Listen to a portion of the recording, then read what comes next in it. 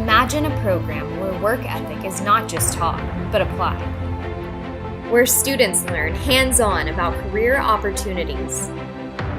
Where a single program crosses all areas of curriculum, from science and technology to English, language arts, and math. Where middle school students look forward to math and science.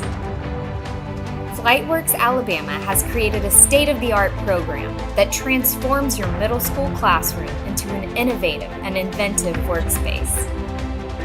Teams of students will master basic skills of manufacturing and technology, implement the product design process, create a solution to address a real-world challenge, and become certified inventors or innovators at program completion.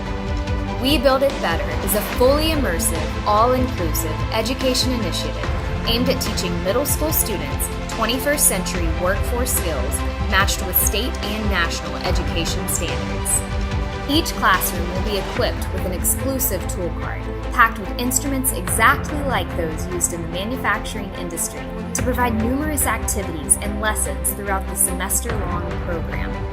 This classroom learning equipment is built to last year after year, and the experience will last a lifetime.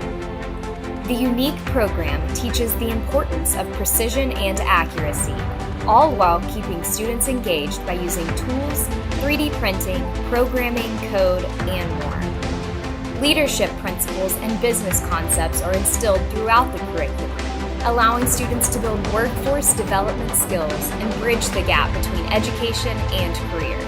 As a true partnership, the program is industry-driven and educator-developed, preparing the next generation for careers in technology, manufacturing, and beyond. Make your school a center of invention and innovation with We Build It Better.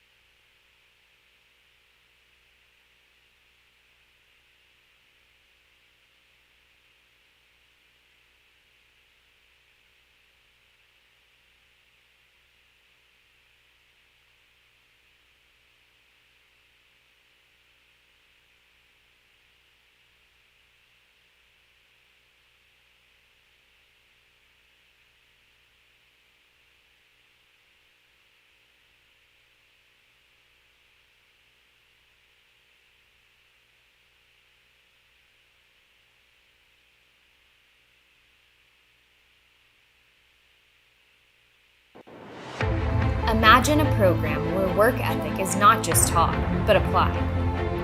Where students learn hands-on about career opportunities. Where a single program crosses all areas of curriculum, from science and technology to English, language arts, and math. Where middle school students look forward to math and science. FlightWorks Alabama has created a state-of-the-art program that transforms your middle school classroom into an innovative and inventive workspace. Teams of students will master basic skills of manufacturing and technology, implement the product design process, create a solution to address a real-world challenge, and become certified inventors or innovators at program completion. We Build It Better is a fully immersive, all-inclusive education initiative aimed at teaching middle school students 21st century workforce skills matched with state and national education standards. Each classroom will be equipped with an exclusive tool cart packed with instruments exactly like those used in the manufacturing industry to provide numerous activities and lessons throughout the semester-long program. This classroom learning equipment is built to last year after year, and the experience will last a lifetime. The unique program teaches the importance of precision and accuracy, all while keeping students engaged by using tools, 3D printing, programming, code, and more. Leadership principles and business concepts are instilled throughout the curriculum, allowing students to build workforce development skills and bridge the gap between education and career. As a true partnership, the program is industry-driven and educator-developed, preparing the next generation for careers in technology, manufacturing, and beyond. Make your school a center of invention and innovation with We Build It Better.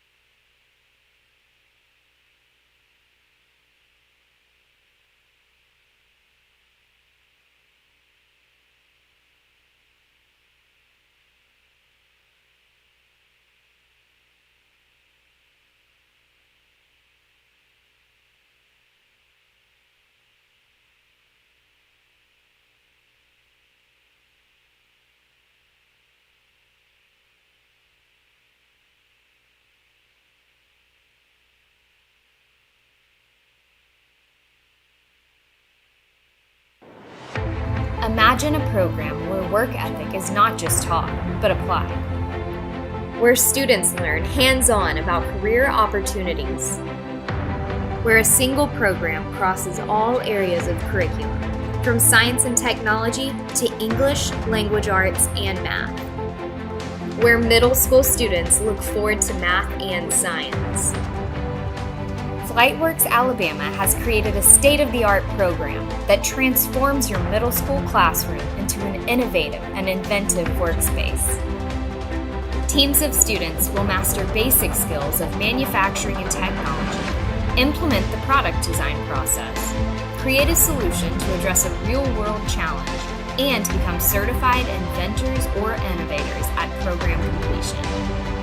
We Build It Better is a fully immersive, all-inclusive education initiative aimed at teaching middle school students 21st century workforce skills matched with state and national education standards. Each classroom will be equipped with an exclusive tool cart packed with instruments exactly like those used in the manufacturing industry to provide numerous activities and lessons throughout the semester-long program. This classroom learning equipment is built to last year after year, and the experience will last a lifetime.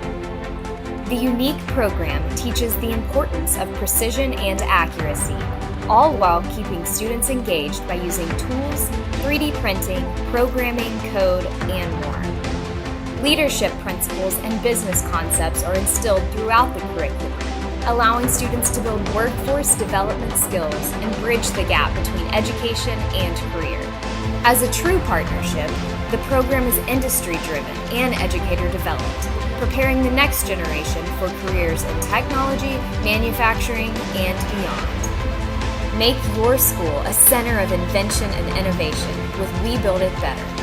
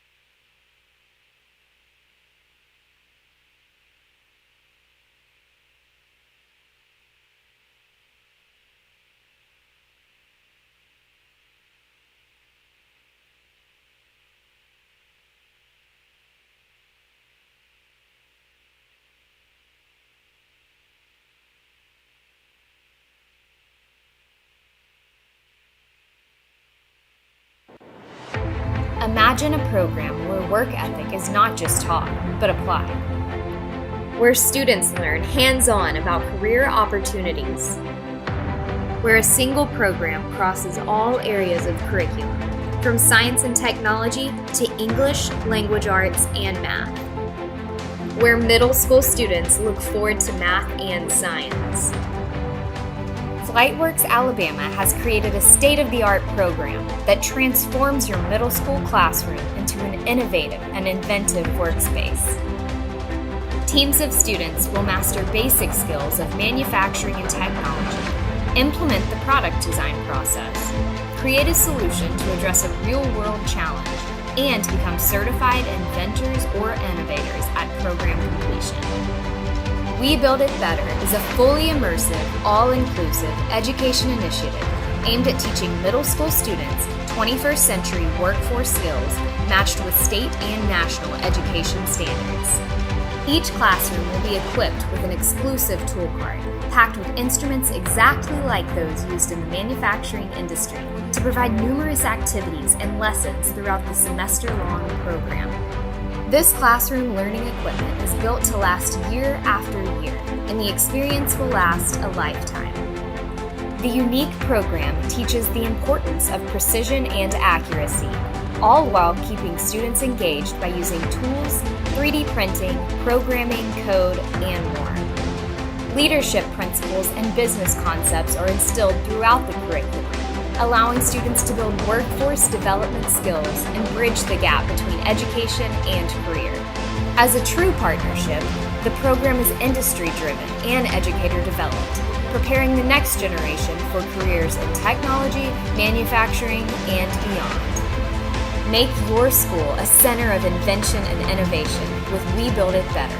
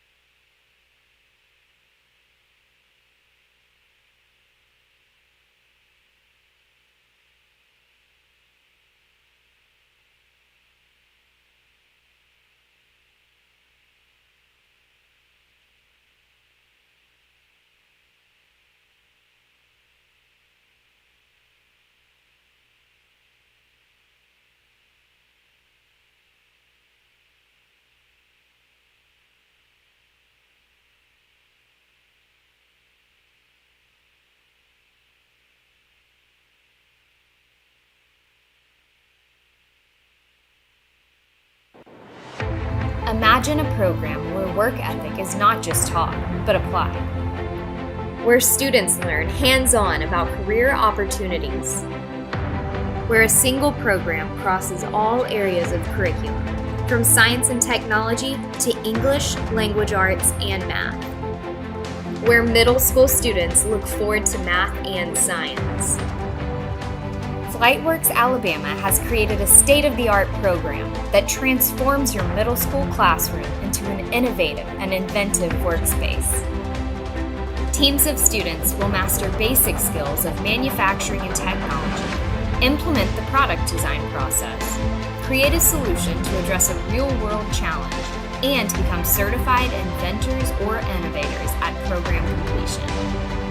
We Build It Better is a fully immersive, all-inclusive education initiative aimed at teaching middle school students 21st century workforce skills matched with state and national education standards. Each classroom will be equipped with an exclusive tool cart packed with instruments exactly like those used in the manufacturing industry to provide numerous activities and lessons throughout the semester-long program. This classroom learning equipment is built to last year after year, and the experience will last a lifetime. The unique program teaches the importance of precision and accuracy, all while keeping students engaged by using tools, 3D printing, programming, code, and more. Leadership principles and business concepts are instilled throughout the curriculum, allowing students to build workforce development skills and bridge the gap between education and career. As a true partnership, the program is industry-driven and educator-developed, preparing the next generation for careers in tech.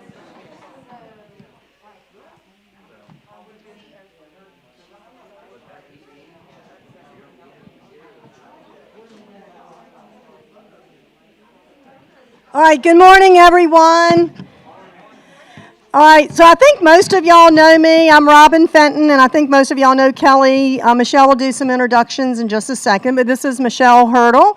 She's of Airbus, and she's also the president of FlightWorks Alabama, the board of directors. So we all welcome you here today to our professional development for We Build It Better. We're so excited. The reason we're using microphones is we have guests from all over the country joining us on YouTube today, and so you'll be meeting them virtually in just a few minutes. And so in order for them to hear us, we have to use the microphones. So that is the purpose for today. So with that, we have a jam-packed day, and so we're going to get started, and Michelle's going to do all of our introductions for us. Hey, everybody. Can you hear me with the mask on? Okay, because I don't have a handy-dandy shield. And Robin's going to go over all of the COVID safety that we've got going on for y'all today as well. Is this on? Okay. So to begin with, safety. If we have an issue and if there are any alarms, which we don't anticipate, and there hasn't been one yet, but if there is, there's the emergency door. If you are not in this room, there are 6 emergency exits throughout the building, and they're all highlighted, so find your way to the nearest one and wait outside in a group. I think y'all are probably all familiar with that because you probably do this quite often at your schools. Another safety. If you need to plug in your computers, there are power strips underneath your tables. Just be aware when you move your chairs, when you stand up, when you walk around, that there are cords. The 2 in the middle are taped down, but you do have some under your tables. FlightWorks, who we are. So FlightWorks Alabama opened in August of this year. It is a partnership between the state of Alabama and Airbus. It's an education center, and we hope if you have not had the opportunity to go through the center yet, you will today. There'll be a few breaks throughout the day as well as lunch. And, of course, you can always come back when you're not in professional development. FlightWorks Alabama staff. So Robin started this. You probably all know Robin and Kelly. Kelly in the back. Robin. This is Sarah LaCroix, who's our education director here at FlightWorks, and y'all may all know her as well. And then we have Earl Bailey and Jeff Law from Snap-on in the back. Online, I think we also have some of our curriculum writers as well. So Ann and Judy are online, and I think we'll be talking to Kelly throughout the day via chat. Kelly, do you want to see if anybody else is online? They got up early.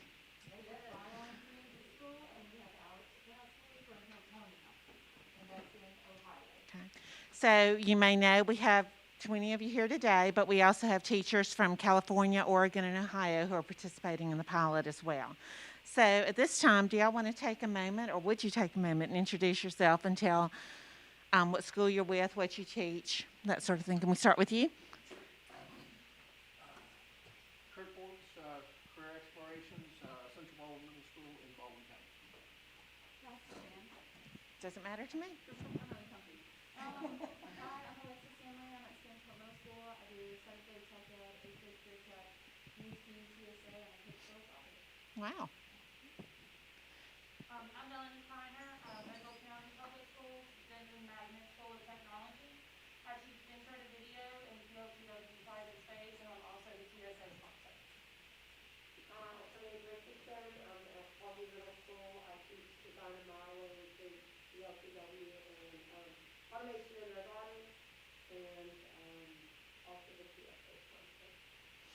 Yeah, Lisa Kramer, Monroe County Public School, Alvin Middle School.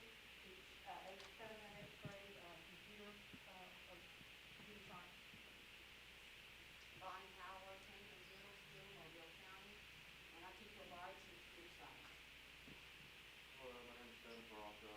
I work at Rob Middle School in Cushmanel, STEM, private people way, and 6th grade data science. Hi, I'm Barbara McDaniel, Zimmerland Middle School, and I teach 8th grade science and STEM, and do best robotics. Mark. You know we live on. That's all right. Mark Rudy, Cohen's Middle School. I teach 6th grade science currently. DLTW, just about every course I have. Best robotics. I'm also the liaison. We have a mentoring program with Airbus as well. That we do.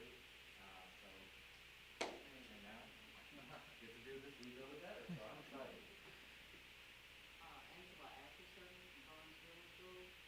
I teach 8th grade target leeway, target data strategy, we do automation, robotics, private space, science technology, best robotics. I'm Penny Drury. I'm from Scarborough Middle School. I teach 8th grade science, STEM, and I'm a robotics sponsor. My name is Kimberly Stanley. I'm from Starving Hall Middle School as well. I teach 6th grade science and STEM. I'm Alexandria Bolden. I'm from Starving Hall Middle School. I teach life science and Gary Norris at Sandra Middle School. I teach computer systems, 7th grade, and teach the general English 7th and 8th. FBLA sponsor and art teacher. Oh, wow. I do Creole, Pennsylvania, secondary, STEM, TSA. I'm Debbie Markfield from Baldwin County, Salem Middle School. I teach 7 and 8 career technology and sponsor TSA. Stephanie Johnson Sanchez, Baldwin Middle School. I teach computer science, robotics, and TSA. I'm Elizabeth Pearson, other complex school system. I teach FLA Smith. I teach physical science and I'm a volleyball coach. My name is Colby Griffin. I'm at Grand Bay Middle, and I teach 8th grade video science. Danielle. I'm Danielle Booth. I'm Mobile County Public School CPE supervisor, and I'll be, for those of you that live in Mobile County, I can be the go-to person on the district side. I'm Earl Bailey with Capon. I'm an actual education partnership manager, and really happy to be here. Work major partners with Partners California. Jeff Lowell, Capon Industrial, and I'm working with this team from the first Shelbyville area out here. I'm really happy to be here as well. Kelly Andrews, and I'll announce or introduce some of the people online. Myrna from Aquila, then Hayward, California, 8th grade STEM teacher. Rhonda from Oregon, 60-foot science, and Alex is from Ohio. Well, we are so excited y'all are all here today. We can't wait to hear your feedback. We are very excited about the curriculum that, not me, but others have worked for months on. So I'm happy to hear your feedback, and I hope you're as excited as we are about it. You have an agenda for today in your books, in your notebooks, and just a couple of other things. I think there's hand sanitizer as you go out the door if you need or want. There's coffee in the cafe, which I hope you all had an opportunity to get some this morning. And did I cover everything? Oh, it's everything on my list. Everything's on my list is covered. All right. Thank y'all.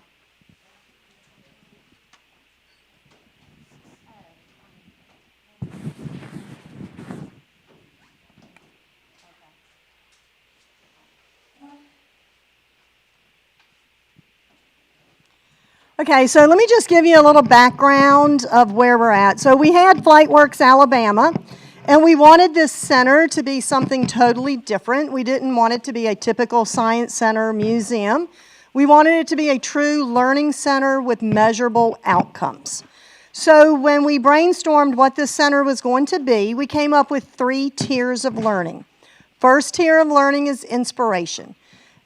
Visitors, field trips, learners of all ages would come through, go through the exhibit gallery. You're going to be seeing that over the next 3 days on breaks and lunches and at the end of the day.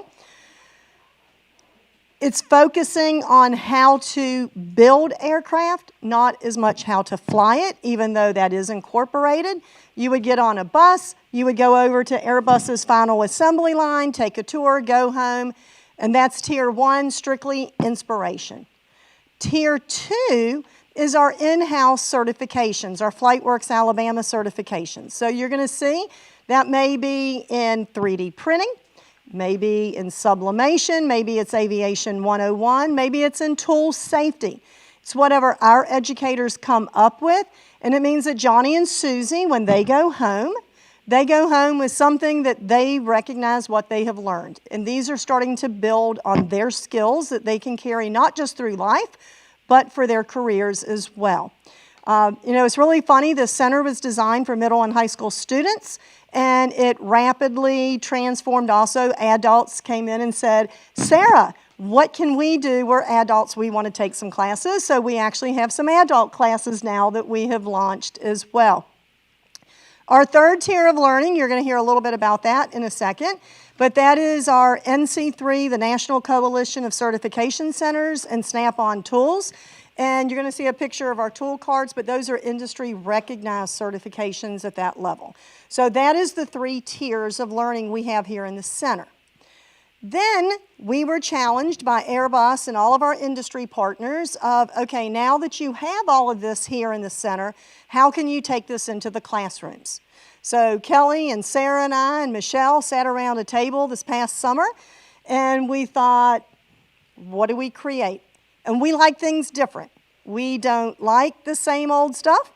We want things different. We want the kids to learn skills. We want them to be successful. We want to raise that bar. We want to challenge everyone. And that was the birth of We Build It Better. And so it is a very different program. It is a challenging program. And so you're going to be introduced to all of this today about the program. So with that, we have sponsors who made this all happen. And so our sponsors, the state of Alabama, and we are going to have representatives of the state of Alabama joining us today virtually. So they're going to be jumping in, seeing what's happening, learning about the program as well. Airbus, of course.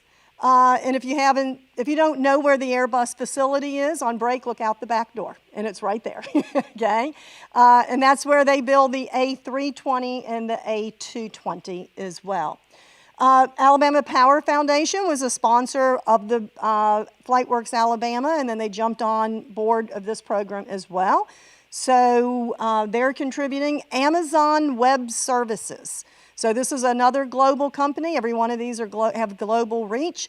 And so Amazon Web Services, you're going to hear a lot about them over the next 3 days and their contributions. Mott MacDonald, they have an office here in Mobile, but again, they're global. They're engineering and architectural firm. You're going to actually meet via video some of their architects and sharing careers with students. And then, of course, Snap-on Tools. And so, great partner, and you're going to hear a lot about Snap-on as well. So, This is an industry-driven program, and then, of course, educator developed. And so in addition to Kelly and Sarah and I don't know if they've logged on yet, but we're just going to call her Miss Ann and Miss Judy and Miss Melissa. So we have 3 other curriculum writers, I guess, is how you would term it. And they have literally, when I say nonstop, we let them have Christmas Day off, and that was pretty much it. Okay, Sarah, we need to reintroduce her to her children. They have not seen her since September. So we've all worked around the clock to make this happen under a very, very short deadline. So it has been a lot of fun in this whole process. So now you're probably saying, what is this process? What are we going to do? So Sarah is going to explain the 7 cards or the 7 kits all the way through this. And so that will shed more light. Yes, I'm so excited to be working with you guys. Again, my name is Sarah LaCroix, and just as you guys were making your introductions around the room, I get excited when I hear all of the robotics sponsors and all of the TSA sponsors and all of the different things. It's exciting to know that we have professionals in the room. I think you guys are going to absolutely love this curriculum. And I want to go through and kind of tell you a little bit about the storyline behind it. And as Robin is constantly reminding me, I do talk fast. And so I'm going to try to make myself slow down so that way you guys can really see some of the thought process that goes behind these 7 kits. So we do have a total of 7 kits, and we'll talk about which kits you guys are actually going to get to see. But the storyline is basically we are giving middle school students the opportunity to understand what it means to be an inventor. And to be an inventor means that I need to know about who else has been an inventor and who has been good at it and who has been not so good at it. So we'll create this whole foundation of what does it mean to be an inventor. What type of process did they use? What type of tools did they use? How did they protect their inventions? And we do that in the very first kit. After that, we take a minute and we're like, okay, you're going to get to be an inventor for this entire program, but first you need some skills. So we're going to take a second, and in kit 2, we're going to talk to you about the things you love the most, fractions. And so in kit 2, we start talking to them about reminding them, hey, you learned fractions, now let's apply it to a ruler. Let's take it and let's apply it to a tape measure. This curriculum is very intentional with giving students the foundational skills they will need in order to design. So all of Kit 2 is about learning about those basic steps, those basic foundational skills. And then, as Robin mentioned, this is industry driven. And when she says she likes things out of the box, she likes them out of the box. And it is the most challenging and exciting thing that I've ever had the opportunity to do, to come in with an idea that I just know is the best idea. And she's like, let's tweak it a little bit. Let's make it better. That's very academia, Sarah. And so anyway, and I'm like, all right, I'll take it. And so it has turned out to be an absolute gem, this curriculum has. So then when not only are we talking about rulers and tape measures, then we talk about why do things matter? Why do you have to matter? Why do we care about the 8ths? Why do we care about the 16ths? How much detail do we have to go into when we're taking a measurement? And that leads into some of the industry-driven content, which is quality inspectors, quality assurance. And we talk about that and how this is so important in manufacturing. That leads us to be set up for success in Kit 3, where we talk to them about design, and we give them the opportunity to create some computer-aided design models in Tinkercad. After that, we fabricate it with a 3D printer. We'll talk a little bit more about this, but we plan on having this 3D printer. I don't know if you guys have noticed it. It's been running since you've been in the room, and we're going to be introducing how to use this and what this looks like as far as your students are concerned. Then once we get to design and fabrication and they get the idea of this is how I design and this is how I can get a product, then we say, okay, but this is just plastic. You have so many options. You have so many materials. You have metals. You have woods. So that's where we get into Kit 4, which is really teaching them about screwdrivers, a drill, and some of the basic tools that they might or might not have ever had the opportunity to learn about, a ratchet, a wrench, a pop rivet gun. There are so many different things in Kit 4 that allows them, once again, to be successful inventors. That's our goal. Once we do that, we move on to Kit 5. And in Kit 5, we start talking about electrical and fiber optics. This is really exciting because then we can say, hey, we can actually bring your invention to life through power, right? We can power it. And that sets us up for Kit 6, which is where we start talking to the students about sensors, circuits, and coding.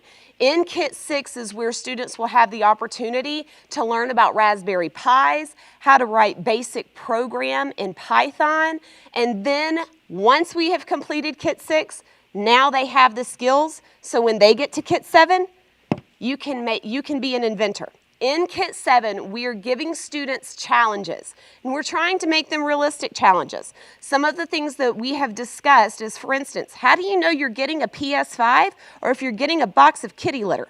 How does Amazon, what are sensors? What are ways that you can tell the difference between those two things just by looking at a package on your doorstep?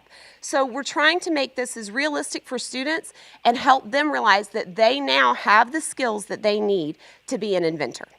With all of that being said, so that's kind of our storyline behind it. This sets us up for the actual cart, which you guys can see. We put the picture in here, but we have the real thing today. Hang on just a second. We do have Miss Kelly is going to keep us informed of our chat online. Oh.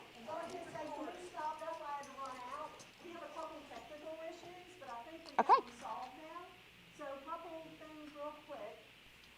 Hopefully everyone online is seeing, they should see the screen, right? Yes. Okay. Is it recording? Yes. Okay. On both of those things. Okay. I think we're all, there was a lot of people that were seeing everything. It did zoom in? We had them log out and log back in. It's good. Okay. Is it good now, Kelly? It's going. It's a little bit of a delay. Okay. But we have everybody seeing what's happening now? Okay. We just want to make sure that all of our team members from Ohio and Oregon and Washington are experiencing anything. When I came back in, just to talk about temperature for a second, it got really warm. I cut it down. I said, y'all put my coats now. So if it gets too cold, Kelly is right next to it. Just thumbs down or thumbs up. And she can help monitor that. I am so sorry. No, you're fine. Okay, and Kelly, just to confirm, it did zoom in. We had the wide screenshot.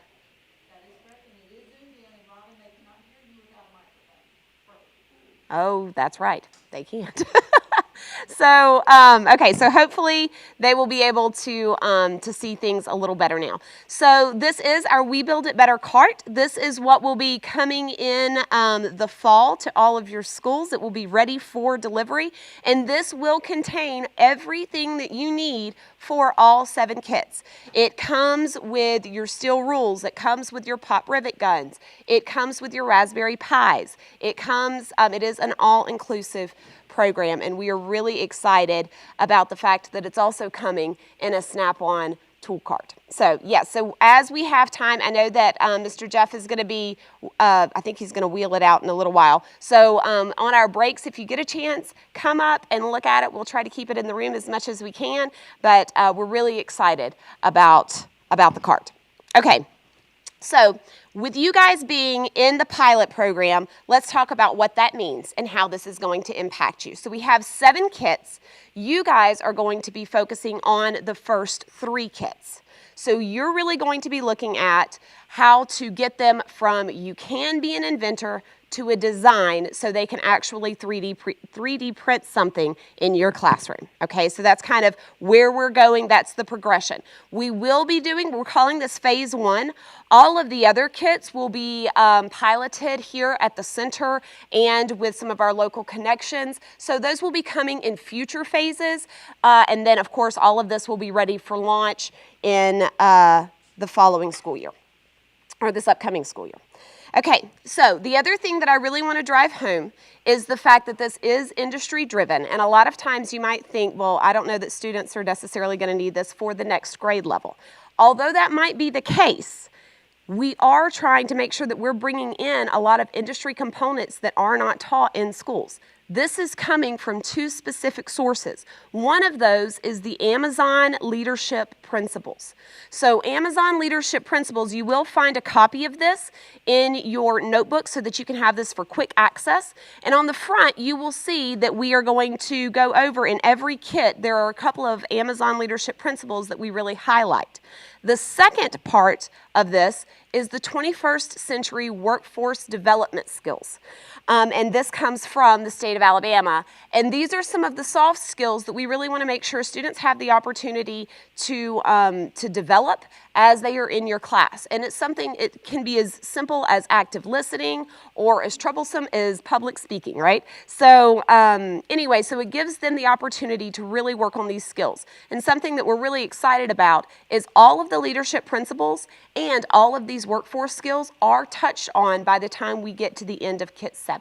So, and it's a natural progression. That's something that we're really proud of, is a lot of this is just coming up in the lessons. You know, we need you to be active listening. We need you to listen to your teammates because this is part of being a good team and creating a good center of invention and innovation. Okay, Ms. Robin, I think I'm going to turn it back over to you now. Kelly? Microphone, okay. Y'all are going to know I wander, so if y'all see it not up here, please remind me all day because I'm going to be really bad about that. So, all right, so how many of y'all are BEST robotics teachers or have participated in BEST? Okay, so one of the things that's always made BEST really unique is we have become a family through the years, and we always give pep talks, right? Okay, and to hang in there. We raise the bar on education. It's challenging. You know, y'all are making an impact. Well, guess what you're going to get right now? You're going to get a pep talk, okay? Because I guarantee you, some of y'all have already flipped through your books, and you're getting a little nervous. How many of y'all are a little nervous about this, okay? All right, I would be. When we started all of this, we were, all right? So hopefully this is going to put your mind at ease. So another industry term is SME, subject matter experts, okay? So if you're in industry, all right, your goal is to become a subject matter expert whatever area that you're working. We do not expect you to be subject matter experts with this curriculum from day one. It would be really nice, and some of you may be, all right? But if you're like me, I classify myself as a SME in 3, which means in 3 years, hopefully I'm a subject matter expert. Your goal is to do your best, to try, but you know, some of you may be challenged, and that's fine. The other thing when you go through this curriculum and you see it, it's okay to read, all right? We put highlighters on your tables today. Use those highlighters. I'm going to basically be the SME in 3 in the room to tell you how I would teach it.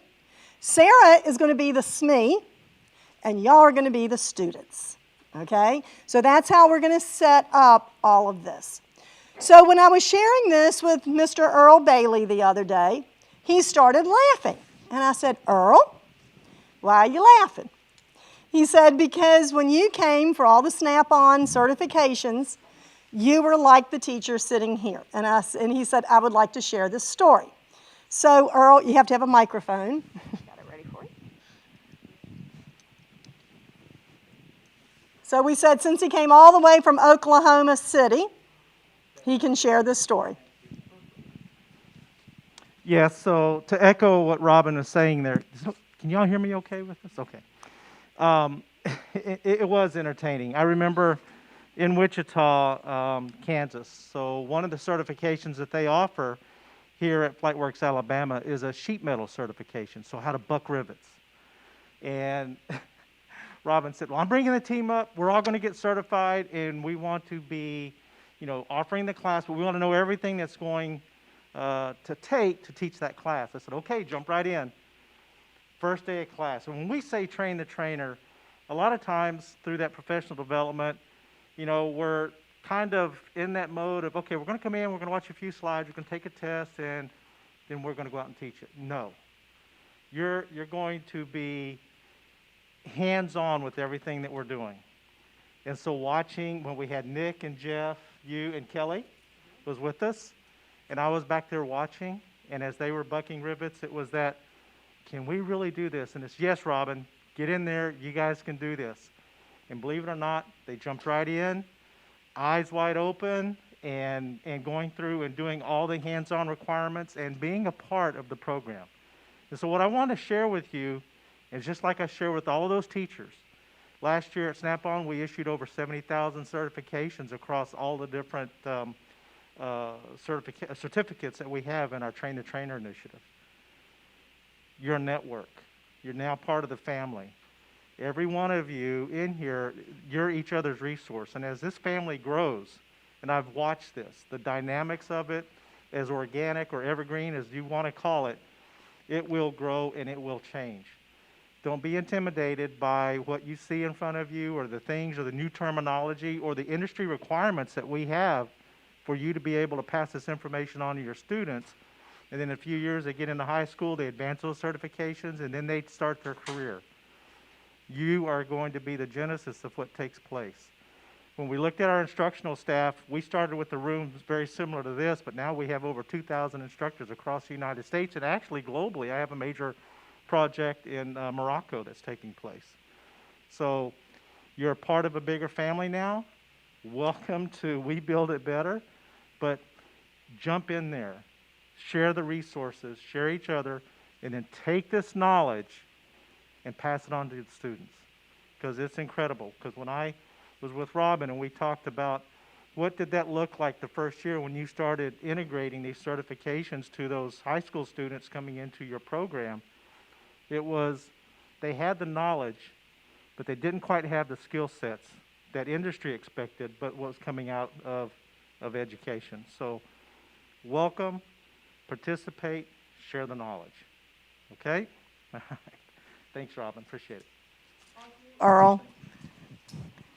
Snap-on is an amazing partner, just like all of our partners in this whole development process. So with that said, our next key thing, if y'all are going to be acting like our students today and experience that side of the program, Sarah's going to help you log in, access all the files, and we're going to go through that. Is that the next step? Is that correct? Next step, yeah. Okay. Okay, so just to make sure that you guys get logged into our Wi-Fi, you can see that the network and the password is around the room. And you can go ahead and get logged in. I'm going to give you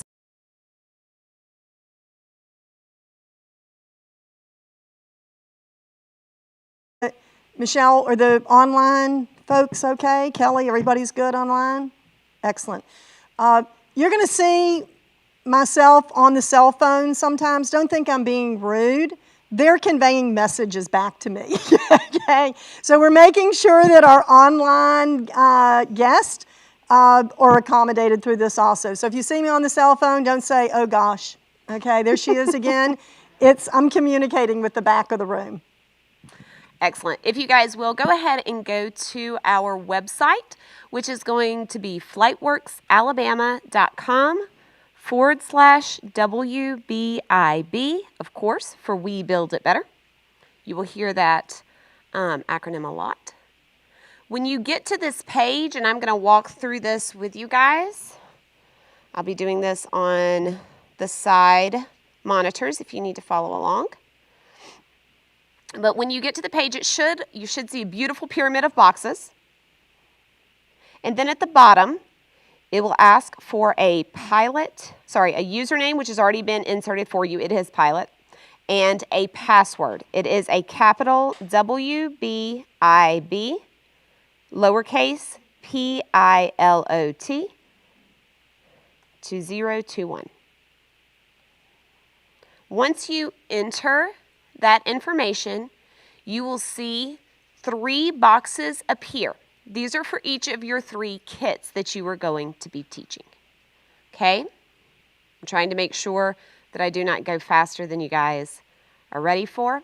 We are going to look at Kit 1 today, Kit 2 tomorrow, and then Kit 3 on Friday. That's kind of the progression. There's a little bit of overlap on Thursday and Friday, but that's the general idea.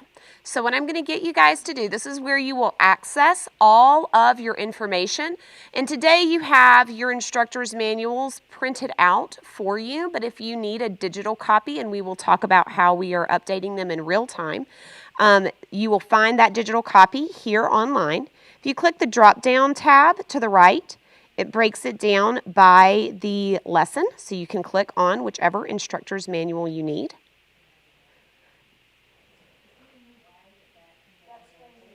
Sure.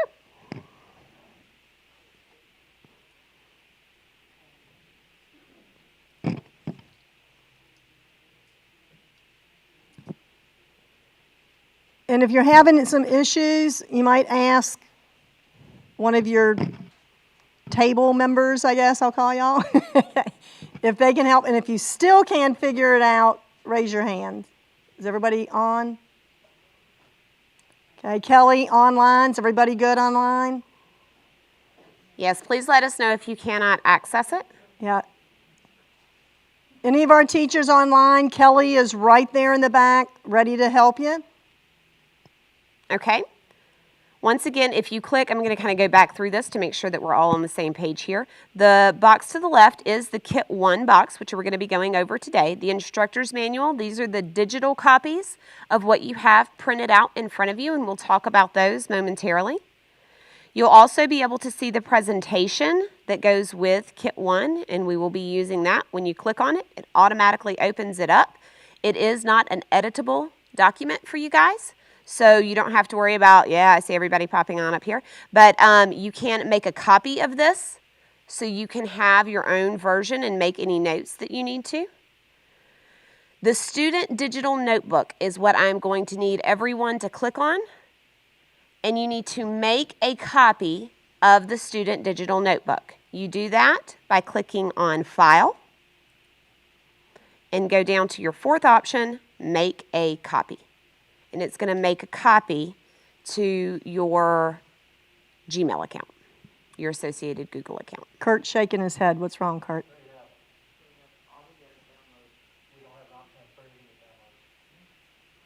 You cannot make a copy. Okay, I know what it is. If you have a grayed out option, it's because you might not be logged into your Google account. Check and confirm that you're in your Google account, and I can assist you if needed.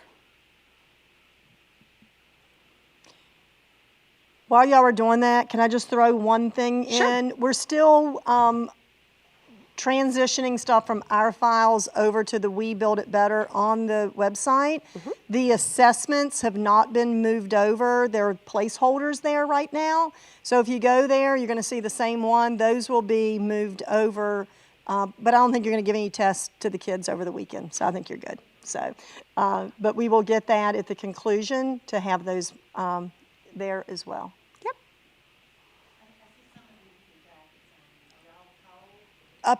I think it's warmer in the back and it's cold up here in the front.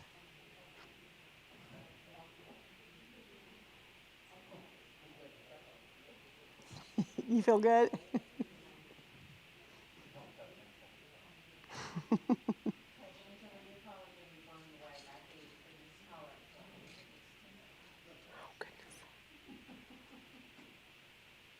Okay, while you guys are making the copy, and once again, if you have an issue, I'll walk around in just a second and see if I can assist you. But you have beneath the digital notebook, you have a safety assessment, which was what Robin was just talking about. The safety assessment and Kit 1 student assessment have been updated, so they are good to go. If you would like to click on those are Google Forms. And then the very last tab is your Resources tab. So anytime that we refer to this is in your resources file, when you click on this, you will see that this is broken down by lesson, and then you have some general resources, such as the Kit 1 glossary. It's also available in Spanish. And then we have your Kit 1 word wall if you choose to do a word wall, and we will be talking about that once we start the lesson.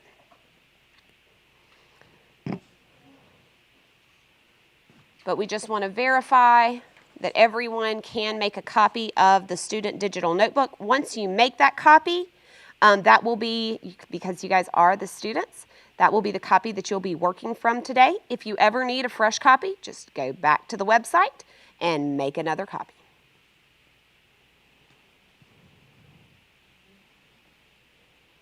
Okay, Robin, I'm going to walk around and kind of check on everyone, make sure that we're good, but I am going to let you pick this up next on the privacy. Okay, and while you're walking around, I'm going to come around with some photo releases as well, so if we can kill two birds with one stone. We do have our marketing company and our in-house folks who will be taking some pictures. We will just need a quick sign off that you're okay to be in some photos if we take today to put in any social media or publications. If you say no, that's fine. Just put on there, no, we don't wish to be in a picture. But I'm going to come around and distribute those right now, and then I'll talk about some other releases as well.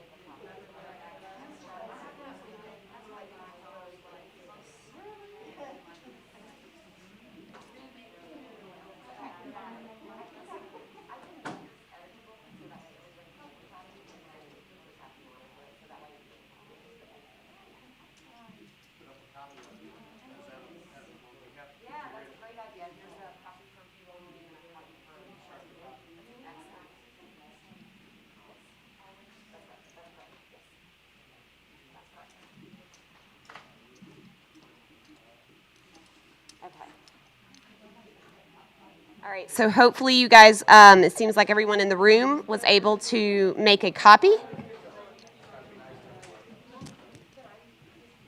One thing that was brought to my attention is the assessments, and because they are in a Google form, it is a read-only copy or a take this version. What we will do is we will make a view-only copy, and then I'm also going to make an editable, I don't know if that's the right terminology, but anyway, a copy that will actually be able to be edited by you, and we will just monitor that to make sure that there's no changes that are being made, but that will allow you to go into the system and actually edit the document, meaning that you'll be able to make a copy of that file. So we'll work on doing that this weekend. Okay. No, you're fine. You're good.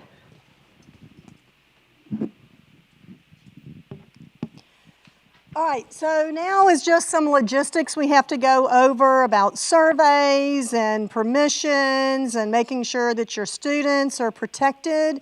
So the first thing I want to address is I want to applaud y'all. We had 100% participation in our pre-teacher survey. So thank you so much for participating.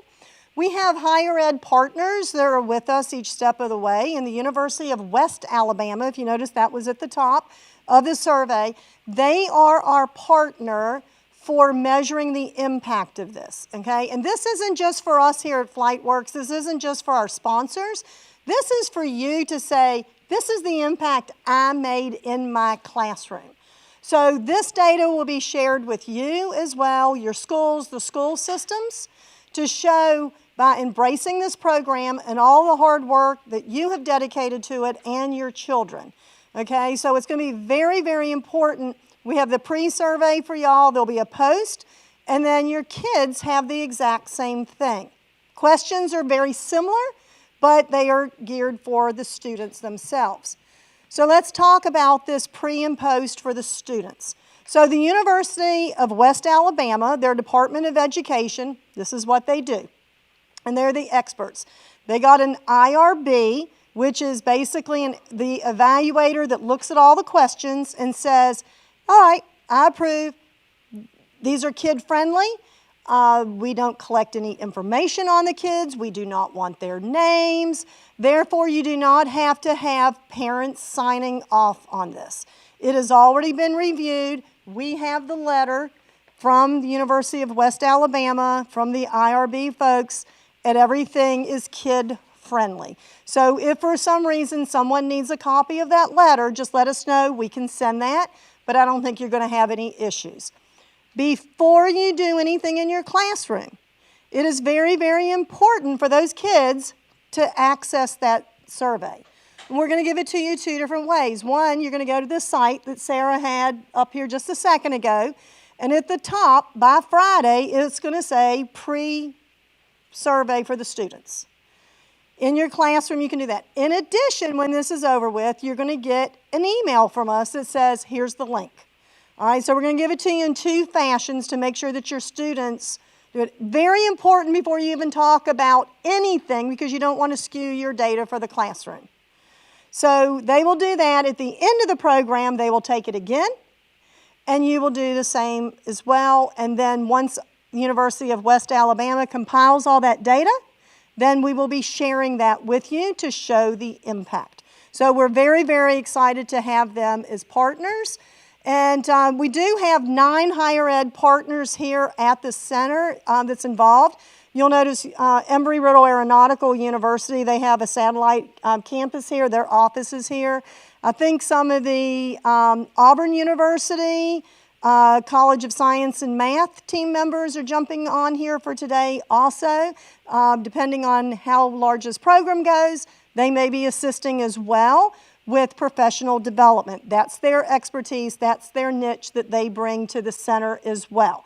So we do have 9 of the higher ed partners that is involved with the center, and many of them with this program. All right, assessments.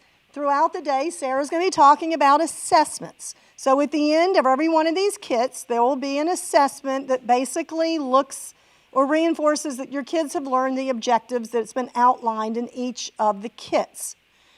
We would like to have that data back, but here's what you need to do. Sarah's going to give you step-by-step instructions where you can download it, and then you're going to email it to us. But when you do, remove every child's name on that, okay? Because we don't want to go that route. We don't want to know who these kids are. So it's going to be your responsibility, and again, we'll give you step-by-step instructions, and we have multiple emails already set up, and the one that you're going to be using to send that in is WBIB, so We Build It Better Teachers at flightworksalabama.com. Okay, so, and again, we'll be giving all of this to you, but anything that deals with surveys, assessments, is WBIB Teachers at flightworksalabama.com. That's going to be the email that you're going to use to communicate with us. If you notice on the side walls, there's also a WBIB Photos. So we've hired a marketing company to help promote what y'all are doing in the classrooms. And their company name, you're going to hear it, and they're going to be coming in, is called Hummingbird. And they're here in Mobile. So Hummingbird is going to say, hey, we would really like to see some pictures of what's happening in these classrooms. We want to see pictures of the kids building their Wright Brothers airplane or using the pop rivet guns, all right? Each of you should have student releases at your school, all right? If you choose to send us some photos, just know if you send them to us, we're probably going to use it to say, hey, Burns Middle School, okay, this is what's happening at Burns Middle School, okay? So if you send us the photo, you have releases, then you're basically taking the responsibility that it's safe for us to go ahead and use. This also was outlined in y'all's contracts for the program, for the pilot program as well. So just remember that, we want that. Then in addition, all right, we would like to come in and observe your classroom. All right, if we come in, we like pictures, okay? So just make sure, if we come in and we're not allowed to take some pictures, it has to be addressed. Maybe y'all can take them and send them to us. But Hummingbird would like to come with us also on some of the visits and watch your kids in action. So just keep that in mind. We need to make sure that the kids' privacies are protected. and that we address that. If you have any questions on anything, please do not hesitate. And Sarah's going to be talking to you in a few minutes about this board in the back. Can I go ahead and mention that real quick? You have Post-it notes on your tables. And so this board, and Sarah will go into more details, but anytime you write something on a Post-it note and you want to share it with us, then on break, just go and slap it on the board. Kelly then will be looking at those. Maybe there's some questions that you just don't want to ask. Maybe it's something that I don't understand this content. Will y'all make some videos? Sarah's going to take that, determine what we need to do to help y'all through this whole process.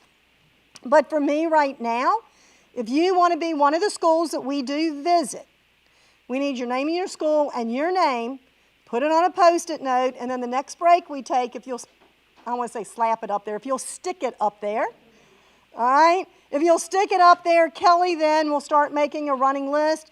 All right, we would like to try to visit all, but we're not certain if we can make it to all of the schools.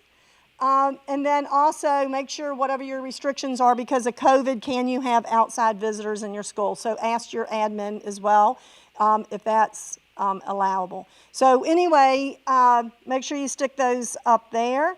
So photo releases, I just put on y'all's tables, and so we'll be collecting those because over the next couple of days we do want to take pictures, and so this is just for you as a teacher. So I think that's all the privacy, okay?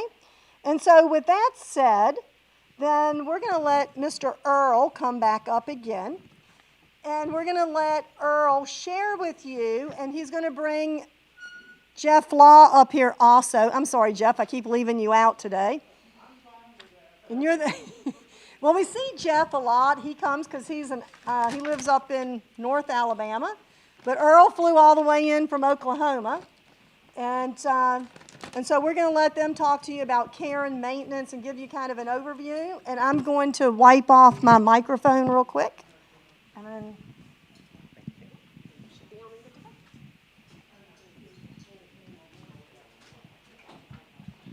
kick it off. So in working with Robin and the team and the goals and expectations of the We Build It Better program, obviously we knew that tools and the instruments and many of the, even on the Raspberry Pi, things of that nature, we needed a way to contain those assets and also have the ability for you to when you look at these assets, to make sure that everything's back in its place. Because the last thing we want you to do is, you have to spend so much time gathering all your resources to teach the class, and then at the end of class, what do? We wanted to reduce that time and create as efficient as we can the learning environment for you to maintain the inventory, as well as to be able to instantly, if you open a drawer, or if you look at a specific area to prepare for the unit the next morning, that you can be up and ready to go. And if you look at later, I guess, as we'll walk through the building, and you'll see many of the boxes that look very similar to this, but it says Snap-on certification on the front. And you'll see that we emulated much of what is in those boxes of the thousands of schools and certification kits that we have out there to be able to emulate that in what you have in the We Build It Better kit. And we want you to take a look at this. If it's not in here at break, or if it's somewhere else with Jeff, we have to go and take a look at the box, make sure we have everything in here that meets the expectations of Robin and the team here, so that we can get this in final production and get it into your hands later. But what you'll see here in this box is everything that's been identified for you to be able to teach this particular class.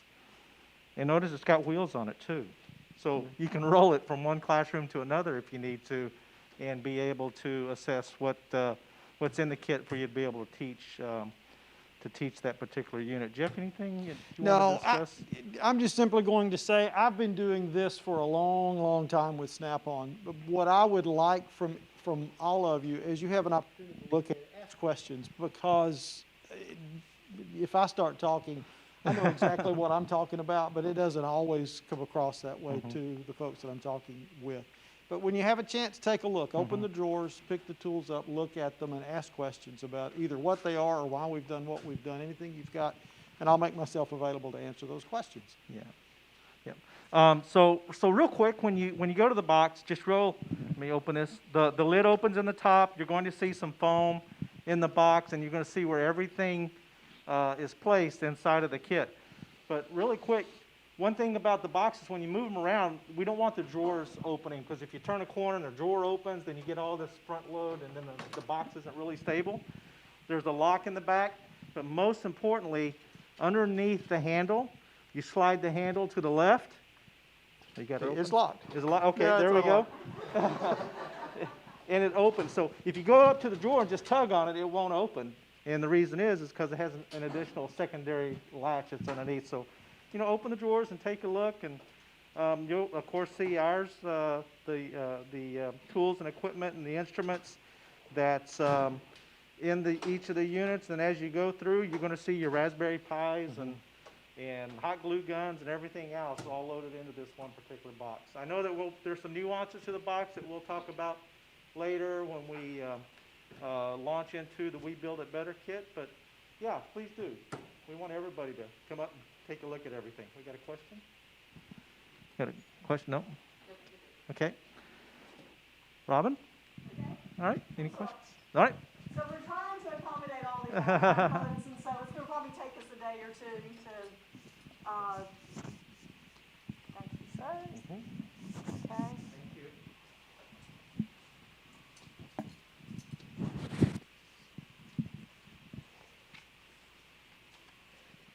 Okay, so you're going to get this really cool cart that we're really excited about, and that they wrapped for us for the program. All right. You're going to hear more about that in just a little bit. But now let's take a step back and look at all the stuff that's in front of you. Digital, in the books. So in a second, Sarah's going to walk you through some of the details. But when we started embracing this whole thing, when we started thinking about professional development, we got really confused because we said, oh my goodness, this is not the traditional format.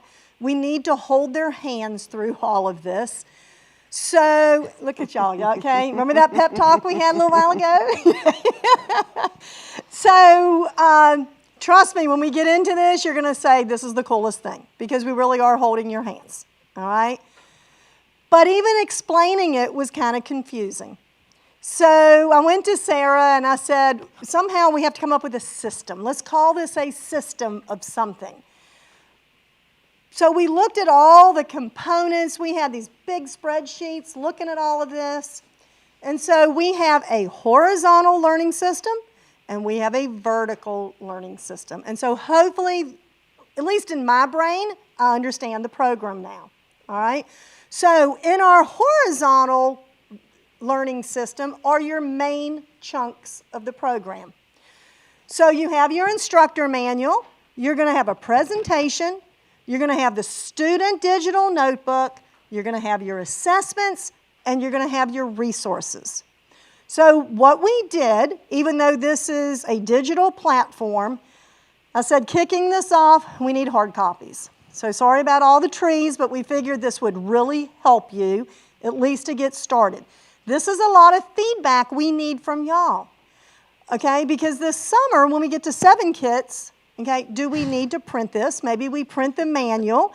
Maybe we print the presentation. Maybe y'all say, you know what, we've mastered, we want to do everything online. We need that feedback from you. We're learning from you. The students are going to learn from y'all. Y'all are the teachers in all of this, even for us, because we need to know what works and what does not work.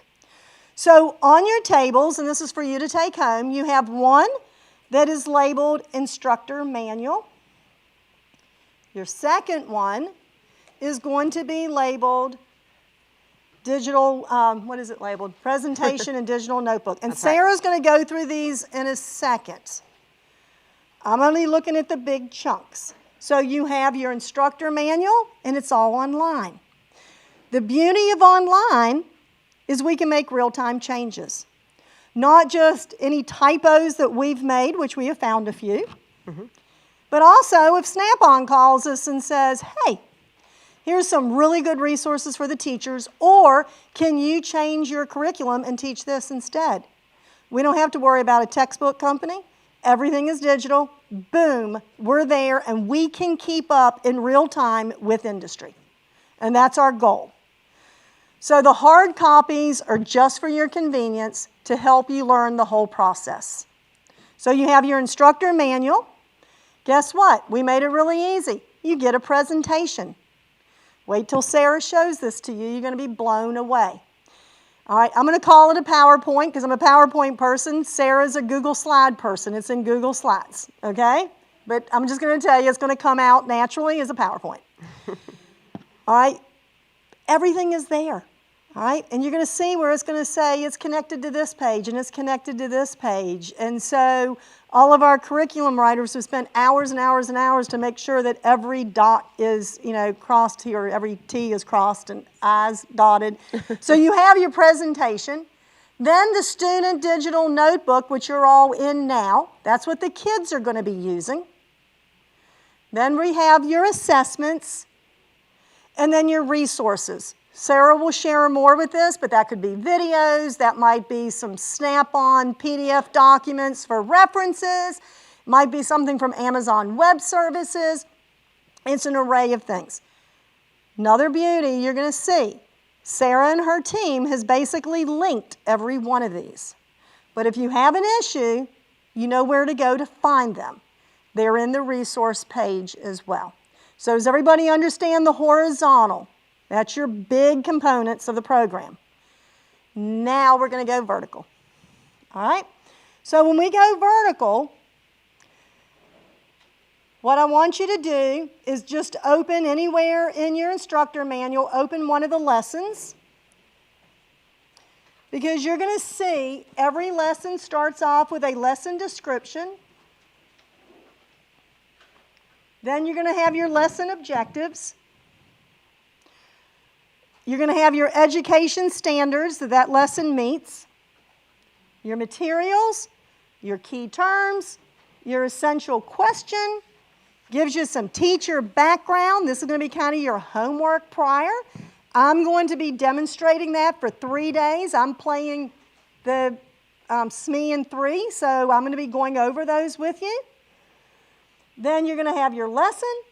And then you're going to learn about what FOD alert is. Another industry term. We were just going to call it FOD, and then Earl said we used to have FOD alerts, and so we changed it because of Earl.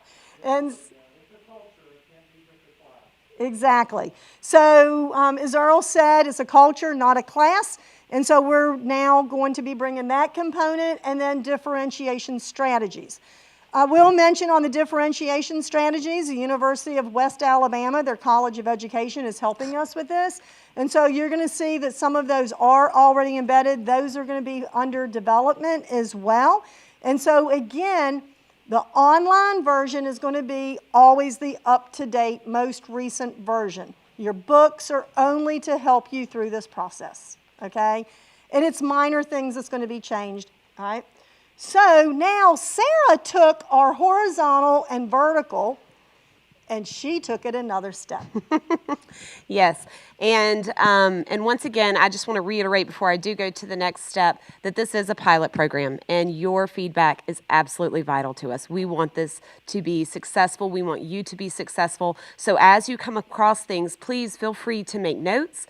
Highlight them and notify us so that way we can make those necessary adjustments on our side. So so as Robin was talking, she came to me with this really exciting like horizontal and vertical system. I was like, oh my gosh, we're going diagonal. Like it's really exciting. There's a lot of content because you have a total of 20 lessons that you're going to be teaching. Kits 1 through 3 totals 20 lessons. So when you realize the amount of content available at your fingertips, this really does help organize it. So I can see that, okay, I have this for each of my lessons. And then when the lesson actually breaks out, you have a before you start. And that before you start is basically, okay, I'm literally about to start teaching these students last minute checks. And you know what you need. Are they working in teams? Are they working by themselves? Then you have your kickoff. We've even built in bell ringer questions for you guys. And on the PowerPoint slide, there will be bell ringers, so you can just turn your slide on. It's already there. It instructs them to put it in their student digital notebook. So that way you are free to stand at your door or work on the attendance issues that you might have to submit. Whatever you're doing, the class should run without you having to necessarily be at the front and saying, okay, kids, this is what this means. So the kickoff is meant for you to go ahead and let the students come in and begin work immediately, because they are in a center of invention and innovation. We'll talk about that in just a minute. And then you have a toolbox meeting. This is another industry term. So even here at Airbus and Allstools, some of these local industries that we have, they have toolbox meetings at the beginning of the day. It's real fancy. They stand around a toolbox, right? It's literally meeting around the toolbox, and you're going to have that in your classroom. And talk to them. This gives you the opportunities to talk to them about, hey guys, we have an assembly today. And that's going to change your schedule a little bit. So any type of regular classroom housekeeping that you would have, that gives you a chance to kind of implement that in your lesson. Then you have the actual sector content, and that is built in with your presentation. Hammer it out. You will see this being used frequently in the presentation slides, as well as your instructor's manual. I can tell I'm talking too quickly again. I'm going to try to slow it down a little bit. But for the hammer it out, these are the classroom activities. This is where you're discussing things with your students, and your students are doing activities. The drill down is more of an individual formative assessment, where they are working on their own and they are answering a reflection question, or they're taking a safety assessment. And then lastly, we have riveting resources, which is an ever-growing list. Sometimes the riveting resources might be literature available for your students that they might want to read more about inventors. Or it could be, hey, if you really want to teach this concept map in this way, here's some additional resources. So the riveting resources section is really exciting, because it does give you a lot of additional information. Okay, Ms. Robin. From here, we are going to turn it over to Ms. Kelly, I believe. Yes, Kelly Andrews is up. So I have to tell you a story. Kelly and I have worked together, and we've actually been consultants for Airbus on this whole project, and now FlightWorks Alabama. So we've been hanging out for 4 years with all the development. And so we really don't have titles. And so we've been giving Kelly titles with We Build It Better. And it has grown and has grown. So number one is logistics. So we call her the director of logistics. And then she purchased everything for these kits. And so now it's the director of procurement. And then she was in charge of shipping all of this, okay, and organizing it. So her title keeps getting longer and longer.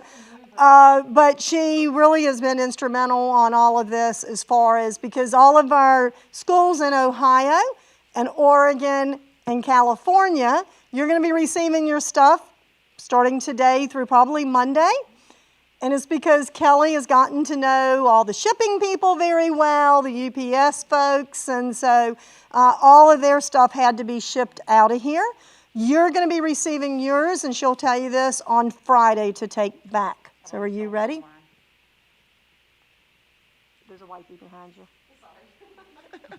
Thank you. All right, you're going to be receiving 3 boxes. The first box will be your Prusa 3D printer. Sarah's going to tell you about that in just a moment. We have your kit items. We call this box the KI box.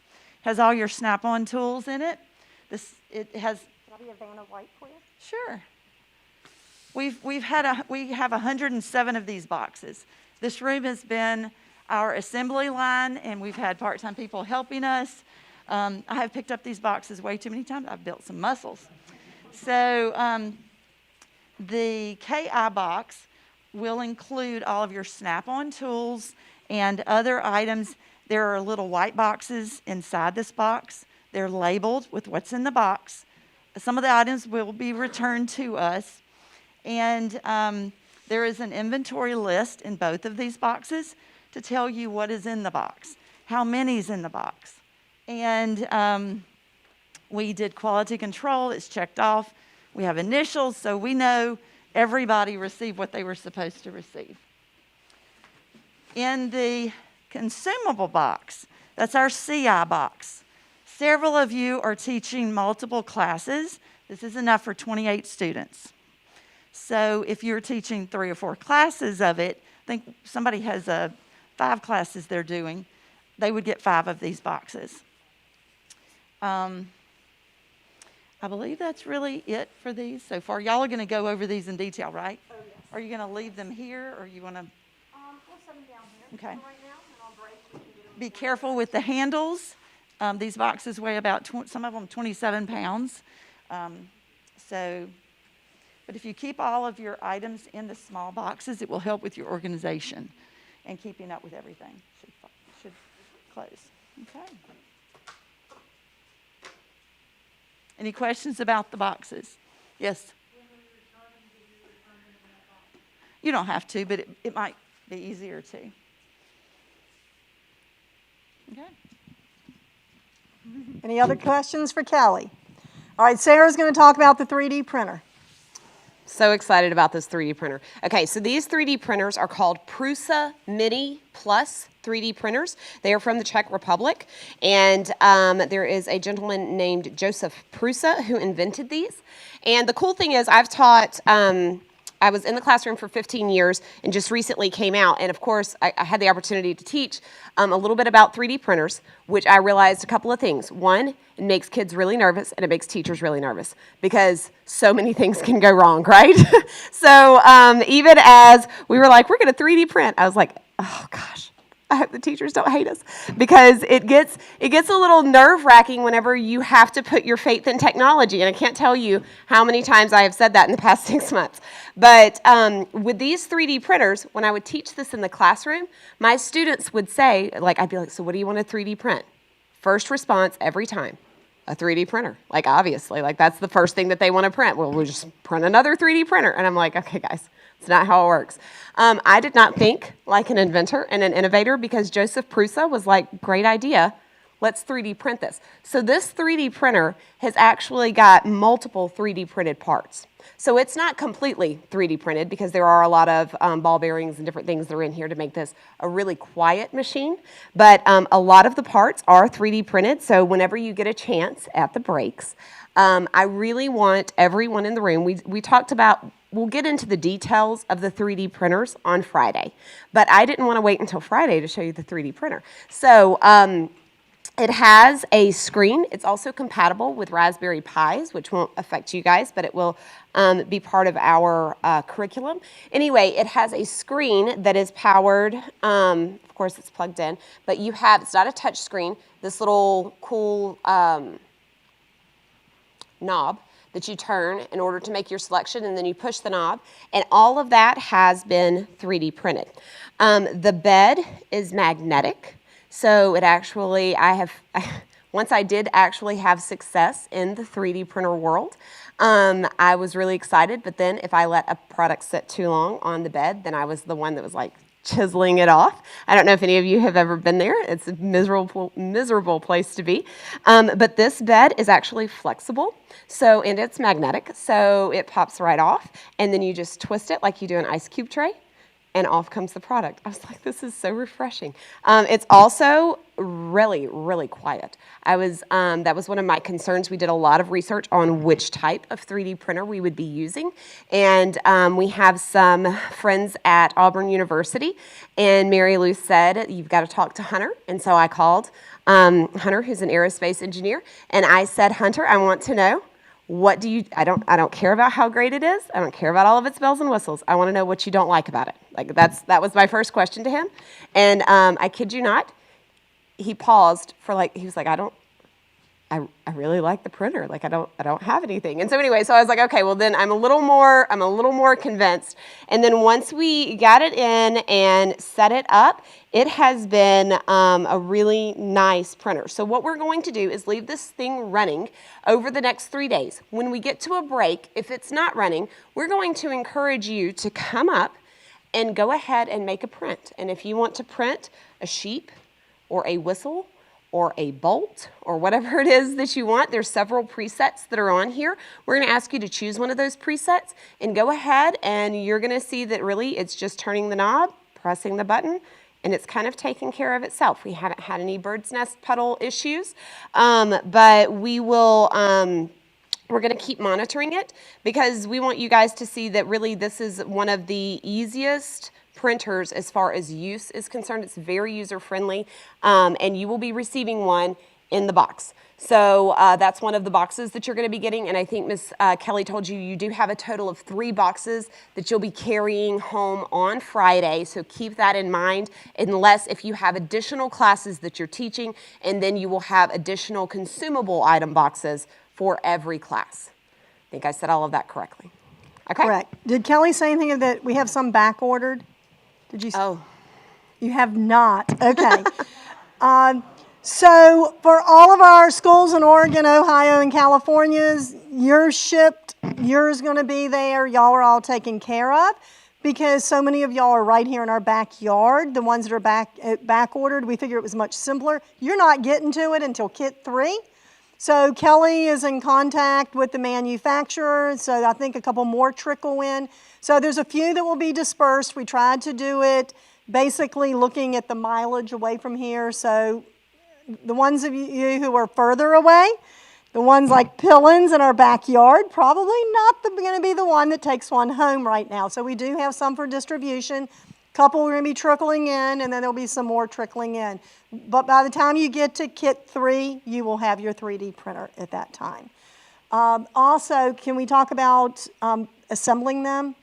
Sure. Or do you want that? Yes. Okay. So they do require, there is some assembly required, right? So with this, we got so tickled because we set the first one up, and Robin called me and she was like, it comes with gummy bears. I was like, it's got to be a good printer. Oh, yeah. There's But no same question candy. about it. I mean, So- great. So it does come with gummy bears and YouTube videos as well as the instructor's manual. I have really been impressed with getting all of these, like getting it set up. You have the video from Joseph Prusa himself that actually walks you through, you know, unpackage this. Everything is very clearly labeled. And the manual, it writes out everything. It's color coordinated. You have the different arrows with different colors telling you which steps are which. So they do a phenomenal job of putting this together. I will also go ahead and say that these are actually the newest version. And so when you do receive your mini Prusa, it will tell you, or sorry, Prusa Mini, it will tell you that it's a Prusa Mini Plus because they had such a huge, as Robin was talking about them being on back order, once COVID began, they were like, I think a 3 or 4 month wait is what I was told. And now it's at least down to 8 weeks, but they did do some adjustments on it. And so these are actually even newer than what was at the beginning of last year. So, but we will have several volunteers also come in because some people are like, okay, you're asking me not only to print with a 3D printer, but also to put it together by myself. So what we are going to do is we will have several South Alabama students, engineering students, who have volunteered and said if some teacher wants me to come and put the 3D printer together for him or her, we can do that. We can possibly have them also come up here on one evening. I know we had talked about that to see if you wanted to bring it back up, because you aren't allowed to have visitors due to COVID. I'm not sure what the restrictions are within the classes. So if you cannot have a student, a South Alabama student, come to your classroom, then possibly leave it here and then we can bring it to you assembled. That's another option. So just keep that in mind. And but I will say if you choose to do it on your own, it's not. So for all of the schools that are watching online, they're probably like, oh, great. can't fly to Alabama. But anyway, but know that they give you tons of resources and they give you gummy bears. I mean, you can't ask for much more than that. Okay? Exactly. All right. So is everybody still with us? No one's going to run out the door, right? Y'all need another pep talk before we start diving in? All right. So our next thing is, we want to hold your hand through this whole process. So you're going to have to go back and tell your students what this program is about. So Sarah said we need to start holding their hands, and let's hold it for orientation day. And what is student orientation day going to look like at their school? So basically, since y'all are the students today, y'all now are going to basically enjoy what orientation day is going to look like in your classroom. So with that said, it's all Sarah's. Okay. All right. So if you guys can stick with me through orientation, there is a break coming up. I know that you guys, you've been a great audience. But we want to finish this before we get into Kit 1 with simply saying, okay, so what is an orientation day? It is all about getting the students in, right, orienting them to a classroom, to not just this classroom, but what we're calling a workplace. So you'll take this time to talk with your students about the fact that they have a new opportunity. And before you give away any of the details, you need to give them their pre-program survey. Robin mentioned this at the very beginning, that the pre-program survey is going to be available online. So whenever you go to where you log in and you have kits 1, 2, and 3, at the top of that page this weekend, there will be a link that has your pre-program survey posted.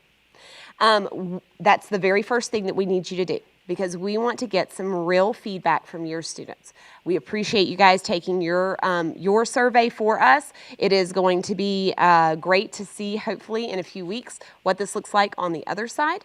And we're asking the students to do something very similar. They align very nicely. So after you've had a chance to talk to your students about their survey, then we want you to play a video. To begin with, this video was not created. Once again, this is why we need your feedback. We had this as a presentation for you to talk through and all of the slides, and Robin was like, we cannot do that to these sweet people. So instead, we created this short video on what it means to be a center of invention and innovation.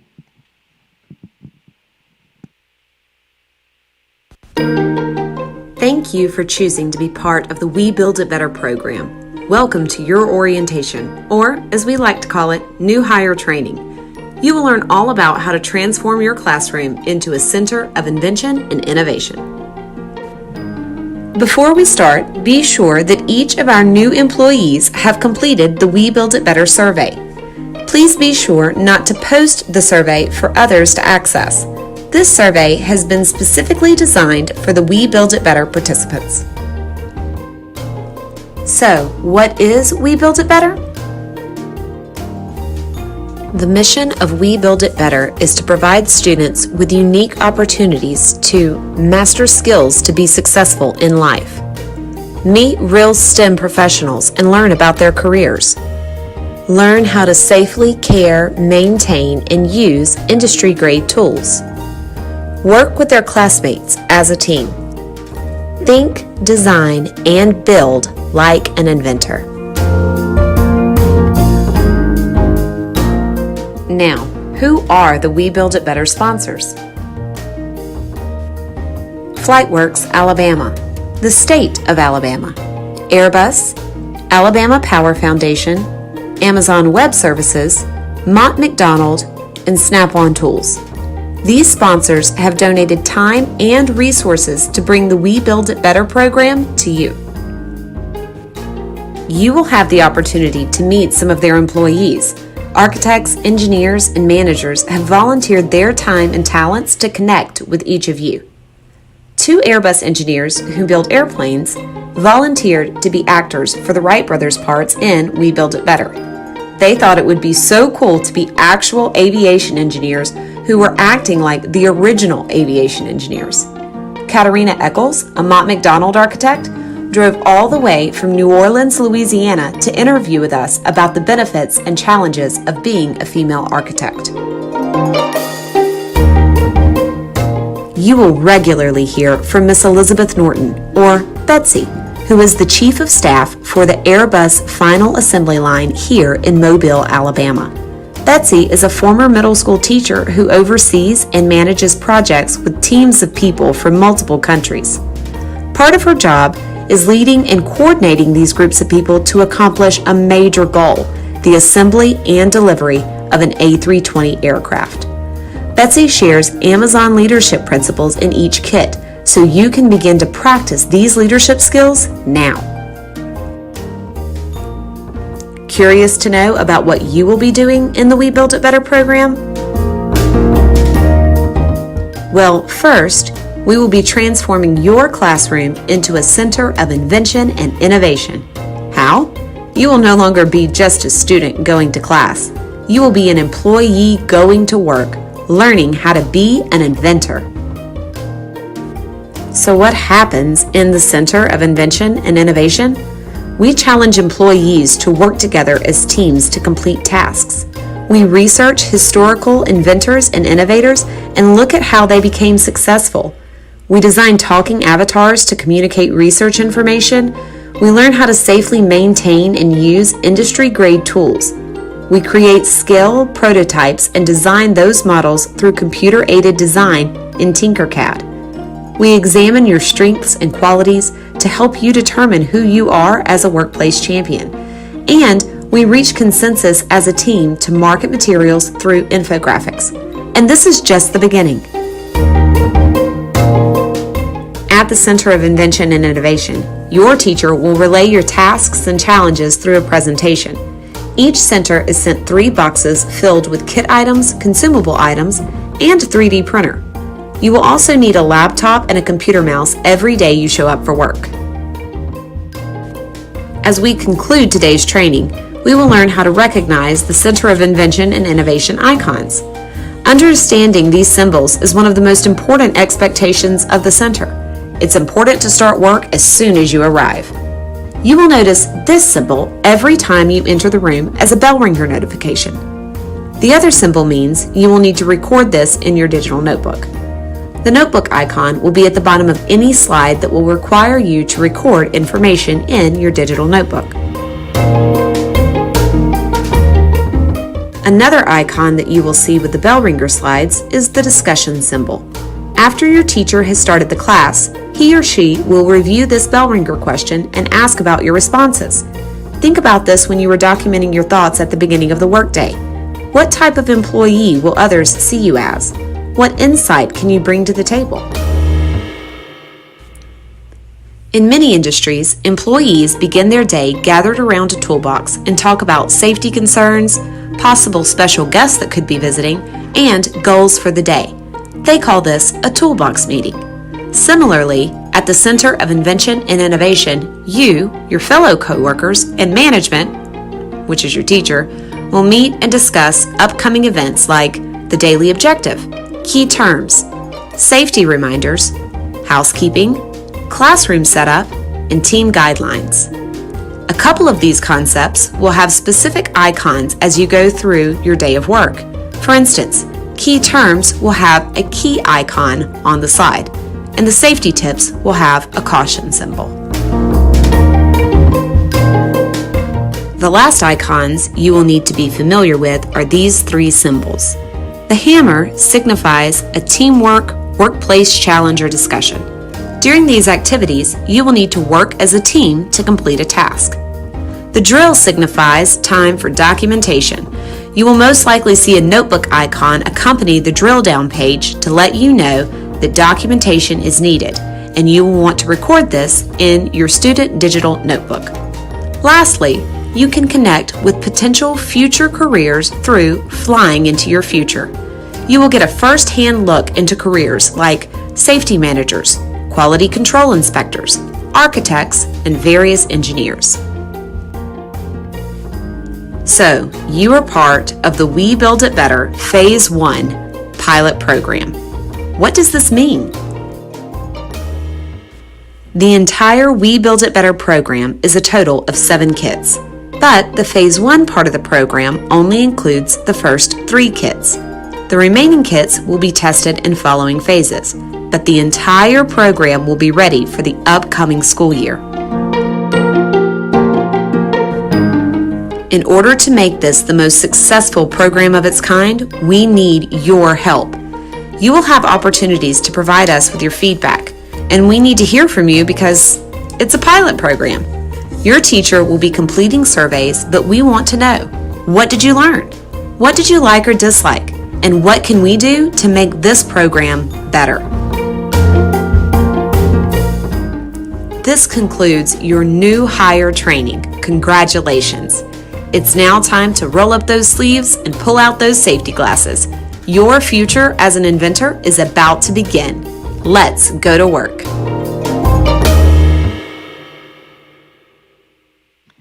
Okay, so you start off by showing your students or giving them the pre-survey link. Then you show this video. After this is when you have the opportunity to talk to your students about this is no longer a classroom. We are changing, as Earl said earlier, it's not just a class, it's a culture. When you hit that door now every day as you come in, you're going to see it's time for you to go to work. And the best part is we have put you, the teachers, as management. So, feel free to exercise that as needed, right? So as they come in, you are telling them it is time to go to work. It means that you need to have a seat and begin your bell ringer activity. After you've had a chance to kind of talk with them about the Center of Invention and Innovation and some of your workplace expectations, then you want to take some time to talk to them about, losing my train of thought because hang on 2 seconds. The YouTube is in the back of my mind of the fact that they can't see you. Okay, so once you've talked to them about the Center of Invention and Innovation, then you want to talk with them about their digital notebooks. So that is where you will instruct students on how to access the digital notebooks that you will need to distribute to them, whether that is through Schoology or through Google Classroom, whatever you have set up. But they will need to access this very similar to how you accessed yours today.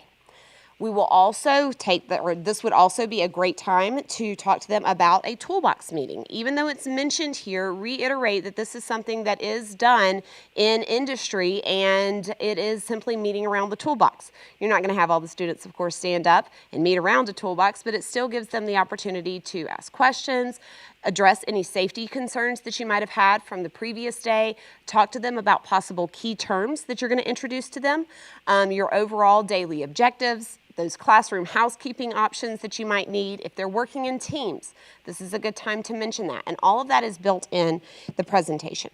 Okay, the last set is, the last thing here, my last item, is this is a great time to talk about the expectation of the tools. Now, whenever you do have your tool cart, I don't necessarily, I wish that all of you could now come up and look, but when you do get a chance to look at these are the coolest things because as you open it up, first off, there's a place for a hot glue gun. As a teacher, my place for a hot glue gun typically was in a shoebox somewhere and it had all the hot glue gun sticks. So the fact that this has a foam cutout for whenever you guys receive this in the fall, then you know exactly I have all 7 of these and they're even supposed to be Velcro straps so you don't have crazy cords going everywhere. It's just really nice to make sure that everything's there. On top of that, and I might have missed some of this because I do have the camera in the back of my mind, but there's also serial numbers. So I love the fact that if something's missing and I cannot identify what the shape is, then I can simply go to my serial page, right, my list, and my inventory list and say, oh gosh, I'm missing a rule. And so then I know exactly, okay, so now I need to go and grab my steel ruler. Nobody's leaving the room until we find the steel ruler. So for you guys, what this will look like for the pilot program, of course, will be the white boxes. And so you'll be able to keep count of everything that way. But whenever you get the actual cart and you can see you have serial numbers and you have foam cutouts, then that's a really nice feature. And that's a great opportunity, too, to tell your students on orientation day, these are my expectations. And we really want to make sure that we take care of these because they do have a lifetime warranty, but we're not leaving until I have all 10 steel rulers or whatever the case might be. So, which you guys are the experts when it comes to the classroom management, so I will leave that to you. Okay. All right, Robin, do you have anything that you want to add? Always do. Go right ahead. I made a couple notes. I know some of y'all this morning, I heard in discussion when y'all came in about being, this probably is not the right terminology, aviation academies, aviation focused and stuff. And so I just want to be clear. Airbus is one of our partners in this, and there is a lot of aviation components. You're going to build a Wright Brothers flyer today. You're going to be spending a lot of time in the aviation world. But then we're going to get to some that's not. Okay, maybe focusing on tools and maybe focusing on Amazon Web Services and some of their things. Here's the big picture. We want your students to be thinkers and doers, and that's it. Okay, so we would like, of course, for them to work at Airbus or Snap-on or some of our partners, but the big picture is that they're successful in life. And so that is our goal with this program, is to create success within them. So I just want to make sure that's clarified, that this is not an aviation program, even though there is a lot of aviation embedded into it. Online, we had some really good questions. And so for all of our online viewers, they were kind of jealous, I guess, because we had the whiteboard and all the Post-it notes. And so we're going to be setting up a Jamboard online, so they can also put theirs digitally on that. So I know there's different types of formats to do that, but we'll be, for all of our out-of-state schools, we'll be setting something up digitally that they can access and share all of their ideas and comments and stuff that we can learn from them as well. So with that said, Sarah, I think we hit everything in the first part. Okay. So what we're going to do, break was going to be at 10. We are early, but a lot of these things we're going to do throughout the day. We estimated a time, so I would rather go ahead and break early, come back early, because we're not sure the timeline for the rest of the day. They're just estimations. So with that said, 10 minutes. Yes, but can I just remind everybody real quick? I know everybody's like, oh gosh, she stopped me. But the Post-it notes, if you will, remember that if you are okay with us coming and visiting your school, please put your school name and your name, because sometimes we do have, I know we've got like 3 from Scarborough Model. So if you guys will, just make sure that you post those. Also, take a moment, if you have a question that you didn't necessarily want to post forever, put up here for us to see, or raise your hand or whatever the case is, you can post that Post-it note on there, or come find one of us during the break, and we'll be happy to answer that. And if it's something that will benefit the group, then we'll share that with the group as well when we get back. So a couple other things, all right? I don't know if we told you where the restrooms are, but there's some right on the other side of this wall. So there's a hallway that goes down. There's a set here. And then if you go down this hall, make a left, you'll see another hallway. There's another set of restrooms down there. A little bit about the center. We do have coffee still set up over in the little cafe area. And then go explore the center. And so there's a lot that we have to share with you over the next 3 days. But if you want to go explore, if you haven't been here, we just need you back in 10 minutes. So, but we'll do like an all call to make sure everybody's back down here. Any questions before we break up to now? Everybody's coming back after break, right? All right. And Jeff, you had said the other day, yeah, you're going to take the cart. What did we say that you're going to remind these teachers all day long? This is a pilot program. Okay.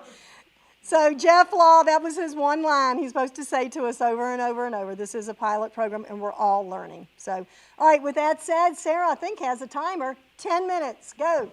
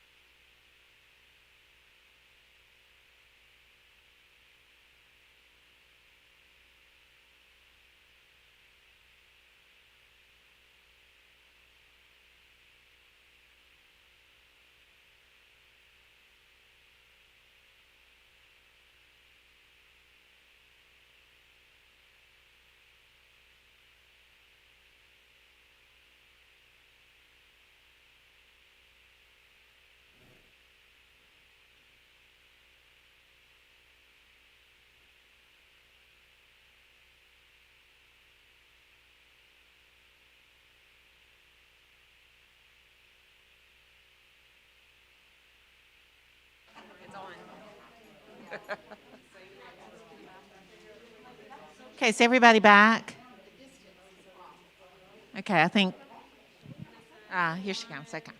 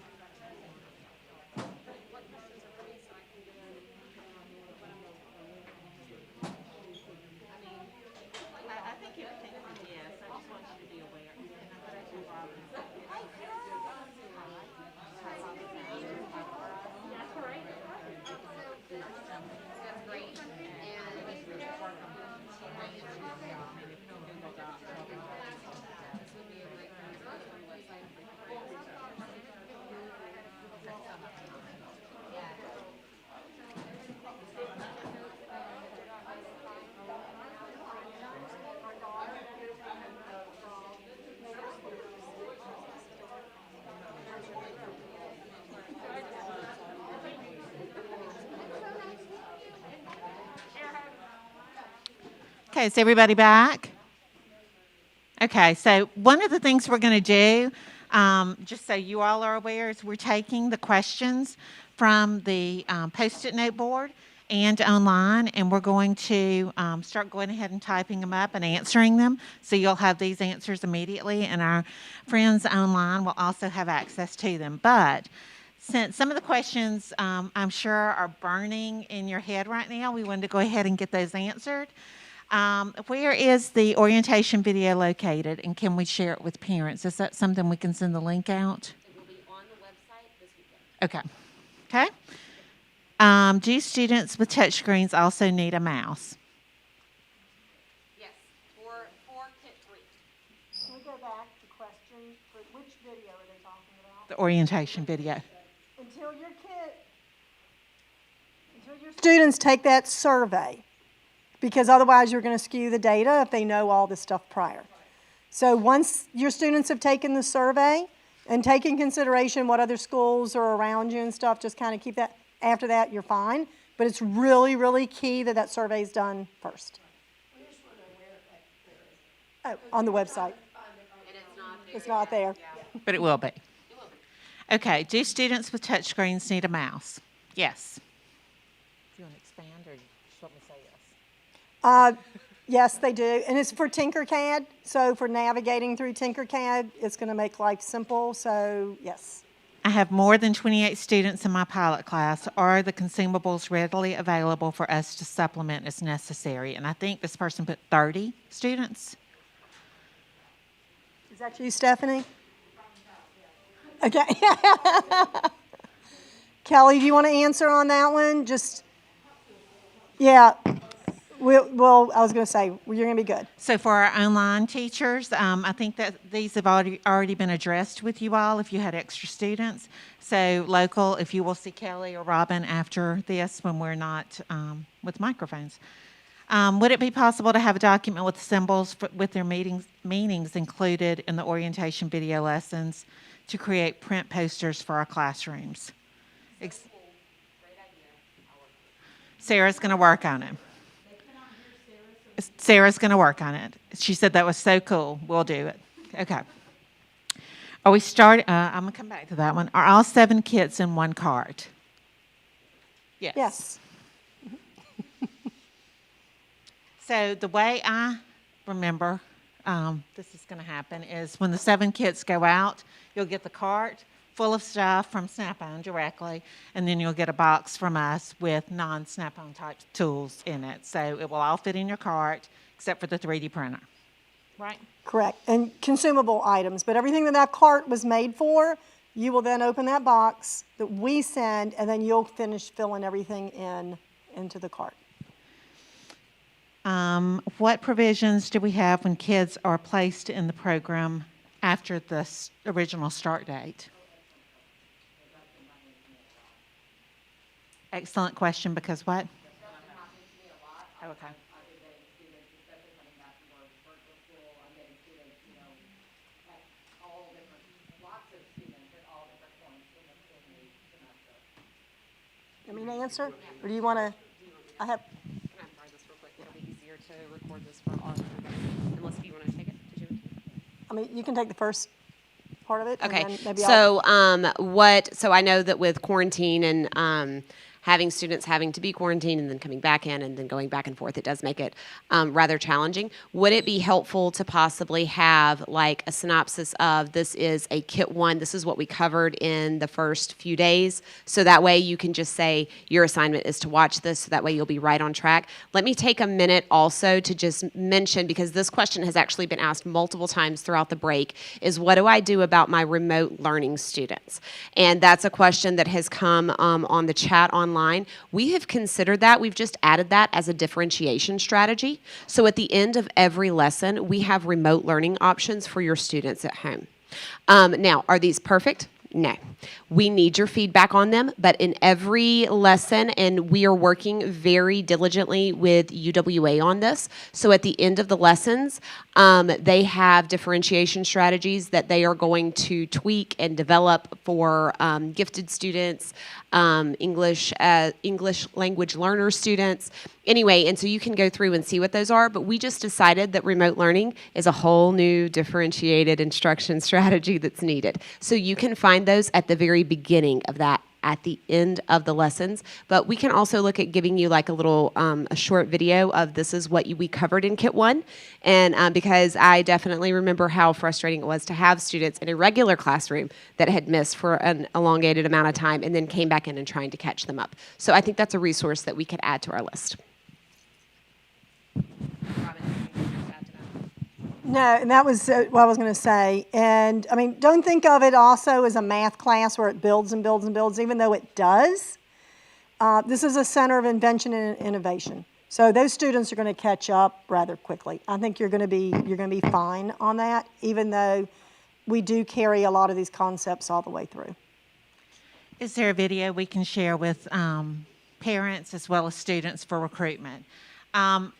We probably have something we can already share with you, but we have hired a marketing firm, so we will have more stuff coming out that will be helpful to you all as well.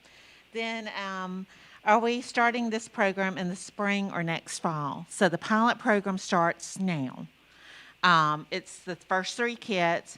It's about 30 days because each kit lasts approximately 10 days each.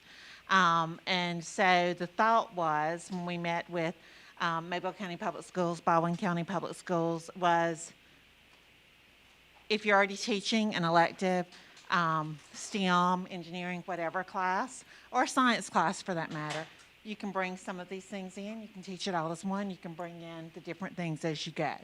So if we want the feedback back to us by the end of March, early April. So if the sooner you start, the better for us. We plan to have different meetings along the way if there are questions. And I know one of our online teachers has asked, is there going to be a forum opportunity to brainstorm with other teachers who are teaching this to get ideas? And I think we can do that as we go along the way with Zoom calls, Google Meets, whatever.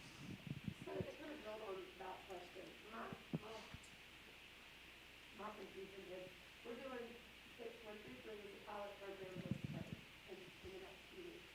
And then so for me, I teach 6th, 7th, and 8th grade. I'm doing this pilot program with my 8th graders. So they'll get kids 1, 2, 3, and then move on to high school before the other kits are available. So moving forward, would this be a year program where it's kids 1 through 7 throughout the year? Or would it be something where, I need to plan to do part of it with my 7th graders, assuming I would have them again next year to finish it with them as 8th graders? So this will be this original kit will be an 18-week course, a 1-semester course. I believe was it last Friday or last Friday, it's going out to all the LEAs. I'm learning these letters.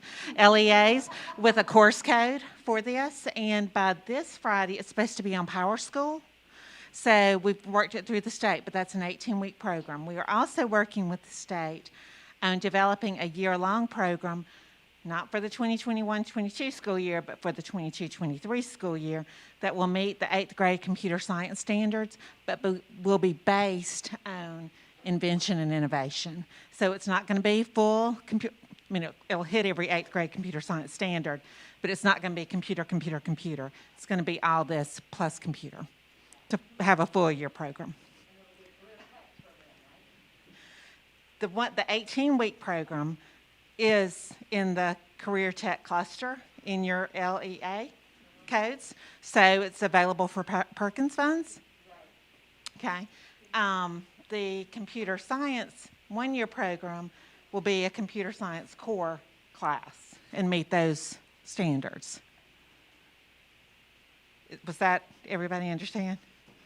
Good, because it took me a while to get there, so. All right. Question online, can you repeat the question? Yes. And then answer, are we turning student notebooks in at the end of the pilot program? The question online was, are we turning student notebooks in at the end of the pilot program?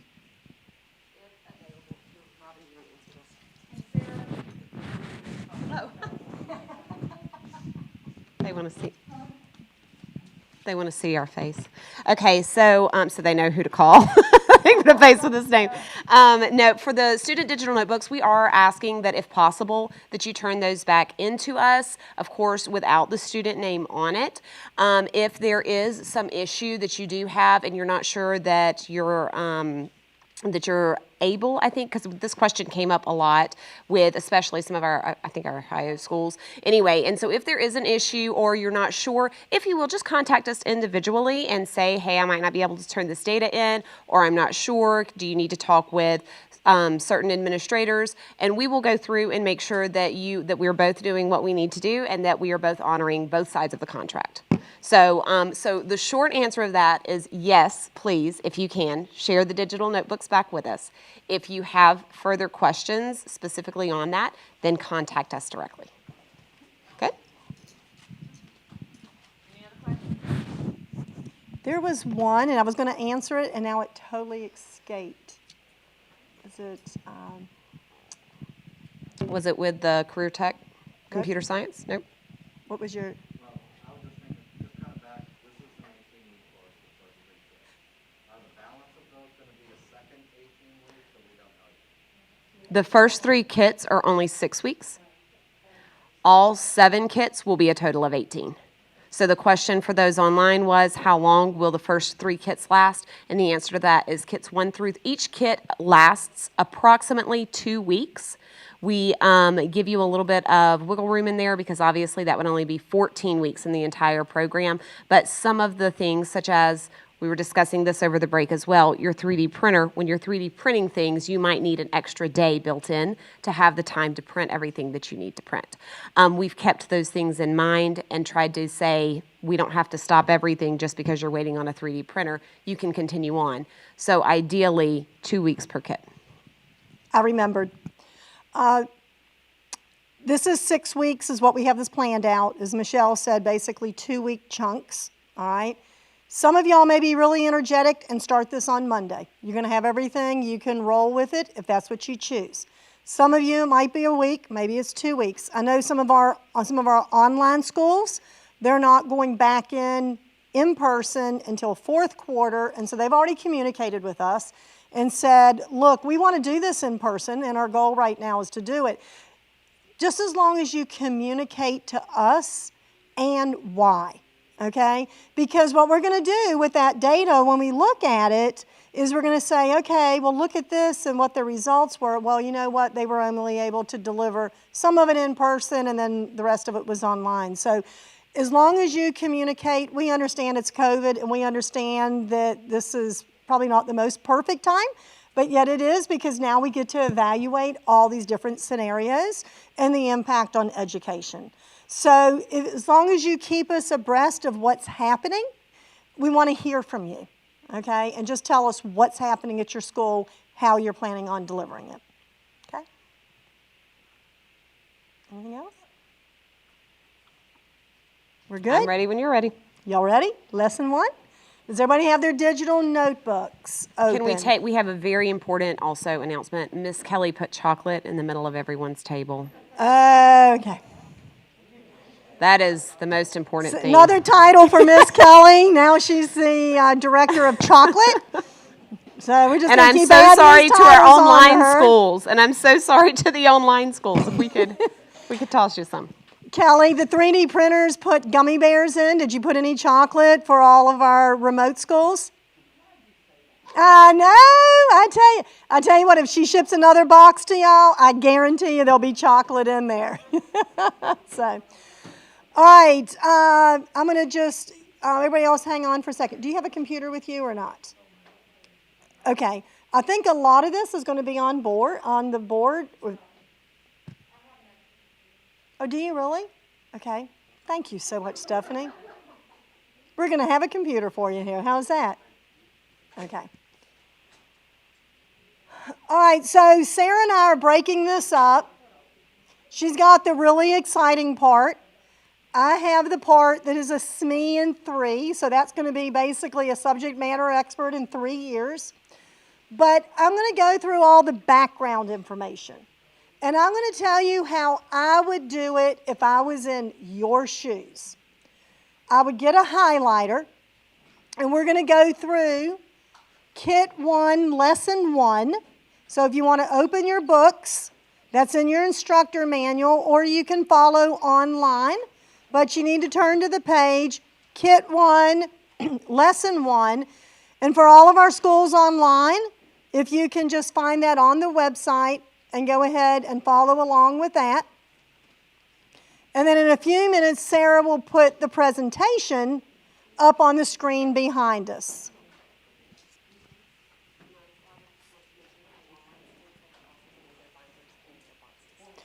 Oh, we didn't say that. Great point. For our online schools, your binders that you're seeing here are in your boxes. So Kelly didn't give you candy, but she did make sure your binders were in your boxes. So as soon as you receive those, if you open them, these binders are packed for you as well.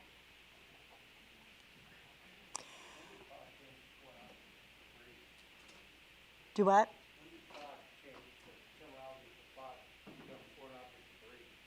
How do you refer to it?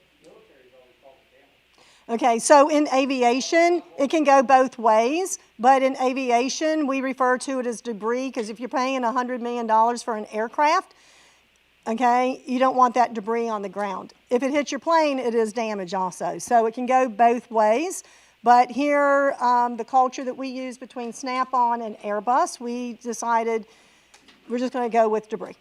Because in the classroom, it's going to be the trash on the floor, okay? So it's going to be debris, and hopefully you don't have any damage.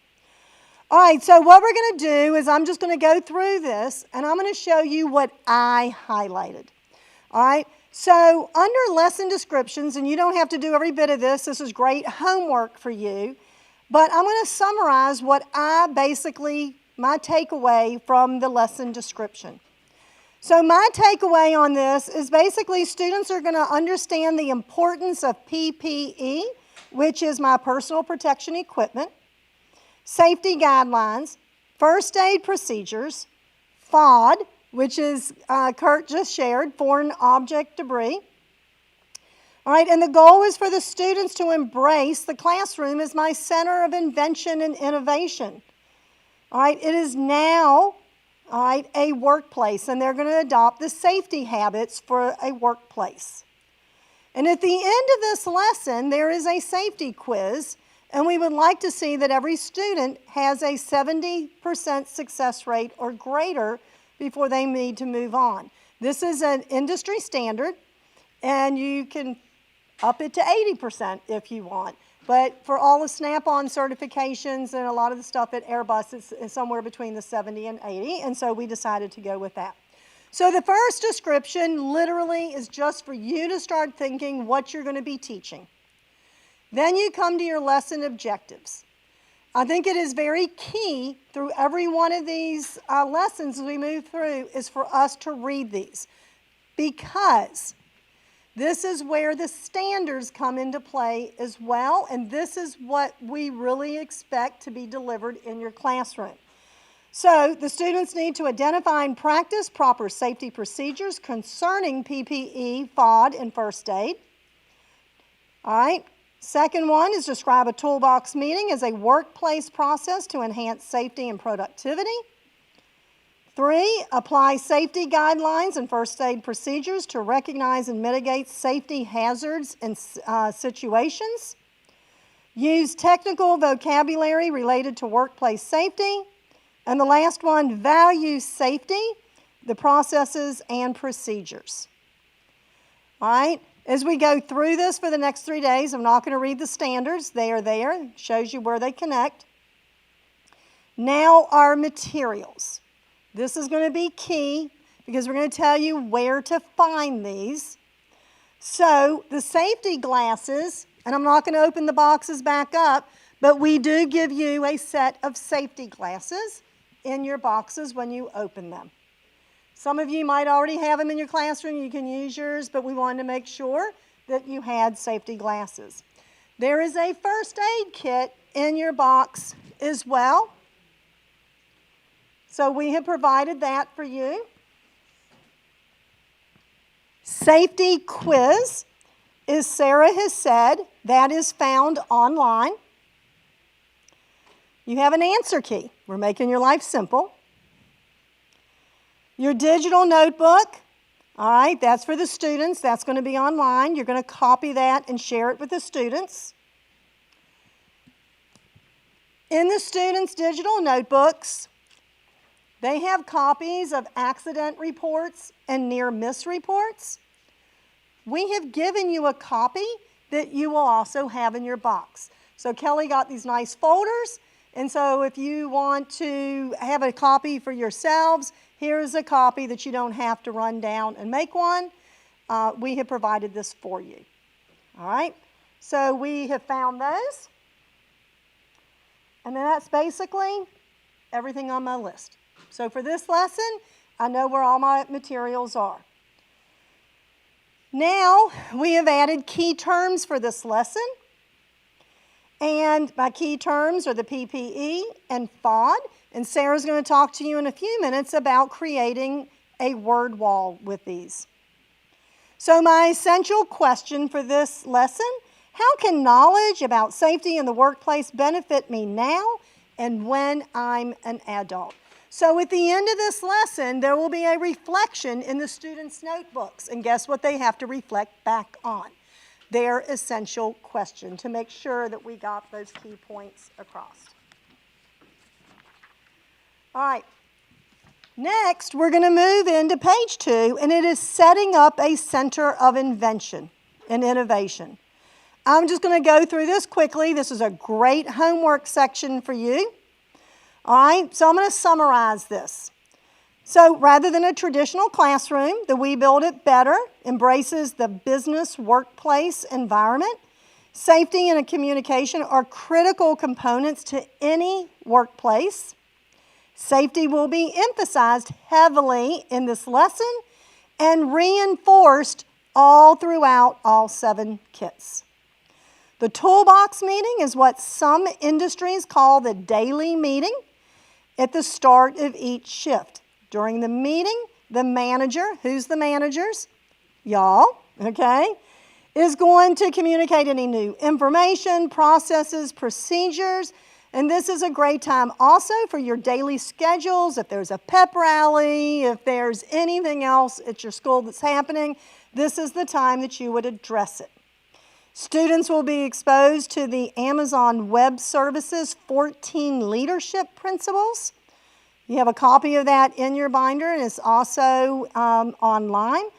And then the workforce skills, and we do base this on the state of Alabama's workforce skills, but if you look nationally, they're almost the exact same thing as well. And so these are the skill sets that we want to focus on. All right, and so basically to summarize that, to give students the experience of a real workplace practice scenario.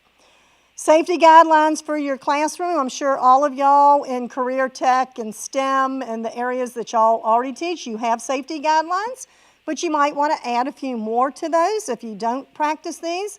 And so those basically is no paraphernalia in the work area. So purses, water bottles and stuff, keep all that clear of all the desks of your workspace. Make sure you have safety glasses on. Make sure there's no FOD. And let me just emphasize a little bit about this. FOD in the aviation industry is not good.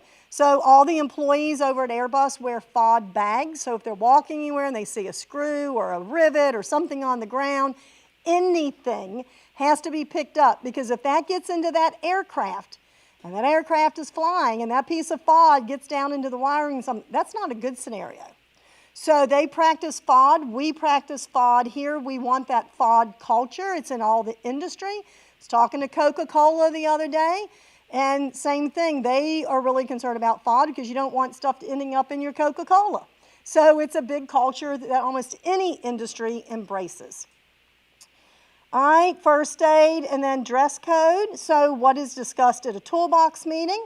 Again, daily objectives. If you're starting a word wall with all the key terms, safety reminders, classroom housekeeping, classroom setup, desk arrangements, and group sizes. All right, and so you might add some different things. Workforce outcomes. So for this lesson, in Kit 1, workforce outcomes, teamwork, workplace etiquette, and the foundation for leadership skills, and differentiation strategies, as we have said already. That is a work in progress that we're working with UWA on. And so if you check into the digital instructor manual, those are going to be updated. All right, so when I get to the next page, Sarah and her team have made it very, very simple. It's going to always start if there is something I need to prepare for, and it's going to say before you start.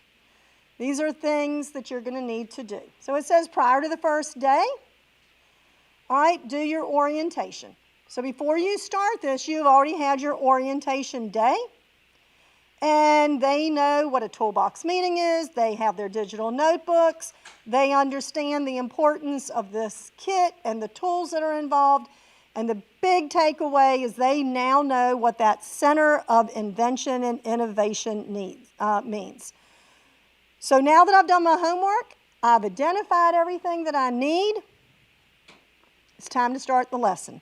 So now I'll bring in my SME, because she is our subject matter expert, and Sarah's going to take over from here. Are there any questions preparing for our day? Everybody got it. Excellent. Okay, guys, so we're going to go through Kit 1, Lesson 1. Then we get a break for lunch. I'm really excited about it. Do you realize that? I know. I know, it happened really fast, unless if I looked at it wrong, and then don't tell me until it's closer. So anyway, okay, so I am going to act as the SME and go through this with you guys. I have the presentation on the screen behind me and in front of you, but I also have it around the room, so that way if you are on your laptop and it's easier for you to look at a different screen, then you can do that. We are asking that you have your student digital notebook, because you guys are in my class today, and I'm so excited to have you in my class. So please make sure that your student digital notebook is pulled up. One real quick housekeeping tip is that if you get into your presentation in the table of contents, these slides get really, really lengthy. So instead of having to scroll all the way to slide 154 on lesson 6, we have hyperlinked these, and we have a table of contents. That's the second slide that is on your presentation, so you can hopefully access these quickly. If you can also keep up with what day you were on, which if you're anything like me, I hardly know what day of the week it is. But anyway, if you can keep up with what day you're on, you can even click on, and that'll take you straight to that bell ringer, so you can access that fairly quickly. Okay, so I'm also going to go ahead and advance through all of these slides. So if you want to have your presentation notebook open and you want to make any notes in there, feel free to do so. I will say that in the instructor's manuals, you will see that it says refer to slide number, insert your favorite number. These bright yellow or gold and navy blue slides are not listed. They are simply there as placeholders for you. So while you're going through the presentation, all of the slides do have numbers in the bottom right-hand corner. But if you look in your instructor's manual, you will not see slide number 3 listed, simply because it is a placeholder. Okay, so following along with my instructor's manual, and just to make sure that you guys are on the same page that I am, this is lesson 1, day 1, instructor's manual. The before you start is literally a 0-minute thing, which that should honestly be to give, you have your orientation day set up. So your orientation, you go through this with your students, you talk to them about a toolbox meeting, you talk to them about their digital notebooks and how to access it. You have played your video, you have talked about the equipment that you're going to be using, the tools, and how we're going to inventory that. And then you've introduced your students to a center of invention and innovation. So now, my sweet students that are in the room, I am going to ask you to go ahead and answer your bell ringer question in your digital notebook. What are examples of safety features, procedures, or staff in our classroom or throughout the school? You're going to write this on page 1 in your digital notebook.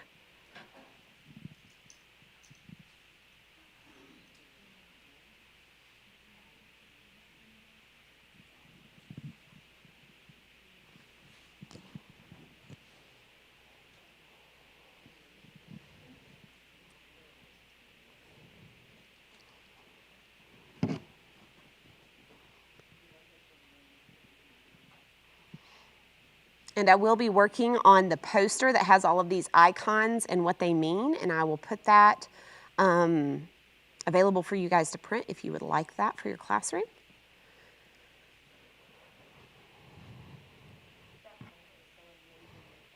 It's phenomenal. It really is. I forget about it. I know, mine are too. Okay. So I'm going to get you guys to take a break for a minute. We're actually going to go ahead and start our toolbox meeting. As a reminder, what is being discussed in the toolbox meeting? Okay, this is something that we talked about in our orientation, but in case if you might have forgotten or maybe you weren't paying super close attention, I'm going to help you remember that this is a center of invention and innovation. Our toolbox meeting is going to include our objective for today, any key terms that we're going to cover, our safety reminders, housekeeping, which that means that we're going to go to lunch after this. That's really exciting. Classroom setup. You guys are at round tables. We have tried to make sure that all of these are going to be COVID-friendly options, so that way you do not have to be closer than 6 feet to any of your partners. And then group guidelines, we will give those instructions as we get to them. Today's toolbox meeting is going to specifically be these objectives for today. We're going to talk about and practice proper safety procedures using something called PPE. We're going to use technical vocabulary. We're going to value safety processes and procedures. It's my goal when you leave out of this room to realize that safety is not just something that I have to say to you. It's because I really want you to be safe. One fun fact, real quick, because I'm going to try to put these tidbits of information there. The safety inspector over at Airbus is known not necessarily for being the guy who's like, you're not being safe, you know, all these things. Instead, he gets to know every one of the Airbus employees over at the FAO. And he asks them different types of questions, such as, you married? You have kids? What's your wife do? What's your husband do? And so he really gets to know the people, because his reasoning behind it is he knows that if you're not safe, then that doesn't impact you as much as it impacts your family. And so the whole point of us wanting to be safe isn't necessarily just so we don't have to fill out paperwork. We instead want you to be safe because there are people who care about you, and we want to make sure that we do everything we can to avoid any injury. Okay, so moving on, our key terms for today: personal protection equipment. That is what PPE stands for. At this moment, I have pre-printed my word wall key terms, and so what I would do is I would just say, this is my key term, and I'm going to smack it on my word wall. Miss Robbins said, I won't smack her though. So anyway, so she's going to be my word wall. This is where I would post it. And this is just something for me to say, hey, in industry, this is a word, we're going to talk about it. And this allows students obviously to see. I don't know if you guys use word walls. We do recommend it. So students can constantly look at that and be like, PPE, personal protection equipment. And we have a whole glossary of words that we're going to get to go to. Okay, thank you, Ms. Robin. Okay, so let's come back to this bell ringer question. Now that we've kind of gotten some of those details out of the way, what are examples of safety procedures or staff in your classroom and throughout your school? Do I have any volunteers? Yes, ma'am.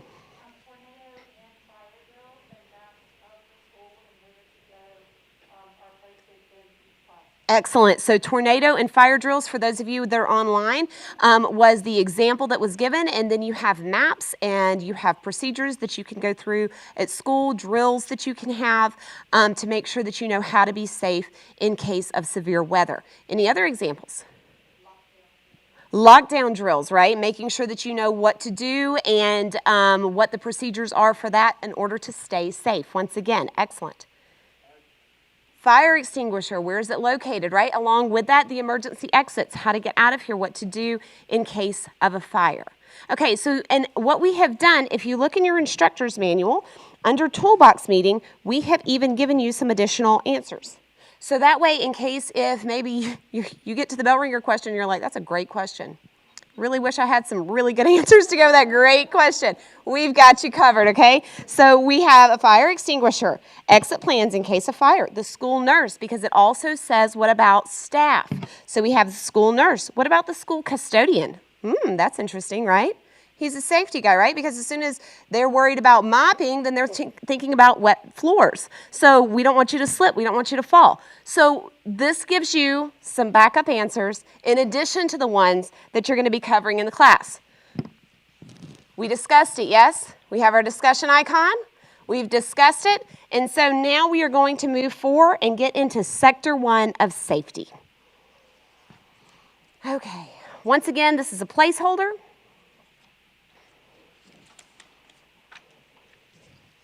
Now, you guys are going to follow along with me, once again, in your digital notebook. We're going to go through these safety guidelines together. Very first safety guideline. There's 9 of them total. Now, you see this little notebook icon. That means that you're following along with me. And I know some of you might not be professional typists, so I'm going to give you a little bit of time to get these typed. Number 1, always have adult supervision. Right? If you are in this room, you are not going through the steel rulers without me, right? You're not going to build your own index card tower without me. I want to be here to witness all of this, right? For multiple reasons, but don't leave me out. You can only do this with adult supervision. Once again, this is to keep you safe, okay? All right, I'm going to advance to the next one. No running or horseplay. If you're in a room and there's all types of equipment, and especially once you get into the full program, Kit 4, if we have screwdrivers out, right? Don't run with scissors, don't run with screwdrivers. You don't want to run around because of the possible injuries. Maybe even have some of your students share back with you what could be some possible things to do. Horseplay. I know you guys never have issues with horseplay in middle school, right? So this would be a great opportunity to kind of reemphasize that you're in a workforce. And this is your job. And so you need to be focused on what your job description is, and that is to make sure that you're doing the daily objectives. No food or drink, because Mr. Earl would have all of us, right? If you have, nothing's worse, I have 3 little boys, and so Cheetos on their fingers always makes me cringe, right? Because then it's going to be whatever they touch next. So no food or drink for lots of reasons. We don't want, these are really nice things, and we want to keep them nice for as long as we can. So no food or drink in this room, which of course you guys are okay, but that's what you would say in your classroom. And then always wear, there's that word, PPE. Anyone remember what it means? You guys are such good students. Okay, so we have a key term here, and you see that it pops right up on the slide. The key term, personal protective equipment. And we have this young lady who is decked out in some PPE, okay? Let's ask some questions. Once again,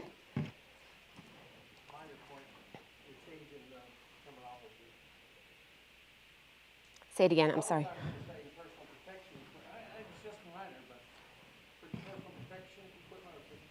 or protective equipment? Okay, I see what you're saying. Perfect. If you'll make a note, Miss Robin, because I've got a running list over there. Okay, and then if you look on page 4 in your instructor manual, there's the question and once again, possible answers. Why is she wearing a mask? So most of the time kids are going to, well, now, immediately reply, COVID, right? So, okay, so yes, COVID, because we do not want to spread any germs, but what might be other reasons? Pre-pandemic reasons. Dust particles. Say it again. Say it again. Yes, any type of chemical fumes. Those are great examples. Once again, these are listed. You have additional ones listed, and we actually hit both of those. COVID, fumes, and dust particles. Okay, so next, why is her hair pulled back? Right, because one thing that you don't want is you don't want it in your face while you're down and you're working, especially if you're working near machinery. And typically there's a lot of examples that anyone can provide with why you want to make sure that it's pulled back and it doesn't get caught in the machinery. All right, the next one, why is she wearing gloves possibly? Back to the chemicals, or you go back to COVID, right? Maybe she doesn't want to have any type of transfer of germs. Okay, and then you keep going, why is she wearing safety glasses? And this might be a good time to point out that sometimes you have safety glasses, sometimes you have safety goggles, right? It kind of depends on what you're dealing with. So we're going to be dealing with safety glasses, and it's simply to protect her eyes, right, from any foreign objects. Okay, so next, why is she wearing earplugs? Right, once you hear someone cut metal for on a bandsaw, it takes about all of a half a second for you to think, where are those earplugs, right? So that's another safety PPE, yes. And then why is she wearing a vest? So the vest is even what another part of her personal protective equipment. It is because maybe she's with machinery that's moving around. She has different things than she needs to be seen. Maybe she works at night.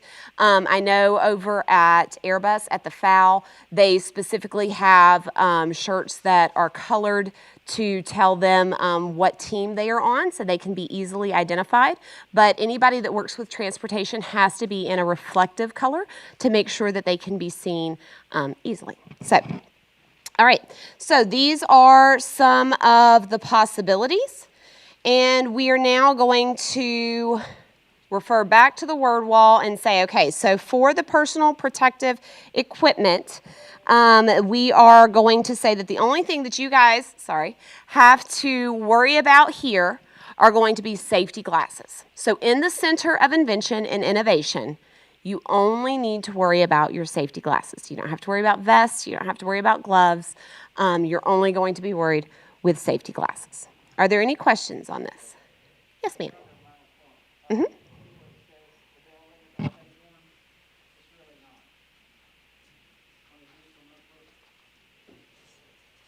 Because of the table of contents? Is that what I'm, okay.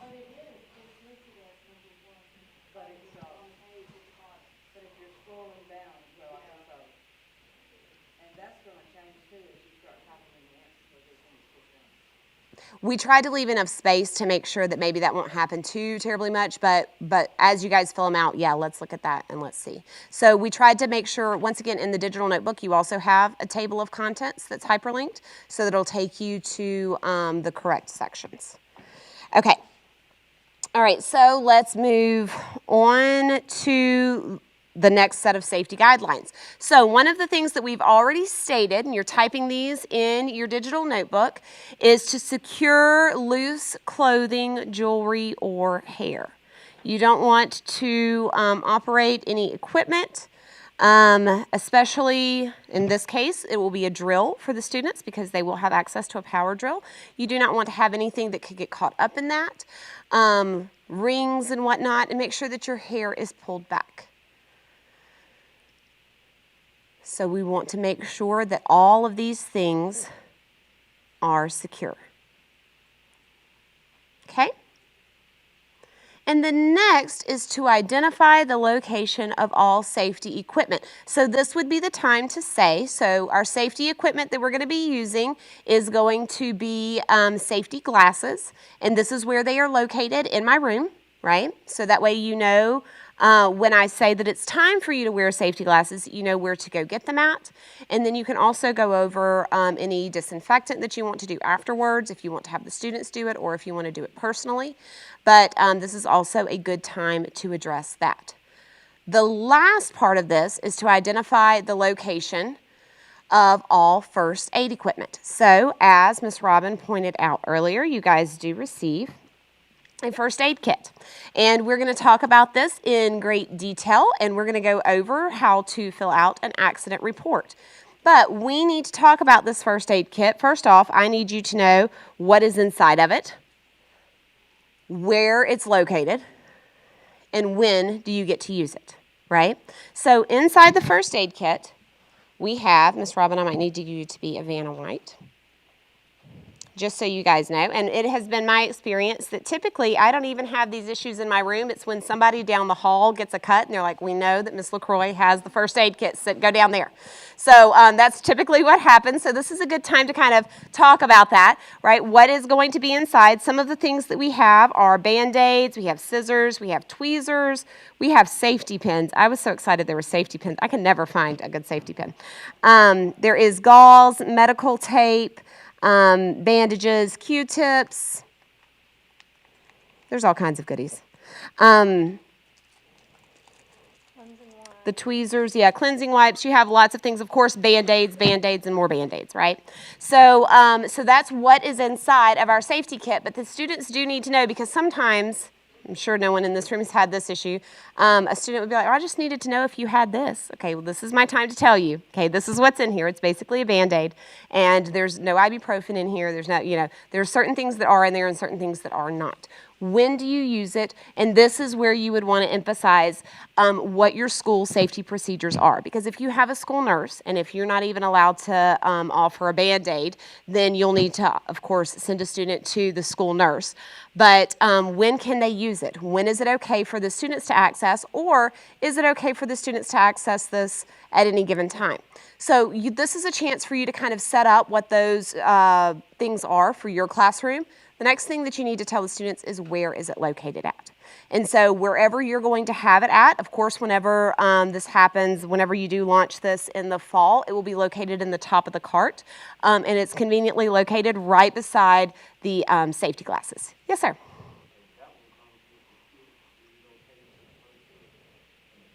Oh, sure. Absolutely. Absolutely. This is just giving you a chance to talk to them about the essentials, but if you want to do more than that, as I got into robotics, I realized that I needed more than just 6 Band-Aids. I needed a box. So absolutely. So feel free to add to this for sure. And then just let your students know, really, this is just giving you that opportunity to say, this is where you access it at, and this is when you're allowed to access it. So if you want to make sure that they notify you first before they go into the first aid kit, then this is the time to make sure that you really emphasize that. Okay. So now, yes, sir.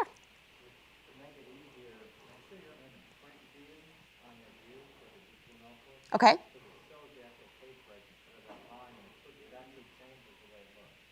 Okay, did everyone hear that? So especially for those that are online, it was mentioned that you can go to a print view and actually see a full page at the time. So that way you're not looking at the run-on from one page to the next. Okay.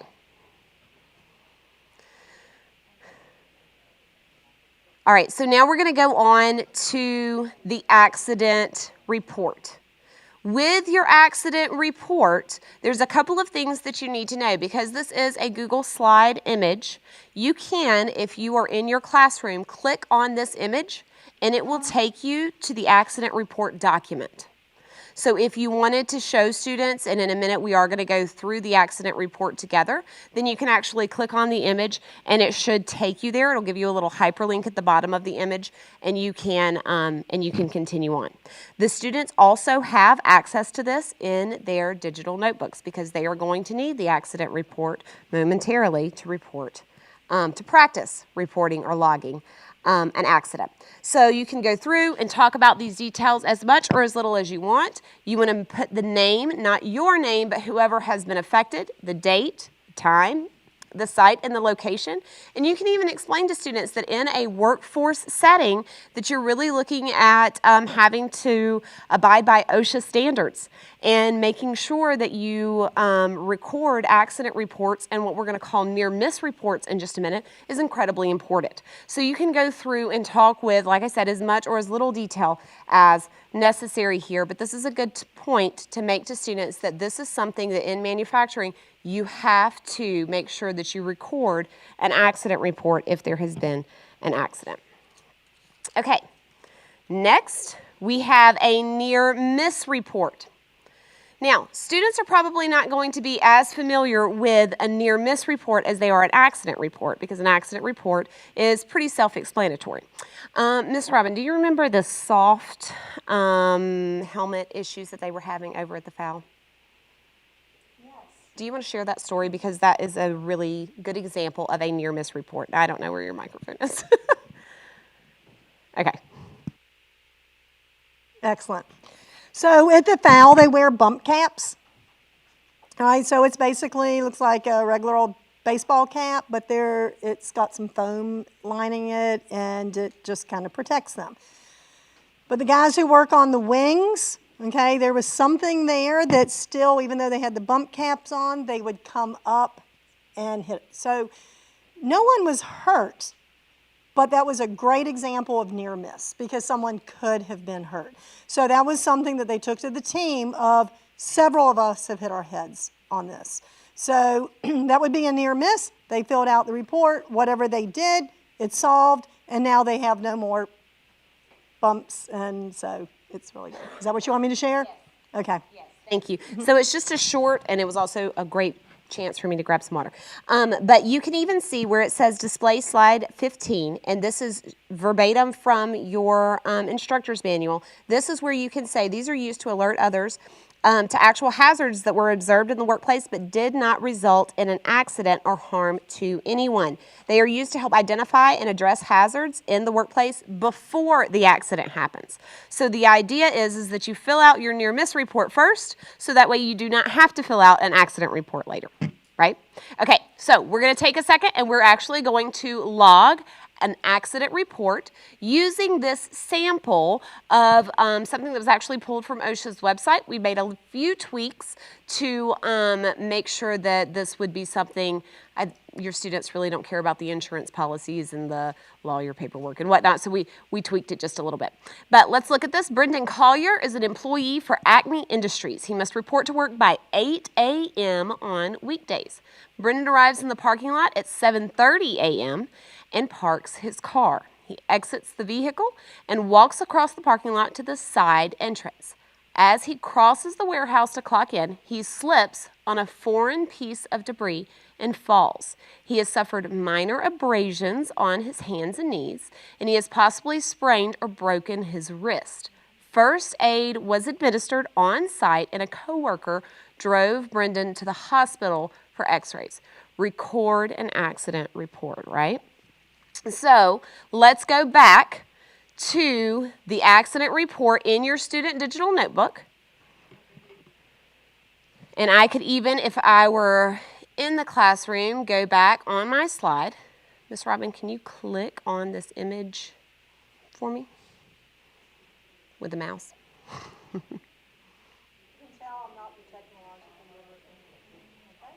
All right, and it takes me directly to the accident report. Now, that's what I would do as a teacher. As a student, you have one in your digital notebook. So let's go ahead and make those edits. You're going to type in the name of the affected individual. So, Ms. Robin, I hate to ask for you to click back and forth, but if you will go back to the presentation Okay, and I'm going to advance it. Okay, so Brendan Collier was his name. Brendan Collier. We can make up a date. Today's date is January the 13th, 2021. Yes?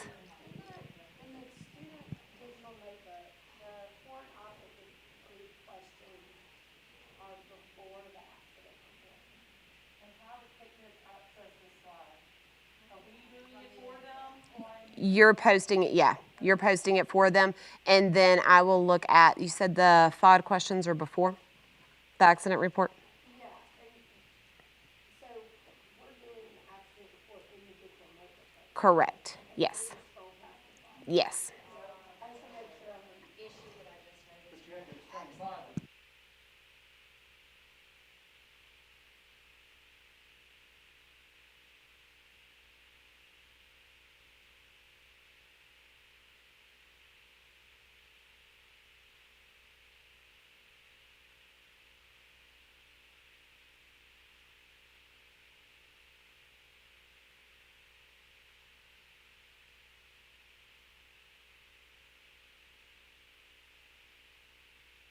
Click on the check marks. Whenever you're doing the check boxes, if you take your mouse or mouse pad and you click on that check box twice on the left, not double click, but click and then click again, then when you right click it, it'll give you the option of filling it in.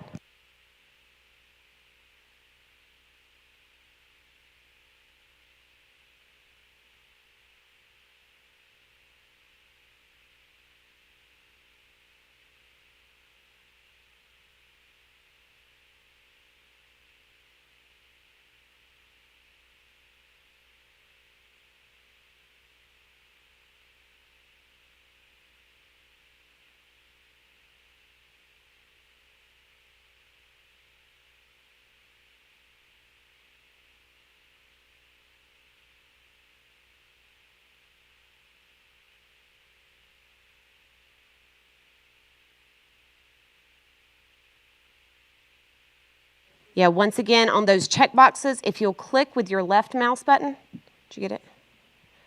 And then click again, and then right click.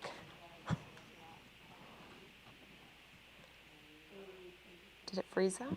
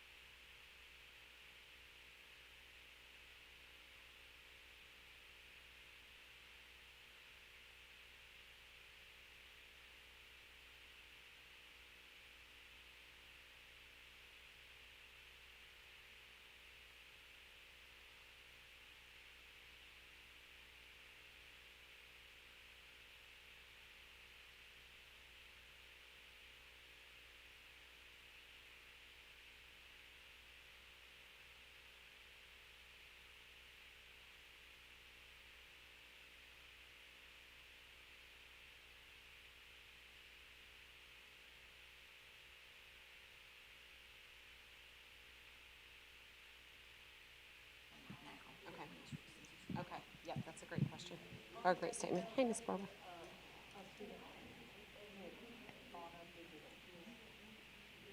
Oh, they'll just type a no on that. Yeah. Right, right. Yes, so on this accident report, this is just kind of giving them the idea that if there were to be an accident in the classroom, how would they actually fill this out? And so we give them a sample accident report or a sample situation here, and we will go back through a couple of things in case if you missed it, is we will include an Acme address. We can also make a note that the police were not called. because the situation didn't really warrant that. And the last statement will be that we will take those FOD questions and we will move them behind the accident report. And that'll be done this afternoon, so that way when you guys access this again to make your copy, that'll already be taken care of. Okay. Yes, ma'am. No, you're good.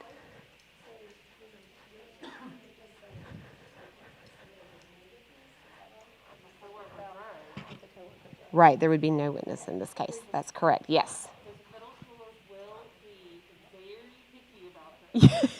Yes, and right. Who was in the room? And that's right.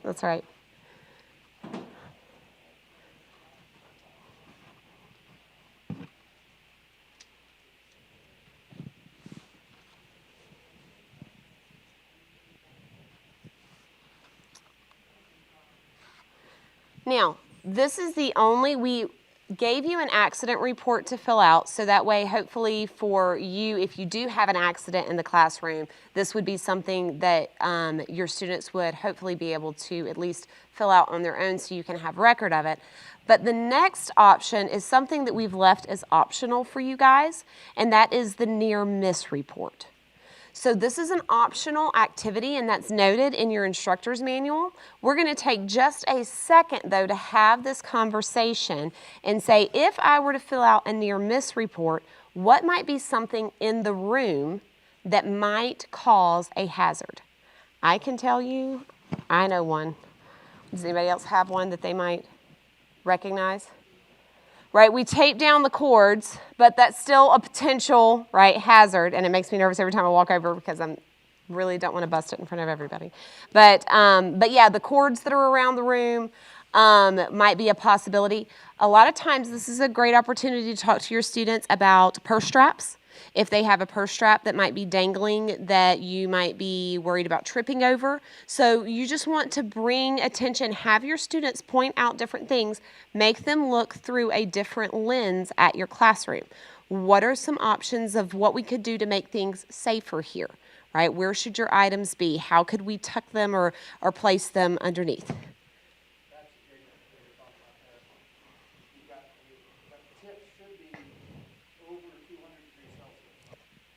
It's incredibly warm, right? Right, yes. So this is a great time to even talk about the 3D printer. And I will say that we do discuss the safety of different things and actually care, maintenance, and usage with each one. So this is a great time to talk about the fact that when we get to Kit 3 and we talk about safety in Kit 3, we're going to talk about the fact that that extruder nozzle is about 410 degrees Fahrenheit, right? So that's, and I always tell my kids whenever we are teaching about that, I tell them, I make the comparison, imagine you're getting your pizza out of the oven, right? And you open it up. Do you do it with or without oven mitts? And most of the kids are like, yeah, I'm not crazy. I'll do it with some oven mitts, right? Because that's how hot the tip of that is. So don't stick your fingers near it, right? So, so this is a good chance for you to let your students point those things out for sure. What are some other hazards? What are things that would be considered near misses? How can we make sure those don't turn into classroom accidents? All right, Ms. Robin, anything to add to this so far? Okay, she's keeping great notes for me. I'm super excited. Okay, so the last two safety guidelines, last two. Number 8, report any damage. This is a great opportunity for you to talk to your students about if you are using something and it becomes damaged. Tell me. Whenever I arrived to one of my first Flight Path 9 classes here, which is filled with senior high school students, and they were using all of this electrical equipment and wire strippers and all of these different things, something broke at the table. And I was like, wonder what they're going to do. I'm sitting here. Immediately, without hesitation, they were like, all three of them raised their hand. They're like, we're going to tell Miss Robin or Miss Michelle or whoever was in the room.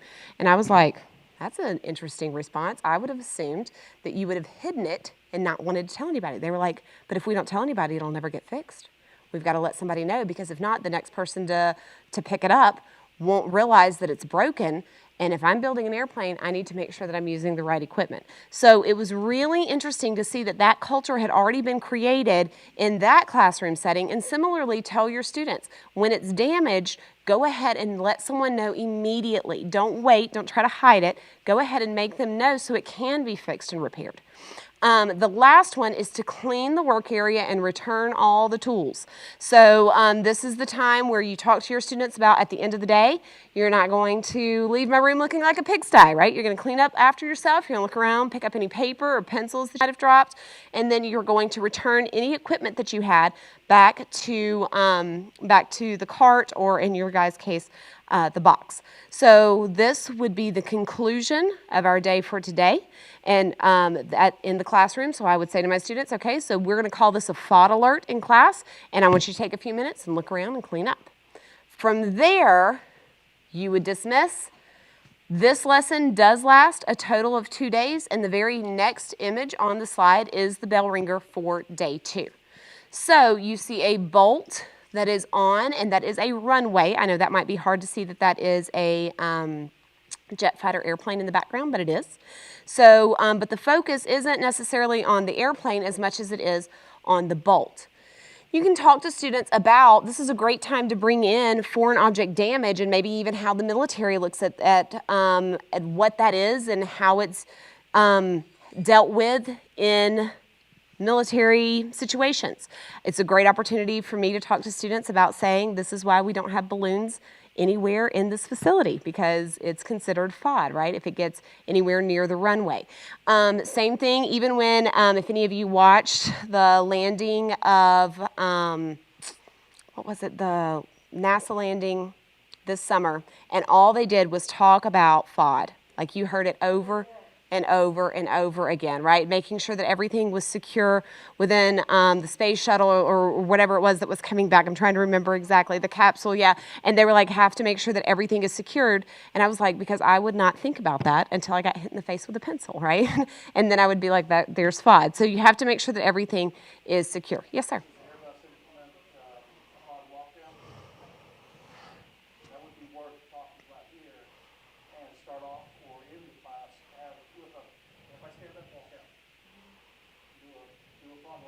Yeah, that would be a great added option there. Okay, so the question was, does Airbus do a FOD walk down? Is that correct? And then the answer is what Ms. Robin was saying is yes, they do. And it might be a good opportunity for you to talk to your students about saying, okay, let's start, we're starting in this area and let's walk through the room and just see where any FOD might be. Okay, so Airbus and They do it on the runways. I don't know how often they do it, but they do have FOD walking. they can't hear you online. I'm sorry. Okay. Don't know how many they do and where all they do it, but it is common practice. I know on the runway, because you don't want anything loose like this on the runway coming up and hitting your brand new airplane. So they have multiple practices over there, but the FOD walk is a great thing to instill in the classroom. We did, in the Navy, we did daily flight deck walk. Right. So for our online participants, Kurt's sharing that in the Navy, they had flight deck daily FOD walks on the flight deck. That's great. That's really unique. Yeah, this is a great opportunity to share those kinds of stories too in different scenarios to make this easier for all of us to teach. Okay, so real quick, before we actually start, if you look at your instructor's manual on the Before You Start section, it does remind you to share the safety quiz assessment with the students. Once again, that's posted on the website. If you click on it right now, you will see that it is a view-only or participate-only document. We will make those adjustments, so that way you will actually be able to edit it and make a copy, but you will want to distribute that to your students, or have it ready to distribute to your students. So at the end of the day, they will be able to take this assessment.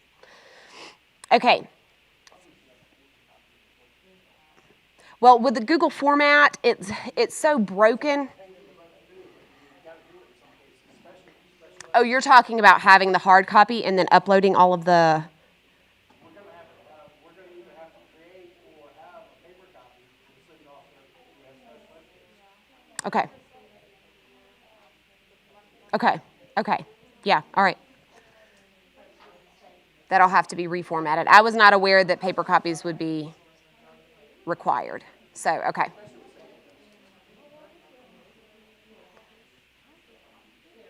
Yes, ma'am. Say it again. Yes, so the question is will we have a paper copy available? So we will have to generate that. And we'll make a,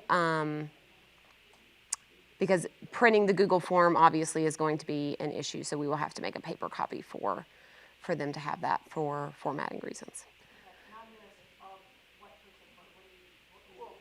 All the assessments, all of the assessments. Mm-hmm. Yep.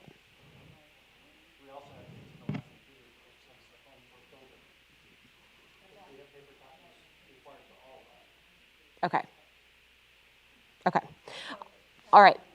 So let's go through the toolbox meeting for today. So the daily objectives, once again, we're going to be using technical vocabulary.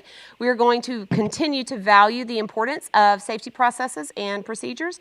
And our key term for today is going to be foreign object debris. So then I would take my word wall word and I would stick it up on my word wall so that way it will be available for my students to see right along beside yesterday's word, which was personal protective equipment, and we'll make that adjustment.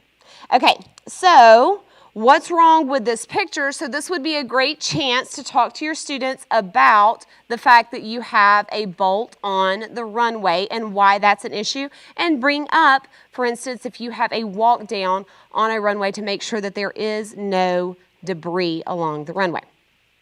Okay, and then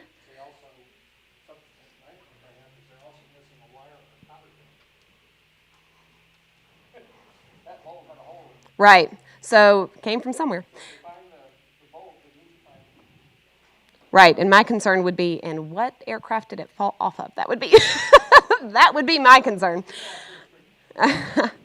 So then you want to define what FOD is. So we are defining it as foreign object debris, and that would be any loose item, trash, or material that is not in its proper place. So a lot of times students think of it as only trash because of maybe of the word debris, but this could be anything, even including a writing utensil, if it's misplaced, which is why it's so important to make sure that everything is in its place. So you would want to also, I have a note to look at the instructor's manual. There are some key questions here that we have included for you to possibly ask students. What are some items which could be classified as FOD in our workspace? So we kind of already did that with some of the near miss report, and you can even go back and touch on and say, you know, hey, these wires, we said that might be a near miss because maybe these wires are considered FOD.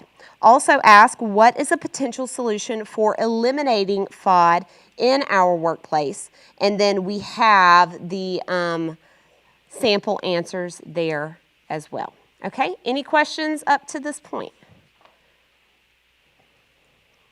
All right. So we have Sector 2, which is all about inventory and tool control. And this would be a chance for you to talk to students about that even though you are part of the pilot program, this has been written as though you were part of the actual program, and hopefully whenever you see this again in the fall, you'll see the foam cutouts and what this means for inventory control. First question, how is inventory taken? So you would want to get some feedback from your students. How do we take inventory? What does that mean? And then a great example would even be as you received these boxes, you have a list of items that are inside of it, and you want to know what you are responsible for and what you are not responsible for as far as what is located inside the box and how many of them. If there's ever an issue with inventory, you need to make sure that you notify someone immediately. And then why is it important to maintain inventory of tools and equipment? And that is simply because you want to make sure that if you said that you had 10 rulers, that you still have 10 rulers at the end of the day, because that means that one has either left the room or you want to be able to return those. I'm going to take a minute to mention the riveting resources here at the end of this. There are several software programs available in industry for I think I mentioned it too early. It's the tool crib. Oh, it's in Kit 2. I'm jumping a little bit ahead, but in Kit 2, Lesson 1, under Riveting Resources, there's a tool crib inventory that explains to students how there's actually software programs where you have to come in and you check in and you check out your tools, so that way they know exactly who has it and or if it's being sent out for maintenance or whatever adjustments. And it's a great little video to show your students so that they can understand the importance of tool inventory. Okay? All right. We're going to take a real quick break by showing this video real quick, Flying into Your Future. This is Blake Johnson. He's the safety specialist over at Airbus. And let's go ahead and watch this video.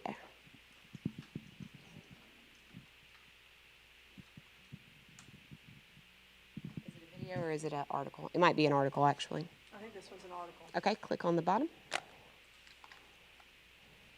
So this would give you a chance for students, and we actually have this earmarked for you guys as homework, to go through and kind of read through this article.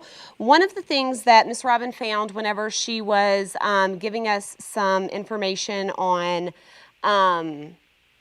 what are teachers looking for, or what are students looking for in these type of curriculums, these STEM curriculums.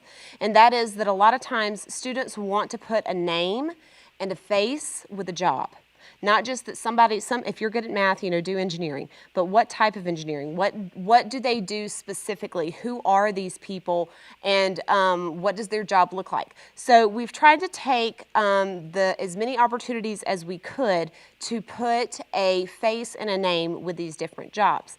So at Airbus, there is a safety specialist, and his name is Blake Johnson. And this is a good chance for you to talk to your students about that. It's somebody's job to make sure that everyone in the building is safe and what this job looks like. And it gives some really interesting details and facts. This is the gentleman that you can see right here in the third paragraph down. When I say it's personal, I know the names of all the men and women who are working hard to make this facility a success. I know if they're married, I know if they have children. In my view, in order to have an effective safety culture, those personal relationships are imperative. He takes his job seriously.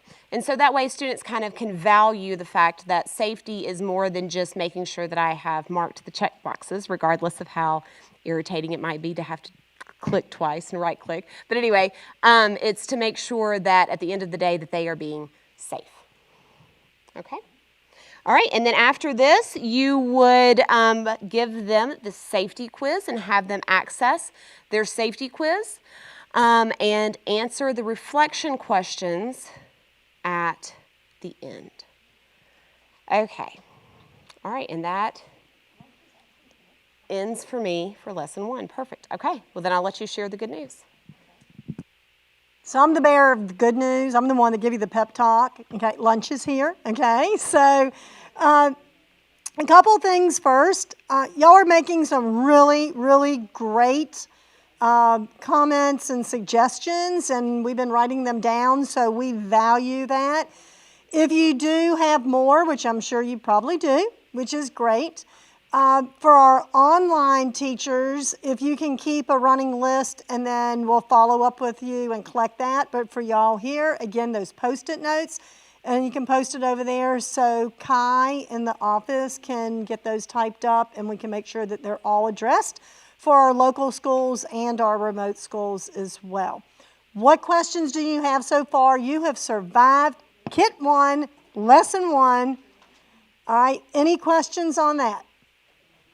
Yes, ma'am. As a teacher, I got to get a grade, right? So, would a way of grading be safety quiz, or would it be, will I have access to the student notebooks, and how do I access the student notebooks so that I can look at their answers and responses?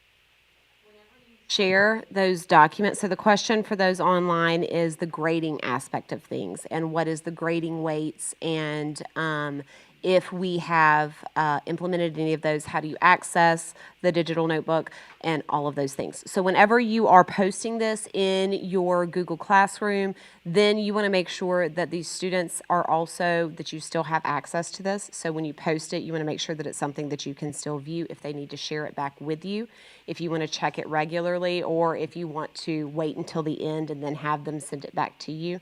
I'm seeing a question. Am I saying something wrong? Or okay, let me.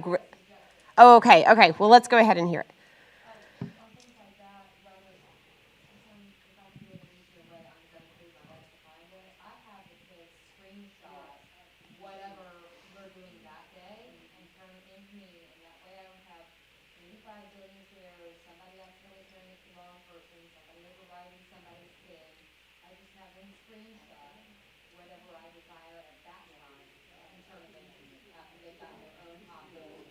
Okay, so for those that are online, the statement was that instead of having them reshare it back with you, possibly have them screenshot it and then submit the screenshots of whatever you're looking for. So if they needed to record the digital notebook, then they could screenshot, or sorry, the safety guidelines, they would screenshot that and send it back in. Yes, sir.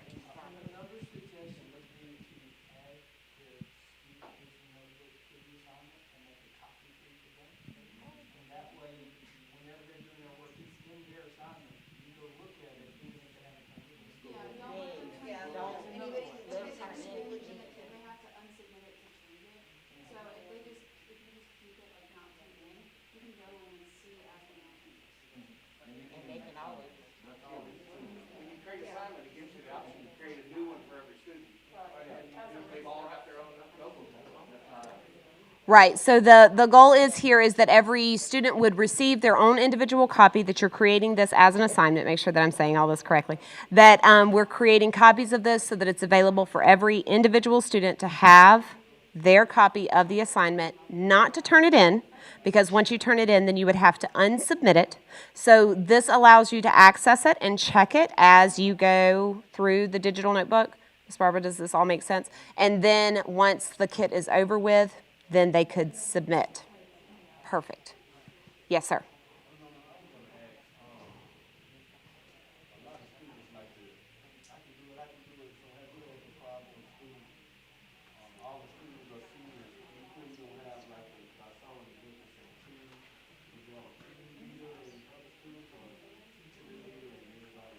Right now on this one, the teacher is going to be the main person leading this. As we get into the different lessons, you'll end up with, as a matter of fact, that's the very next lesson, is talking about teamwork and how to work as a team and what that means. But right now, at this very first lesson, you're the one that is the leader, and then they're all just submitting it as we go. Okay? All right, Kelly.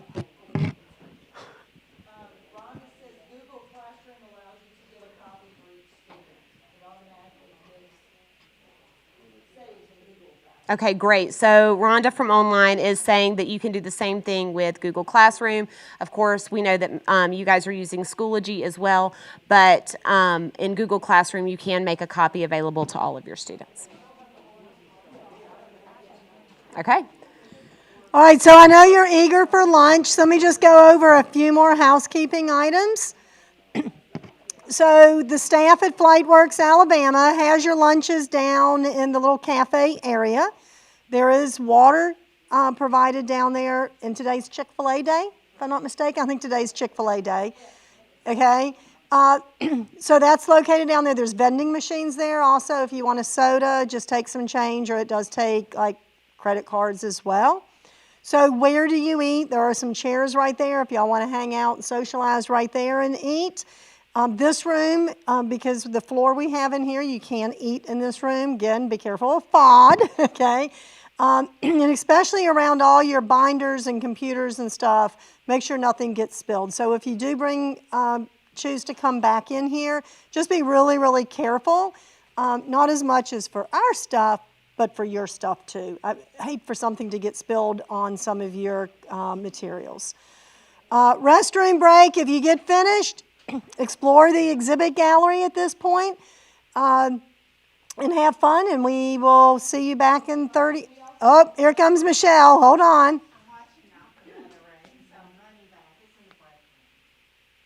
Oh, the food's in the break room? Okay, so if you go down the hall, there's a classroom on your right. Across from that is the break room. We'll prop the door open, but the food is set out in there. Is that correct? Excellent. All right, anything else? Yeah, approximately 30 minutes. We have a busy afternoon. You'll have to build an airplane. All right, go enjoy.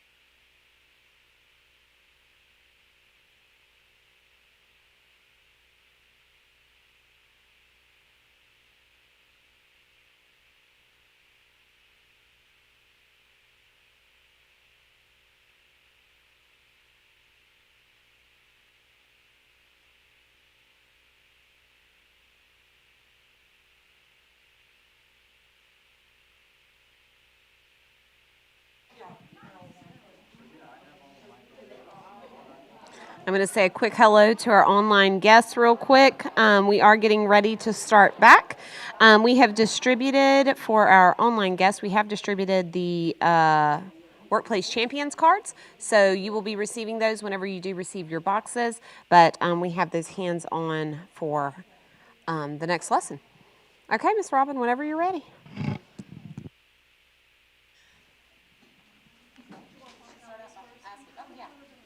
So did you guys enjoy lunch? Oh, a free lunch is always a good lunch, right? So thank you guys. We hope that you enjoyed that. So while you guys were away for that long period of time, our webmaster has already been behind the scenes and working. So our goal is going to be to turn things around as quickly as possible. So if you refresh your page on that flightworksalabama.com/WBIB, you do have to re-enter the password, which is a capital WBIB, lowercase pilot 2021.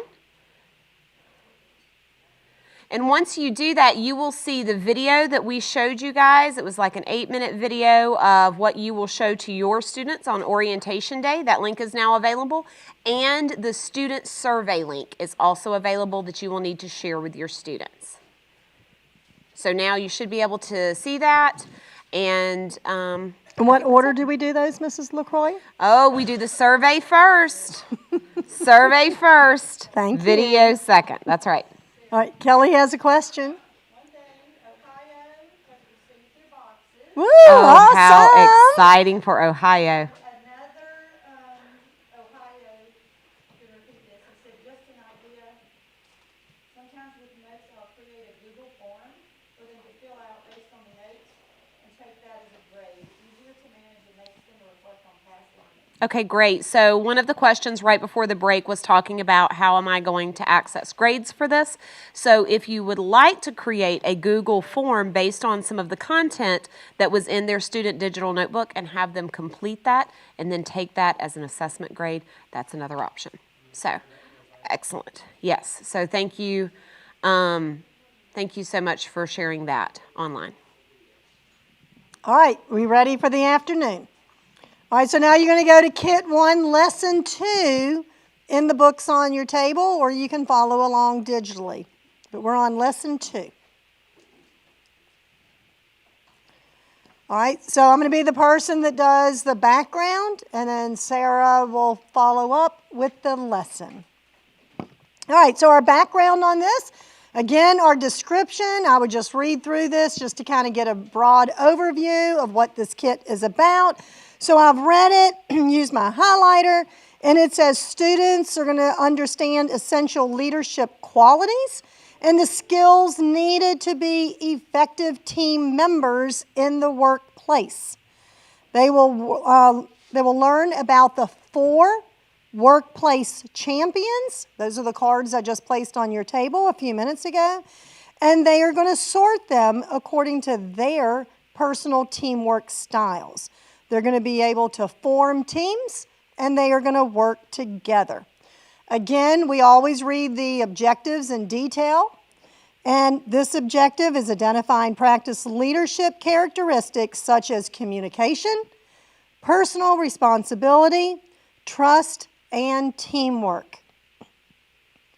Now we're down to our materials for this. All right, and so I need you to make a note on this. So leaders are right a lot. This is one of the Betsy videos. We will watch that here in just a moment. The Teamwork Doodly video, we're going to watch that one here in just a second. But the third one is another Betsy video, and that's your homework tonight. So if you will go home, that's the Earn Trust video. And then in a second, when we do the activity, Sarah's going to walk you through the Workplace Champion card activity. And then our next activity we have made really simple. I'm not going to give this to you yet, but it's going to involve this twine and these markers and some paper.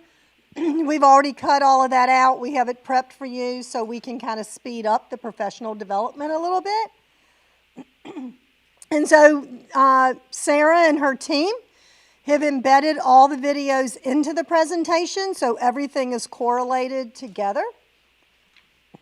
All right, I'm going to remove my paper clip here. So our essential question for this is going to be, how does being a good leader include being a good teammate and earning trust? So you can see what they're going to be learning.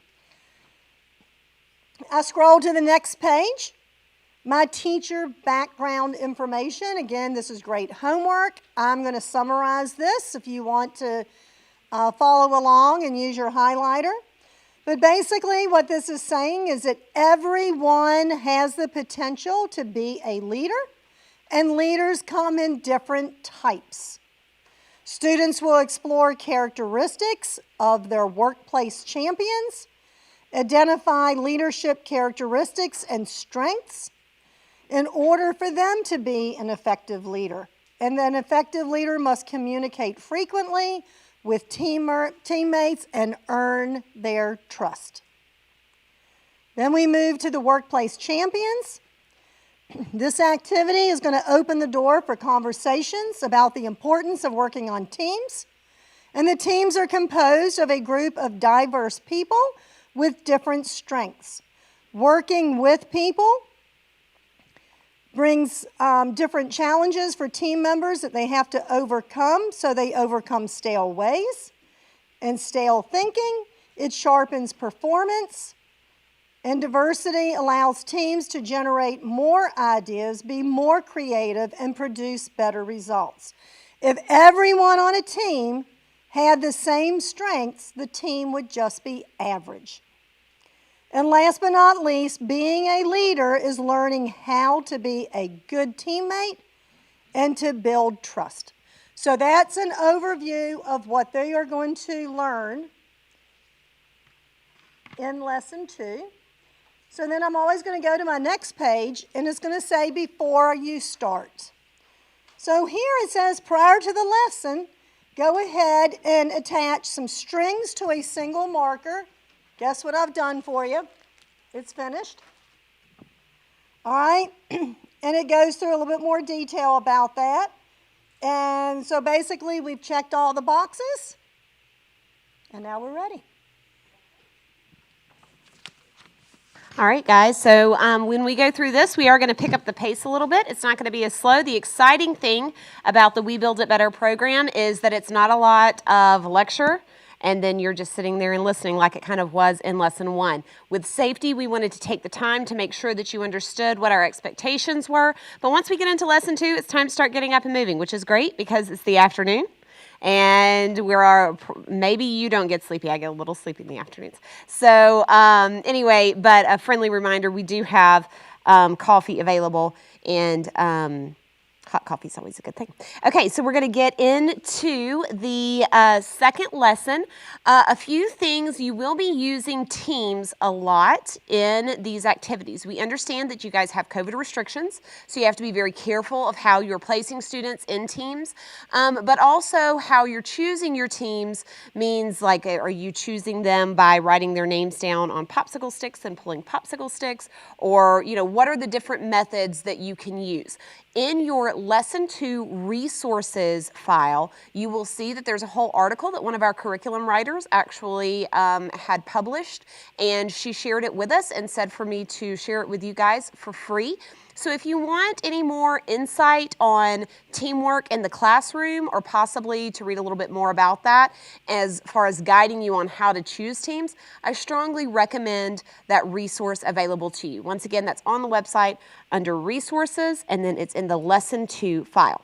Also, as Robin mentioned, you'll see in that Lesson 2 file that we have video files available in case if you have some type of buffering issue at your school and you want to download these videos. Those are available. They are embedded in the presentation as well, so you don't have to go out of the presentation to access them, but if you need to because of technology reasons, feel free. Okay, so for this, we're going to go ahead and get right into it. You have your bell ringer question. We're not going to go into all of the questions and take time for you to answer them, but you would have your students answer these in your digital notebook. Then you'll go through your toolbox meeting.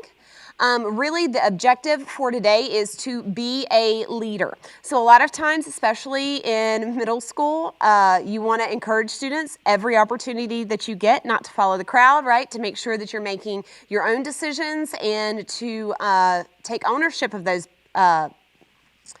those positions, especially leadership roles. So we're going to talk about those specifically in this lesson. And then we have 3 key terms: leadership, teamwork, and trust. And we'll be talking about those.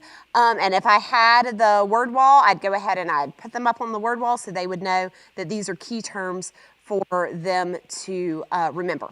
So on the bell ringer question, it gives me a chance to kind of come back and discuss the bell ringer question with the students. There are optional answers provided in your instructor's manual.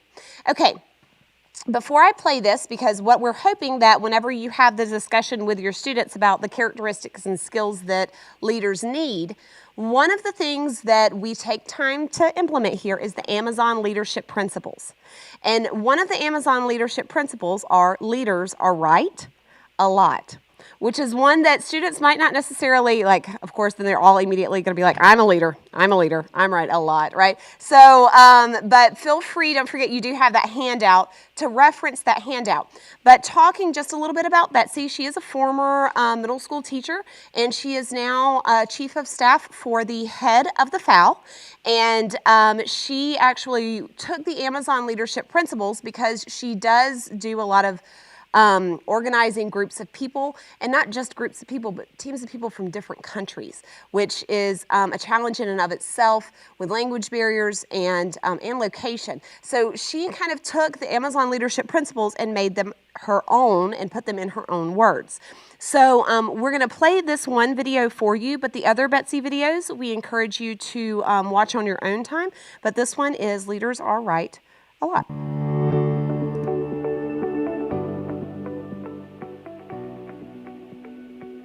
Leaders are right a lot. The hallmark of being a good leader is that they continually consider the perspectives and ideas from their teammates. This means that they have a much larger view of a situation. In your science class, I'm sure that your teachers have taught you that having more data and more information leads to stronger and more accurate results. The same principle is true for teamwork.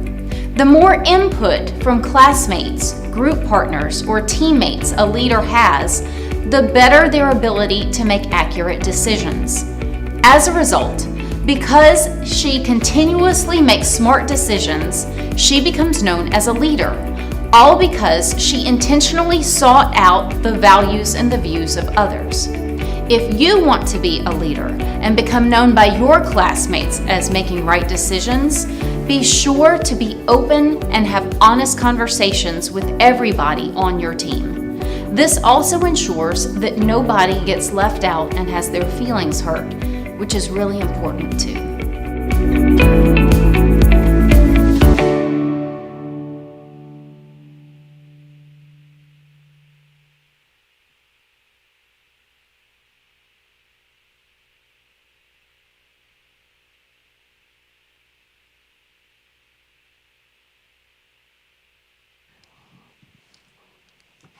Okay, so I'm trying to answer some questions around the room while we're going through. So they're just short little videos. Obviously, we know that middle school students have short attention spans, right? So we tried not to put anything, really the orientation video is the longest one that you have.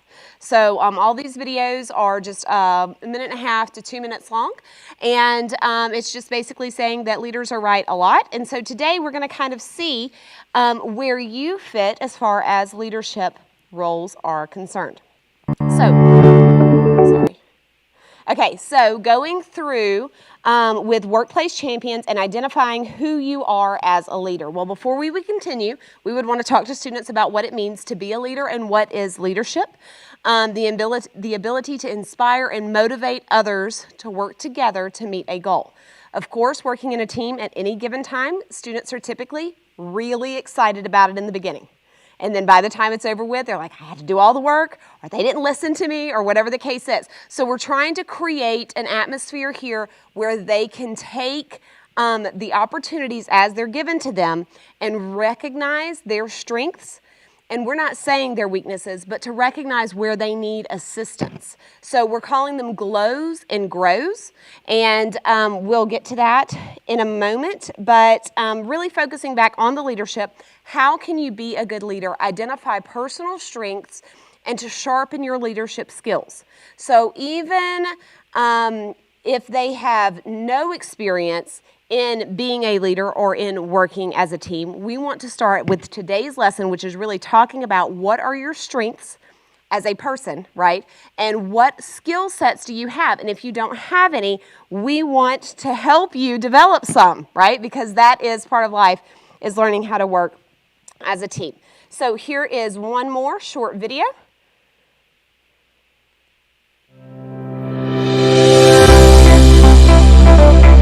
Are you a member of a sports team or a school team? Then you know this: teamwork rocks. Why? Kids who work in teams learn more and remember more than students who work alone.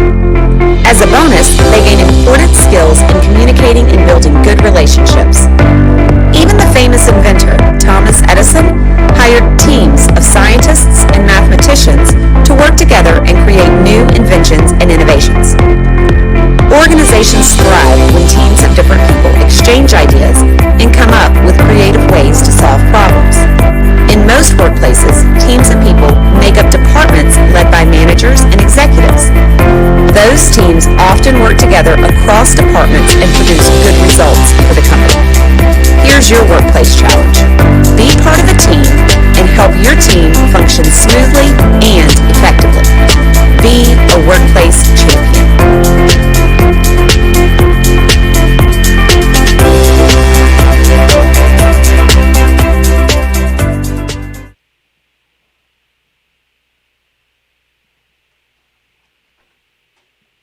Okay. All right, so this gives you a chance to pass out the index, or not the index cards, the workforce champion cards, workplace champion cards. I'll get them right in a minute. And then you would instruct your students to kind of look through those and choose which one is most like you. So in your student digital notebook, it is a drawing. So you actually have to double click on the image and it's going to open it up in a new window. And you're going to rank these. Which one are you most like? There's little descriptions on the backs of the cards, and then you're going to rank them. Which one are you most like? Then next, until the one that is least like you.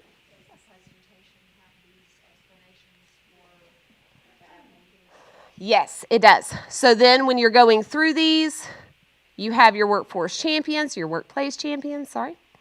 And then we would go through them as a class. Yep. So I'm going to give you a second to kind of look at them and rank yourself so you have them in order. 1 being the one that is the most like you, 4 being the one that is least like you. So take a minute and do that real quick.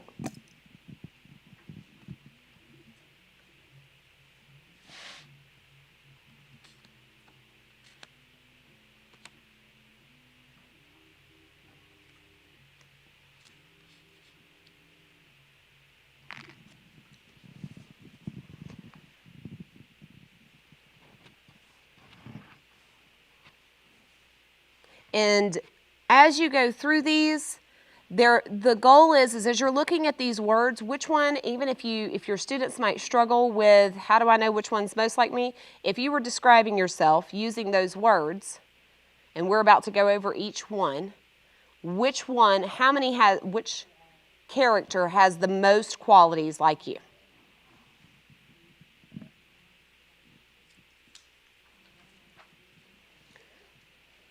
So let's take a minute and go through these. You can still go through them if you would like on your own, but we're going to kind of go through these together. So the qualities of a daredevil: adventurous, exciting, fun, lighthearted, fast, risk taker, carefree, quick decision maker, wants quick results. So I would see this as somebody who is going to be the first in line at a roller coaster, right? They are a daredevil. Now, we would like for you to identify if you are a daredevil. Number 1, you think that's you. We're going to come back in just a minute and just kind of see who our daredevils are in the room. The next one is the qualities of a counselor. So these words are empathizes, relates, helps, is caring, friendly, social, outgoing, devoted, looks for good in others, and an optimist. I want to be good friends with a counselor. Okay? The third one is a constructor. All right, decision maker, reliable, dedicated, responsible, takes action, energetic, opinionated, structured, results oriented, and an achiever.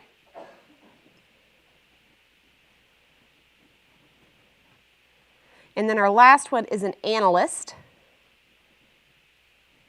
Intentional, ordered, detailed planner, logical, thinker, analyzer, goal-oriented, and manager. Okay, so these are the four. You're taking a minute to rank yourself from 1 being this is the one that is most like me to 4 being the one that is least like me.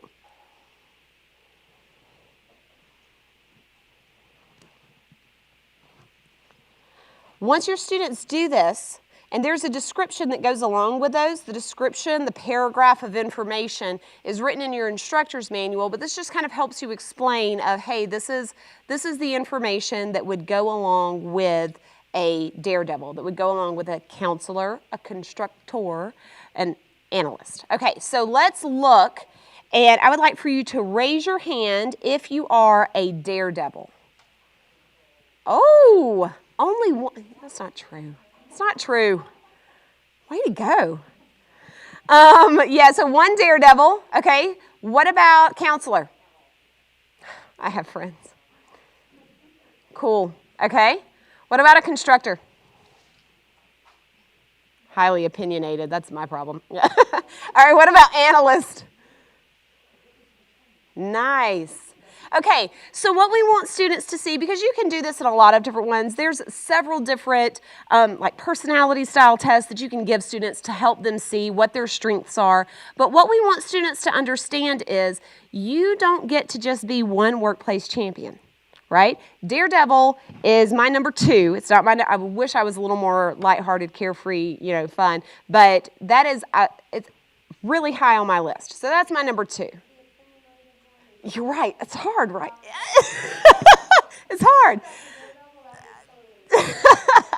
So what you're doing is you're ranking yourself to kind of see like which one am I the most like, but then at the same time, which one am I the least like? Let's take a minute and talk about the one that you're the least like. Now, I want to be a friend with a counselor because that is the one that I am least like, right? I admire a counselor and the fact that they are so caring and always so friendly and they look for the good in others. Oh my gosh, I wish I was more like the counselor, right? But what we want students to understand is that these workforce champions are opportunities for you in a group. What if I'm in a group and everyone in my group is a constructor and I'm a constructor? Well, we can't all be constructors because we're going to butt heads, right? We're going to have issues. So I'm going to have to fall to my second workplace champion. I'm not going to get to be a constructor, or maybe, of course, everybody else is going to want everyone else to choose to be the number 2, right? But you're going to have to really rely on that second workforce champion. So I might have to be a daredevil. Might have to be a little more fun and lighthearted than what I typically am, right? So I'm challenging myself. And then I also need to recognize that I want a counselor in my group, right? Because that's my weak link. And I need to recognize that if there is another teammate that is a counselor, that together we can really make some progress because we can complement each other. And if we approach it in that way, then students begin to realize, okay, this is what working as a team means, right? I am learning how to work with someone who can complement my weaknesses. And so we're really focusing on the strengths, but where they place as far as priority goes is going to depend on what kind of group they're in. Okay, Ms. Kelly, what do you have?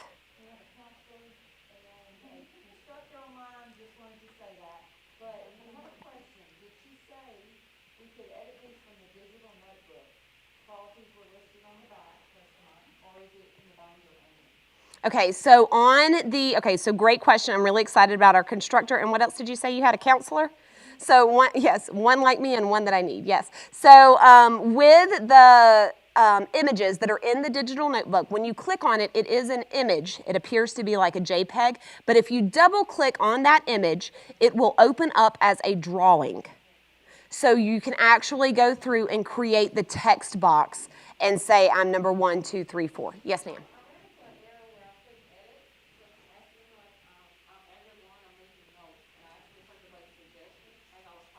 Perfect.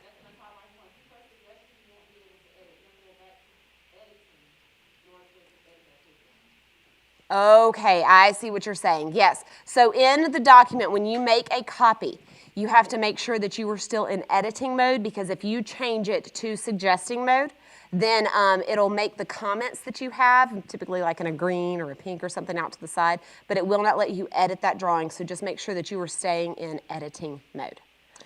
And also, let me just throw in there, I got so excited at the beginning of this. In your boxes, when you get them, we have a set for every single child in your class, okay? So you have a set of exactly what's in front of you. You have those in your boxes when you open them. Yes.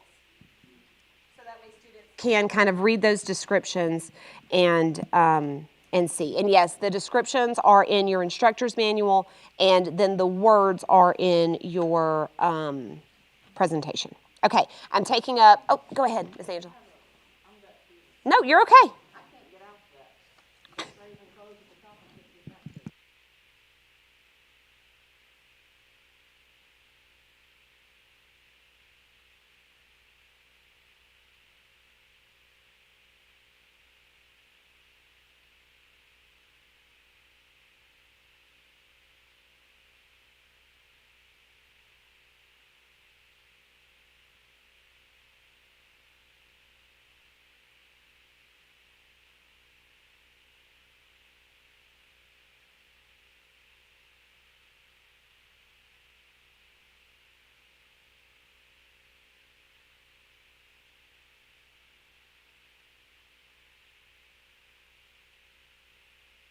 Sometimes I think Google likes to just challenge me just to see if I'm still there. Not a robot, right? Okay, we need to get into the teamwork option of this, so I'm going to move on from our workplace champions, and we're going into now working as a team. We'll take a second in your class. You would want to define what teamwork means, that you're working together, emphasis of together, to achieve a common goal. Things that you really want to strive for are going to be some trust building strategies that we're going to share in just a minute. But a few things: what does working together successfully and being an effective team, you and your teammates must trust one another. So what does trust mean to you? The question would be to your students, right? Could you define the word trust? Originally, we actually had trust as a slide that had its own definition, but trust means something very different to each student. As a robotics sponsor, we would always have to choose a president, right, or a CEO or whatever to run, to be the face of the company and to be the ones the students trusted. And one of the ways that I would explain to my students that when you trust somebody, it's if you were to leave your phone unlocked with this person and you left the room. Do you trust them? And it would really change their mindset of like who they thought they wanted to be president and then who they trusted as their president, right? So they would go through and they'd be like, nope, this is my CEO. So we want students to kind of really think about, who do you trust, right? What does trust mean? And there is a Betsy video that talks about the trust. We're going to skip over that right now. Okay, but we want students to think about what are some ways that they can earn trust from one another, because trusting someone is one thing. Earning someone's trust is something a little different, right? So how do you earn trust from others? Then we introduce these trust building strategies. You listen to someone. If they're not listening to you, then you're not going to trust them, right? Be respectful. Choose your words wisely. Fulfill your commitments. Help your teammates. Don't ignore them if they are in need of, assistance. Make sure that you help them. Have your teammates back. That's something that everybody wants you to have their back, but they don't think about that in reverse. Have your teammates back. Follow the rules, be honest, and hold others, I've got a couple more, hold others accountable, be supportive, and get acquainted.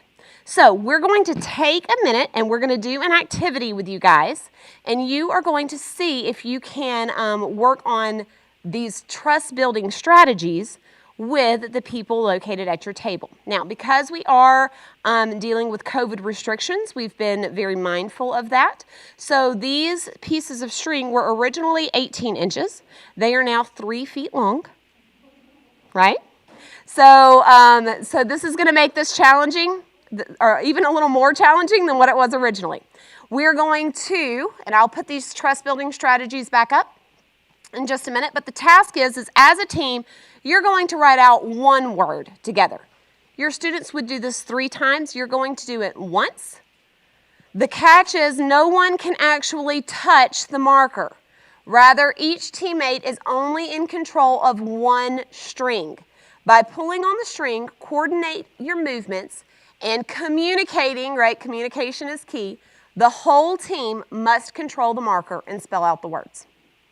The rules is you may only touch your string. You can't touch anyone else's string.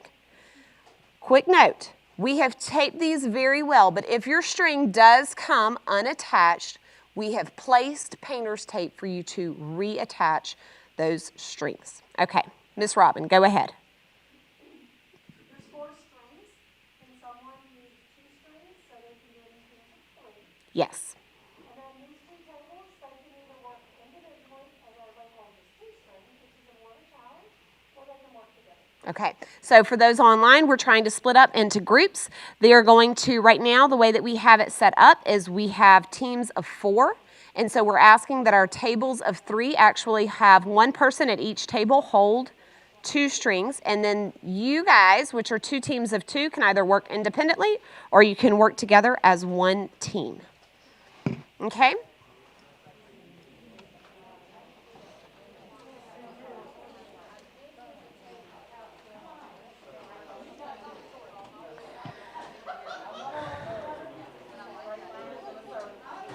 So what you're going to do is you're going to place your paper in the center of your table. No, I was just going to say that. And then you take it down if they choose. And then what? Oh, yes. And then if you would like to tape your paper down so it doesn't move, might be a wise idea. Make sure that paper is in the center of the table.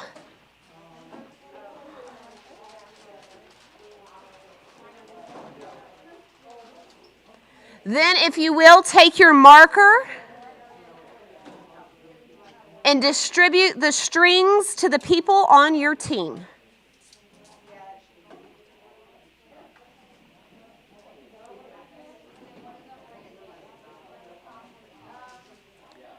Let me remind you of a few of your trust building strategies. Be an active listener. Help your teammate. Be supportive. Get acquainted. All right, for those of you that are online, we are going to zoom in to a few of these tables and see how they do. So that way, you guys will know. Miss Barbara, or Miss Bonnie, just so you guys know, you are the focus of the YouTube Live. So they're going to watch you guys as you guys go. Okay, so a little entertainment for you guys that are watching remotely.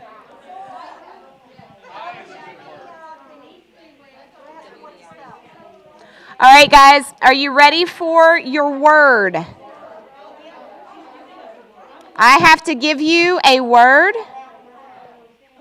and I'm going to give you a timer. I'm going to give you a 3-minute timer real quick.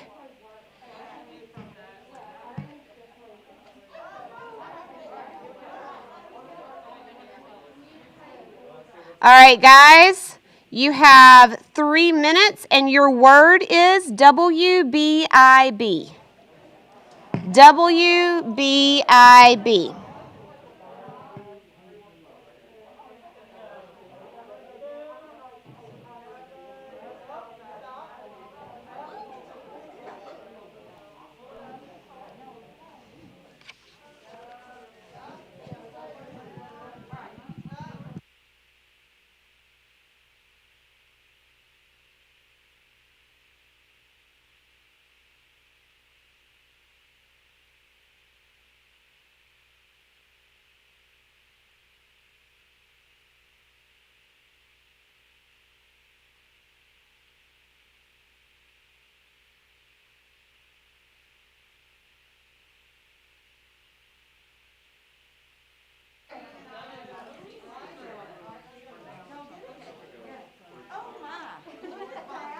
going to give you a challenge word, teamwork.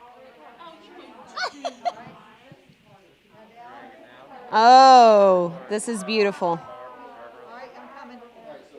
All right, now go across toward, there we go. WBIB. All right, we got this. Come on, guys. Oh, whoop, whoop, whoop. Let's do it again. There we go. Excellent. Now let's do our curve. Super job. Oh, I'm so proud of y'all. Good job. Nice. Good job. All right. Excellent. Excellent. All right, if you have time, your challenge is to write the word teamwork. If you have time. Some of you finished early. You don't have to.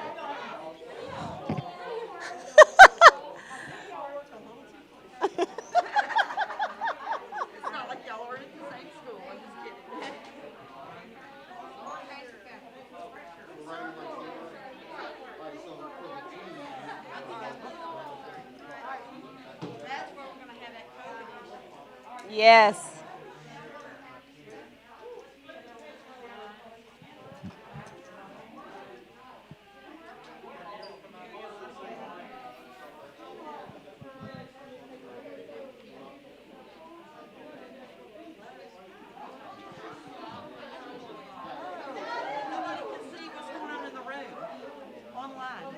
I'm putting it at specific tables.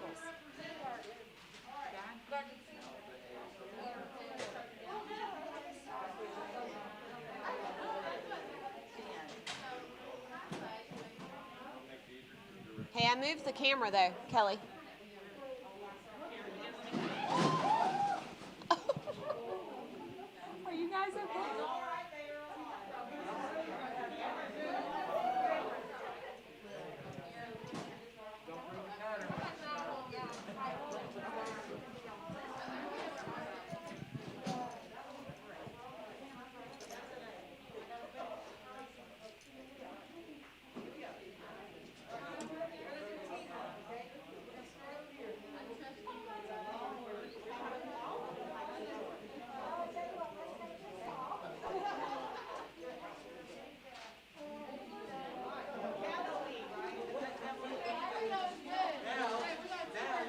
Nice.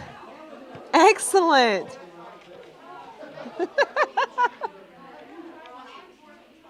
Excellent. You're done. Yes, yes. All right, guys. You can put the caps back on your markers as you finish up.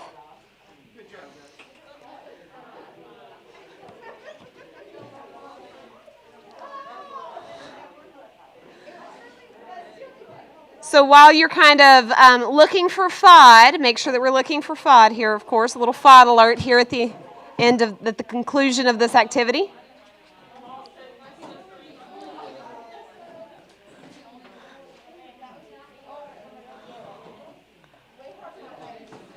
So hopefully during this time you have had the opportunity to use some of these trust building strategies. And you have been able to go through. This would be an awesome opportunity. Your students will have a total of 3 words that they will be writing, and those are located in your instructor's manual.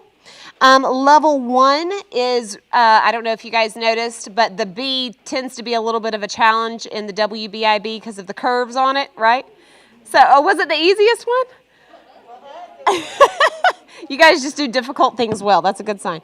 But the team is their first word that they write with. The second word is build, and their third word is success. Of course, just as they go through, you want to challenge them, you know, as much as time allows, but we understand that you're also limited with your time. Okay, so after this, and you've had a chance to kind of come back and talk with them about their team building strategies, then you really want to ask them this question. As a team, what did you do well? How did you glow? Let's hear from some of you as you guys are kind of reflecting back. How did you rock out as a team? Communicated. Perfect.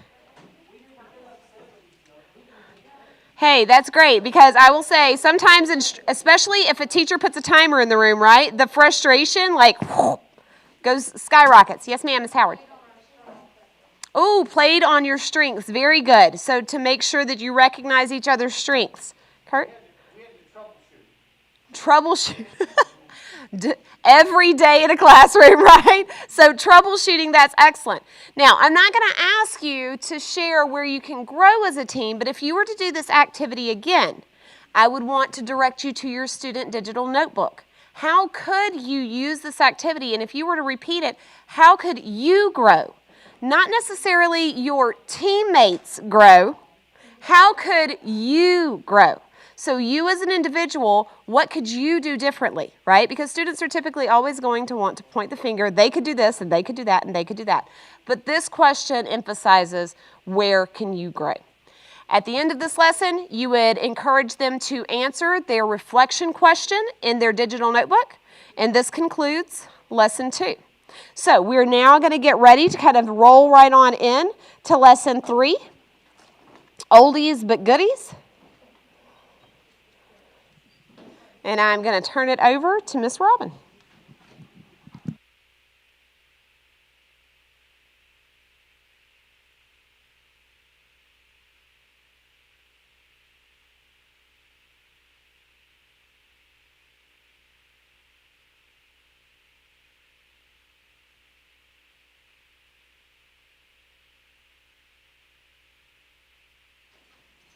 Hey, Kelly, can you be our distributor?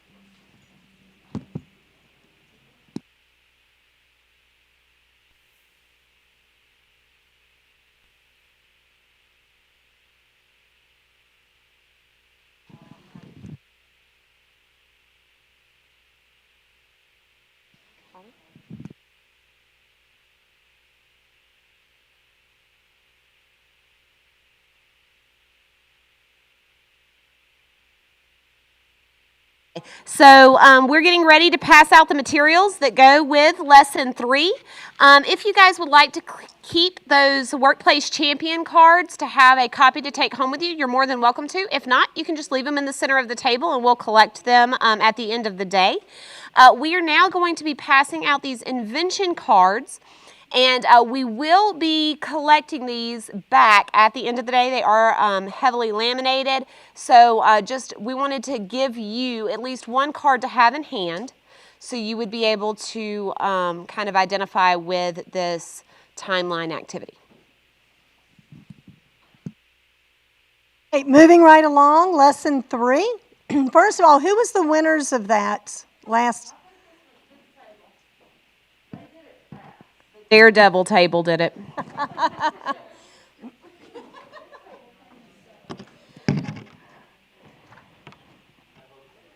All right, while Kelly's helping us distribute those, again, same method. We're just going to go through to see what we're going to be doing in this activity. So our lesson description, summarizing it, inventors and innovators create and/or improve product and services that meet human wants and needs. Product design process, they're going to embrace through the eyes of famous historical figures. And then after researching, students will create talking avatars. Now, how cool is that? All right, and summarize the needs they met through their product. And the students will create a timeline of important inventions and innovations that impact their own daily lives. Lesson objectives, always very, very important to go through these, so read along with me. Distinguish between invention and innovation. Identify the product design process as one problem-solving strategy. Recall at least one major invention and one major innovation from Thomas Edison. Value and appreciate the fact that everything students touch and use in their life is either an invention or an innovation and is based on the work from previous inventors and innovators. Create a talking avatar to summarize and communicate the contributions of different inventors and innovators throughout history, and use context clues and problem-solving skills to organize inventions and innovations in chronological order. There's your standards. Now for my materials. The Phonograph Inventor Catalog. If you see there, there's a link. It's online. 28 invention cards. They will be in your boxes, and that's what Kelly is distributing right now, and they will come on a ring. You would collect those at the end and put those back, clean them. That's something that you would reuse. The Invention Timeline Answer Key, again, there's a link. That's online. And the Voki website, who did their homework and set up an account? Y'all are awesome. Thank you. Okay. So we're going to be using the Voki website. And the little pieces of paper that we just distributed is part of that activity. Our part-time employees, one day, did you not get them? Kelly, you missed a table. She's so sorry. Okay. No, the little pieces of paper. Did you hand those out yet or not? Oh. Okay. All right. So again, we're trying to conserve time. So rather than you doing the research on one of the inventors, our part-time employees already did that for you. They wrote up a synopsis, so when it comes time to making your avatar, our part-time employees, all you did your homework, okay? And so you're going to basically be using what's on that little piece of paper that they have generated for you. All right, so the only thing to this point in this kit that's in the box is going to be your invention cards. My key terms for this lesson, invention and innovation. And my essential question is going to be, why are invention and innovation important in the workplace? All right. Time is of the essence. We're not going to go through all of my highlights. This is a great homework activity. I'm just going to touch on some of them real quick. All right, so basically the goal of this lesson is to truly understand the differences between invention and innovations. It's going to have all the definitions. We're going to go through the product design process, and we're going to see that they're familiar with scientific method, they're familiar with engineering design, they're familiar with recipes. All right, and now they're going to add a manufacturing or workplace twist, and that's going to be your product design process. Then they're going to really take a deep dive into Thomas Edison. He was the father of invention and also the father of innovation. How cool was he? All right, and so he was known more for his innovations rather than his inventions. And throughout time, he was granted over 1,000 patents, but he was also denied over 500. All right, and so a lot of times he would work to strengthen products, which then in turn led later into inventing new products. One takeaway from that is persistence paid off. He kept trying and kept trying. Then they're going to start looking at inventors and innovators. And this is going to lead them into their timeline activity, which Sarah's going to go over in just a few minutes. But just a glimpse of that is Gutenberg, printing press, Alexander Graham Bell, telephone, Steve Jobs, iPhone, and the list goes on and on. On your inventor cards, if you look at the ones that's on your table, some have a blue ring around it, some have a yellow border around it. The blue are going to be the ones that match on your document that has an asterisk. Those are ones you have to do, okay? Sarah's going to give you some different strategies that, depending on the number of students in your class, of how to make sure that this activity is a success. But there is a difference, so I just wanted to point out, with the borders, okay? And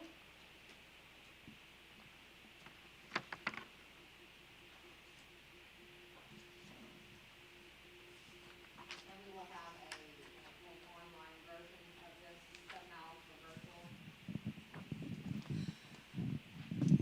with the cards? On the remote learning differentiation strategy for this, we omitted this activity and recommended instead a Flipgrid activity.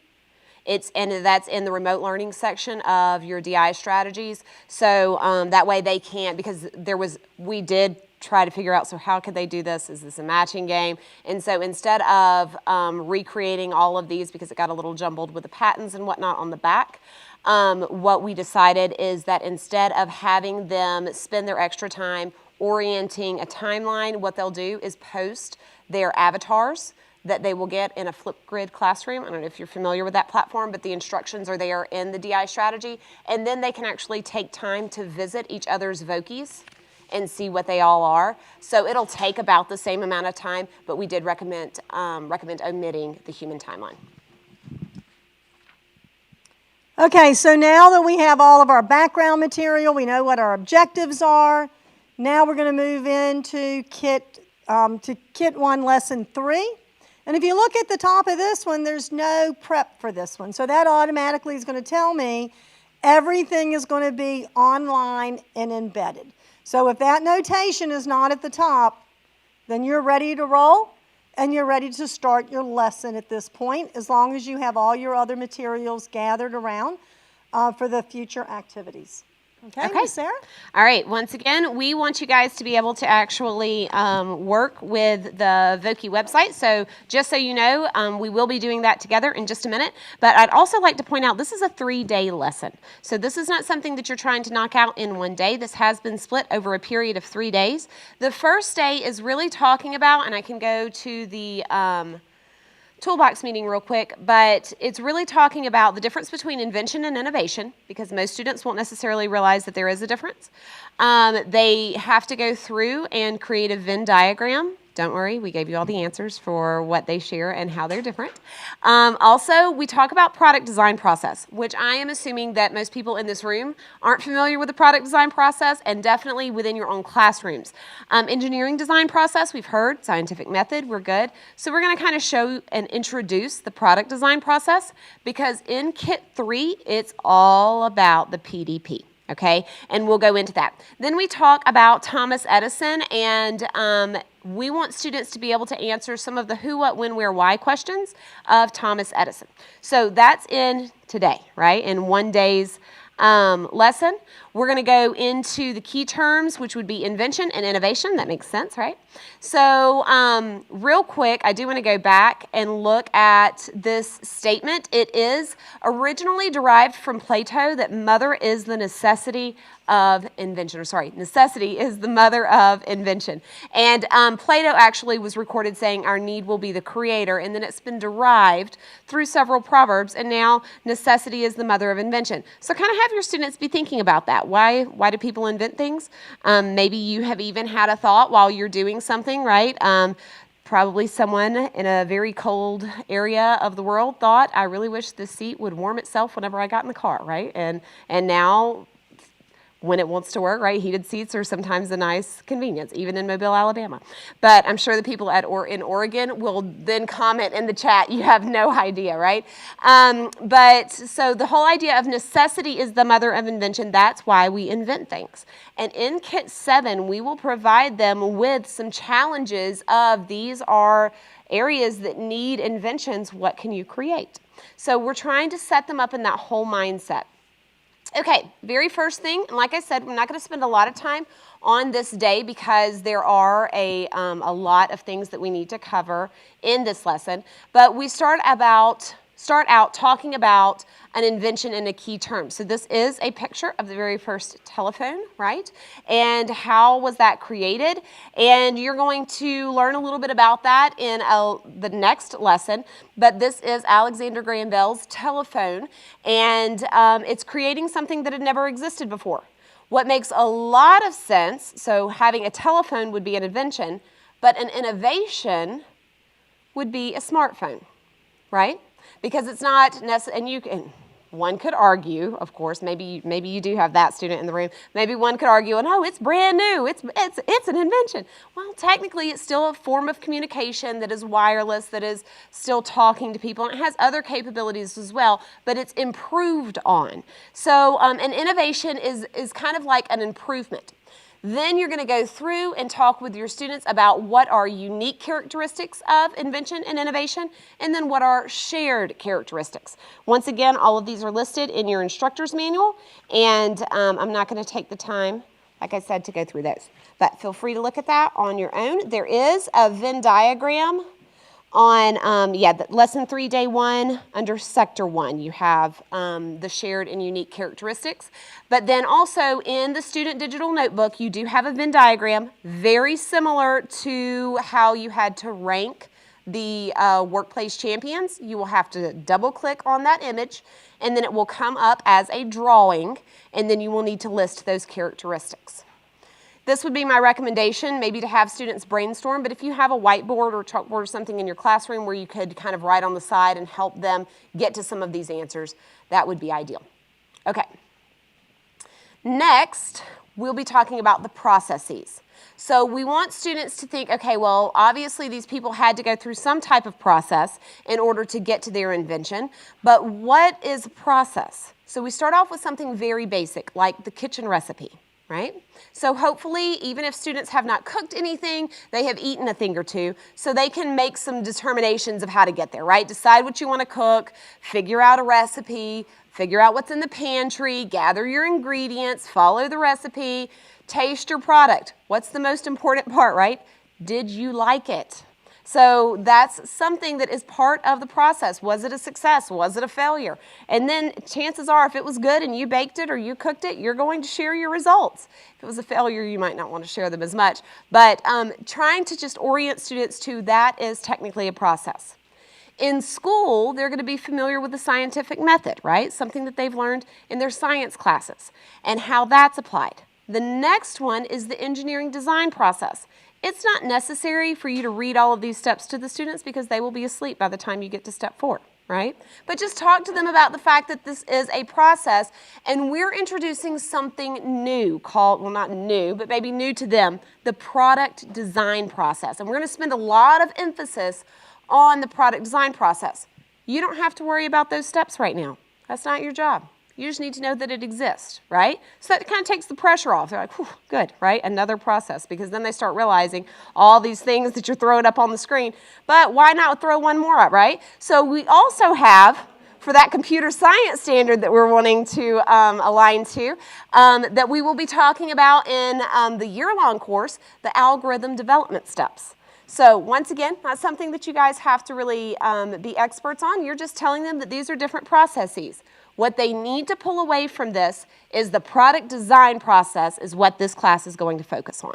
So you have a lot of different processes depending on what you're doing, and different ones apply to different circumstances. But for this class, we're going to focus on the product design process, okay?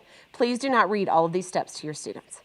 They will be so sad with you. Okay, so anyway, so just kind of mention it and leave it at that, and we will become experts on it as time goes. It'll be natural. Okay, so famous inventors and innovators.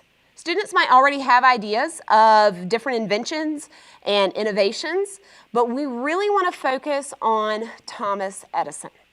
You'll see this for multiple reasons, because Thomas Edison, not only is he known as the father of invention and innovation, one of the reasons why we chose him, but he is also known for the number of times he failed inventions. A lot of times, you guys know this, that students realize that if they fail, they think that they're done. It's over with, right? But there's this whole idea of failing forward. And talking to students about a failure is a result. And it doesn't necessarily mean that it's a bad result, right? If you're doing an experiment, or if you're going through and you have an invention and it doesn't work perfectly, you still get results. It's just not the results that you were hoping for. So trying to teach students how to fail forward is incredibly important. So we talk about a few things, that he started out at the age of 21, right? And that he was awarded over 1,000 patents in the United States. But what's really cool is he was denied 500 to 600 patents for those inventions. So literally almost half of the ones, which I guess not quite, but anyway, he was denied 500. And some of those, these were hilarious to me, concrete cabinets. Why didn't that take off? All right, talking dolls and an electric pen. Let's take a moment to notice that, and this is in your notes, Chatty Cathy was a huge sensation in the 50s. It was just before his time, right? So whenever he had the patents, literally the description of his talking doll was, it was creepy, right? So, but then just a few years later, 50 years later down the road, right, you're looking at these really cool inventions. Some of them he had already attempted a patent for. Okay, I have walked away from this book, so I'm not sure where I am in it, but that's okay. All right, so we talk about invention number 1, which is the light bulb, right? That's what most of them will know about Thomas Edison. He invented the light bulb, but he actually didn't invent the bulb. He invented the filament inside the bulb. So we want students to be intrigued by Thomas Edison just a bit to know, tell me a little bit more about him. He actually purchased the patent. He didn't come up with the bulb. He had to purchase it from a couple of inventors in Canada in order to send the patent request in for himself. So he had to purchase it first, and then he created a filament from bamboo and carbon. So anyway, so that's actually what his first invention was. The second invention was the phonograph. It came after he improved Alexander Graham Bell's telephone. So around the same time, you have this huge burst, which is actually known as the Second Industrial Revolution. We can talk about that at a different time. But anyway, you have this huge burst of inventions. And one of those things was the phonograph, the telephone, right? All of these things are happening right at the turn of the century. And so many people are applying for this and trying to capture as much as they can about these inventions and get these patents. And so he also released this catalog, which is really interesting. And Robin, I might need your assistance. For this invention, this phonograph invention, if you click on that image,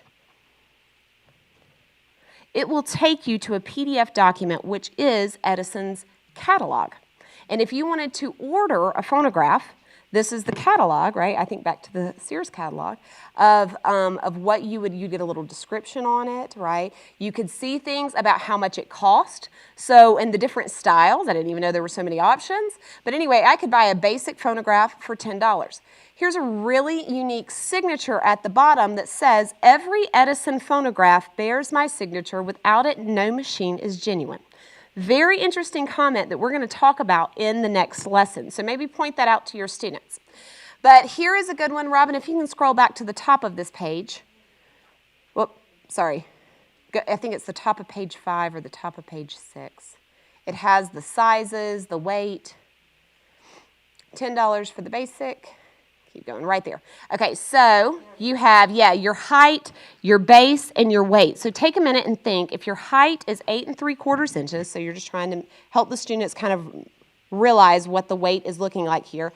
A base by 9 3/8, 7 3/8. Tell them it's smaller than a piece of paper, right? Weighs 13 pounds. That joker was heavy, right? So just trying to help students really realize that a phonograph, they're not going to have a clue what it is, but to help them understand by describing it, showing it to them. All right, Robin, you can jump back into the presentation. Okay. And if you don't want to actually go into the document, we do have several pages that are already in the presentation, so you can just kind of show the students without having to get into it. If you have time, we recommend you go into it. Okay, so famous innovation number 1 is the telegraph. So not only did he invent things, he was actually known for innovating things first. His innovations are some of the coolest things. He innovated the telephone. He innovated the telegraph. And because of time, I'm going to try to catch us back up a little bit. Okay, so at this moment, your drill down for your students would be go into your digital notebook and answer some of the basic questions. Who is this guy? What is something that he invented? What is something that he innovated? And then what made him such a good inventor and innovator? Students are not necessarily going to have that answer innately. This would be something that I would discuss with them. Why do you think he was so good at what he did? How do you think he got 1,093 patents? Have them think about it and realize that it's because he constantly was trying, right? He was making those attempts, and he was most likely a tinkerer, right? Talk to them about what it means to tinker with something, to keep trying something, to sketch out your thoughts. And then a fun fact that they might have learned while they were going through this invention and innovation catalog. Okay, that gets us through day 1. Day 2, I know, right? Day 2, Edison tried, this is a great one, over 9,000 ways to perfect a unique storage battery. When questioned about his lack of results, Edison responded, "Results? I've gotten lots of results. I know several thousand things that won't work." Yes, yes, yes. Okay, so let the students record this in their digital notebook. Then you would go over their toolbox meeting, discuss this question with them, and then we are going to introduce them to the Hammer It Out. We're getting straight into it today. So for this day, you are going to talk to them about how they are going to get the name of an inventor, which you guys have on that little slip of paper. That is me giving you the name of your inventor. You're going to go to a resource page in your digital notebook. So if you'd like to access that, feel free. You're going to answer 4 questions. You're going to go to a website, design something, copy it, and send it to me. Now, I do not expect your students to do all those in one slide, which is why we go ahead and say, okay, so now let's take a minute and let's identify who your recorder is. Now, in your classroom, you're most likely not going to have these slips of paper, and we don't want you to. We want the students to do some research on their own.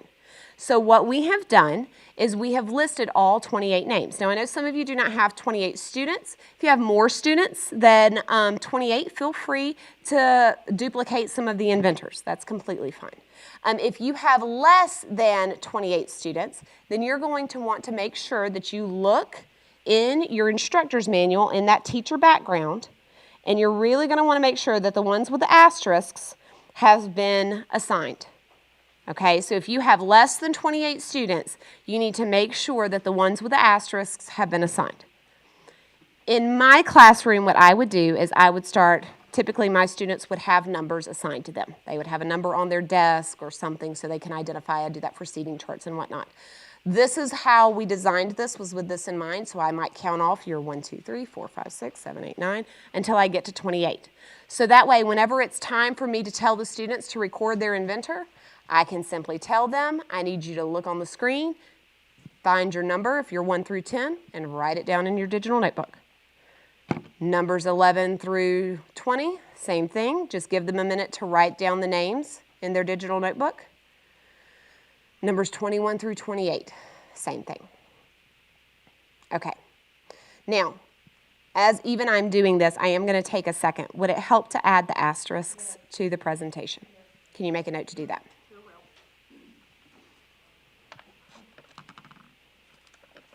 So that way you know exactly which ones need to be assigned. Yes, question online.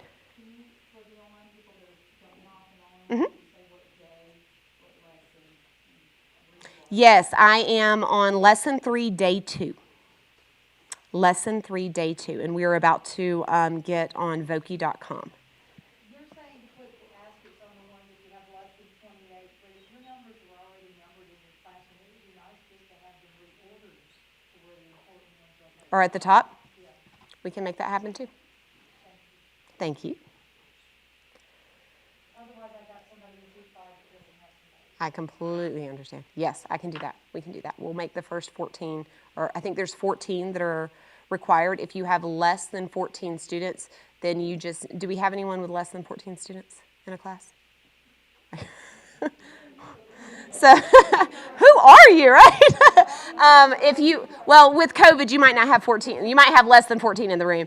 But if you have less than 14 students, then I would just choose carefully which ones you're going to do, because you're going to end up not being, it's going to be challenging to do that invention timeline. Okay, so Ms. Robin made those notes. If you did not have this piece of paper, you would go to your resource page in your digital notebook, and there is a list of 28 names. We went ahead and found 28 scholarly articles that your students could research, so they're not just wandering the web, right? And you're stuck there trying to monitor all of that. So all they do is they click on the name, and it's going to take them to a scholarly article for them to read regarding their inventor. They have 4 questions at the bottom of that page that they have to answer, that page being in their digital notebook. But now we're going to take a second and go to Voki.com. Your students will not need to create an account. You can actually do this for free. It helps for you if you do have an account. You can actually even do a paid subscription, I think, and have like a classroom setting style. So that's an option if you're interested in that. But you're going to go to Voki.com and design the avatar that we've given you. So I am going to swap places with Miss Robin real quick. And I'm going to go to the Voki website.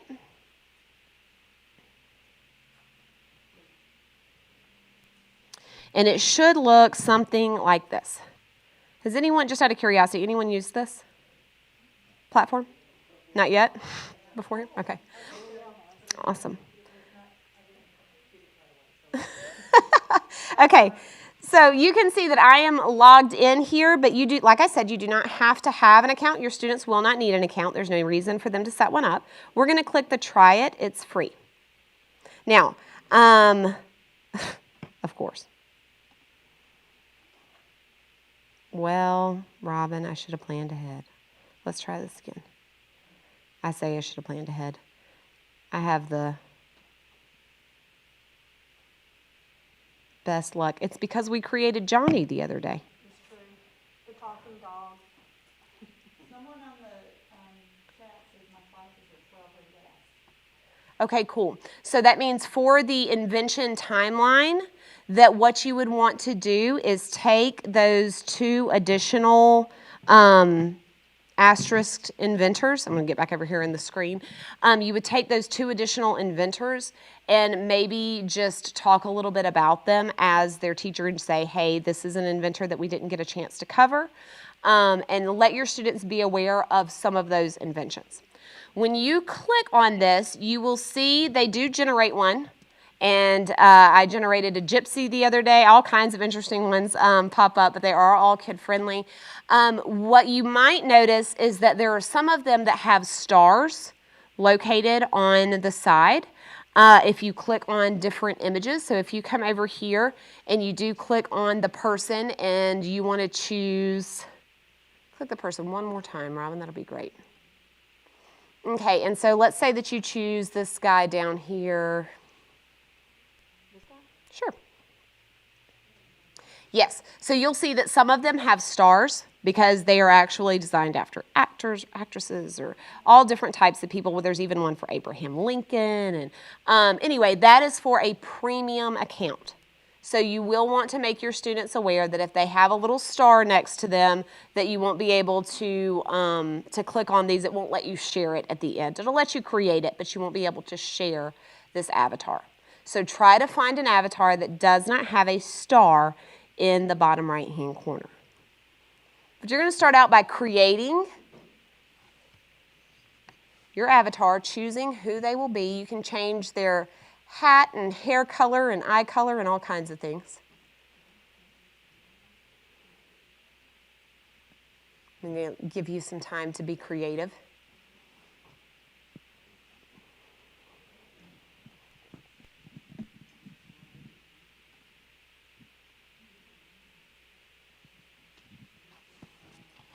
Miss Kelly, do you have any of those extra slips? Yes, I'm sure. I'm going to give one to Robin so she can design an avatar.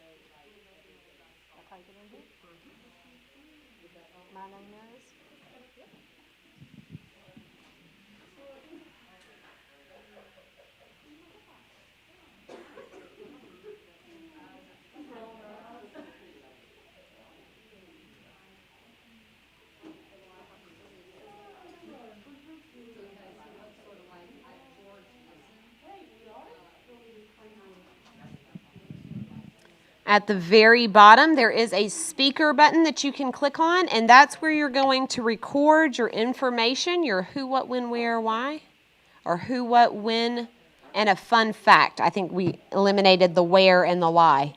It's who, what, when, and a fun fact.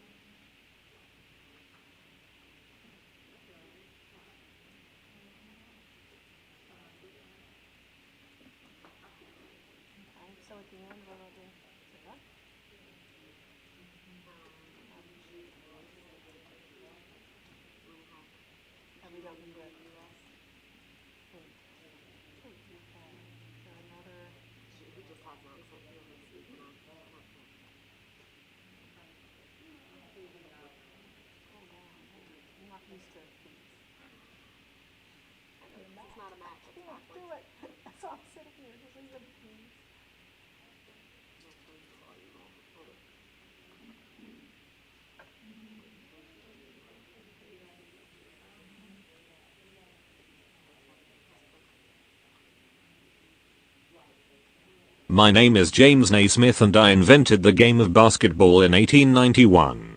I tacked 2 peach baskets to the balcony and got the idea of basketball. Basketball originally began at the IMCA.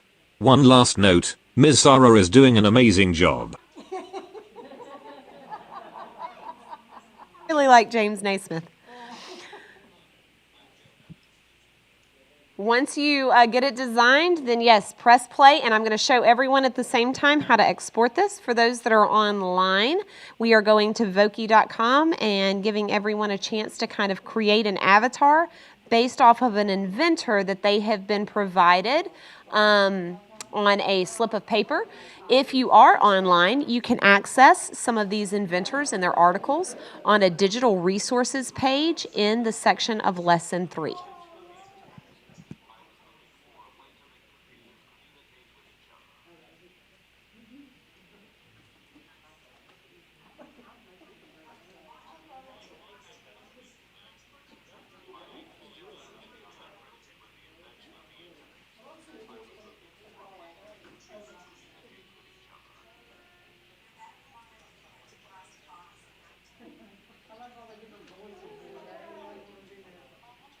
Can change the voices to be all kinds of different accents, male or female voice, lots of options.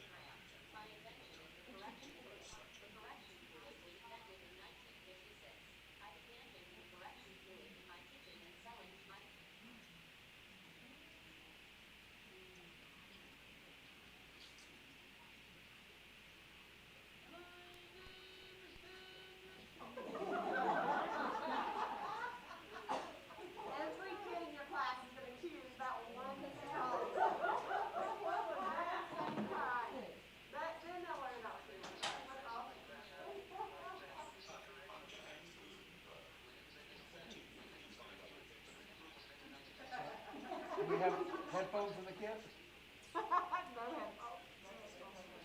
They need headphones. It isn't known about that, one of the curriculum meetings, do we need to put in there the kids need to have some headphones? It's a teacher note, yeah.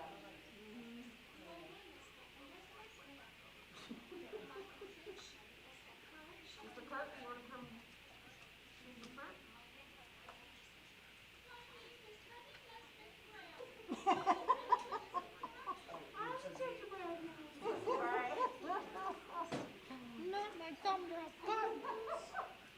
Yeah, see how friendly it is. Right.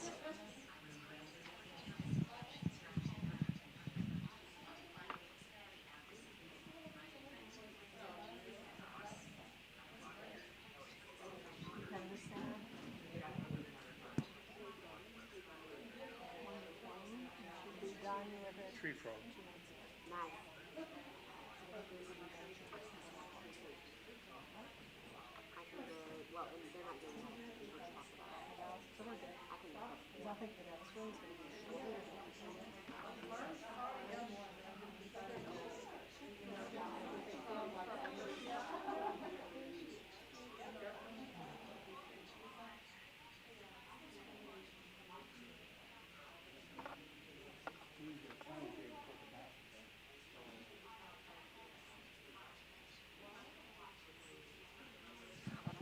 Okay, I'm going to give you guys about 30 seconds to finish up on your avatars, and then I'm going to show you how to save this.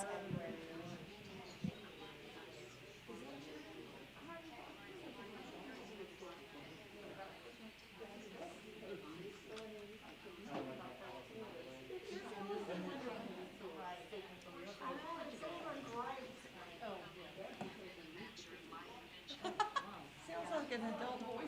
It's the creepy. That is creepy.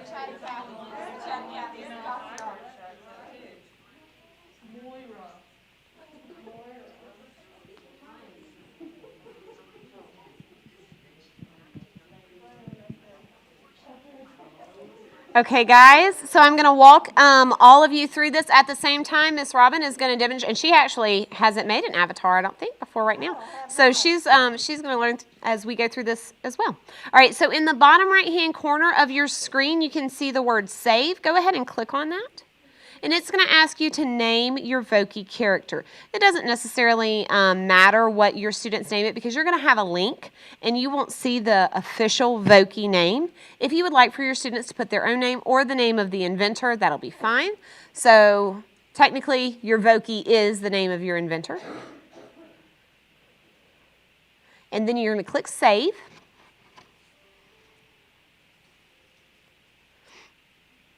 Okay, and so you have you have multiple different buttons that you can press, right? You can post it to Facebook, you can tweet about it, but what we want the students to do is to click on this hyperlink option. If you click on the email option, I will forewarn you, it does ask for some personal information. So we're not going to ask the students to click on the email. Instead, we're going to click this hyperlink, and then we're going to click Copy URL.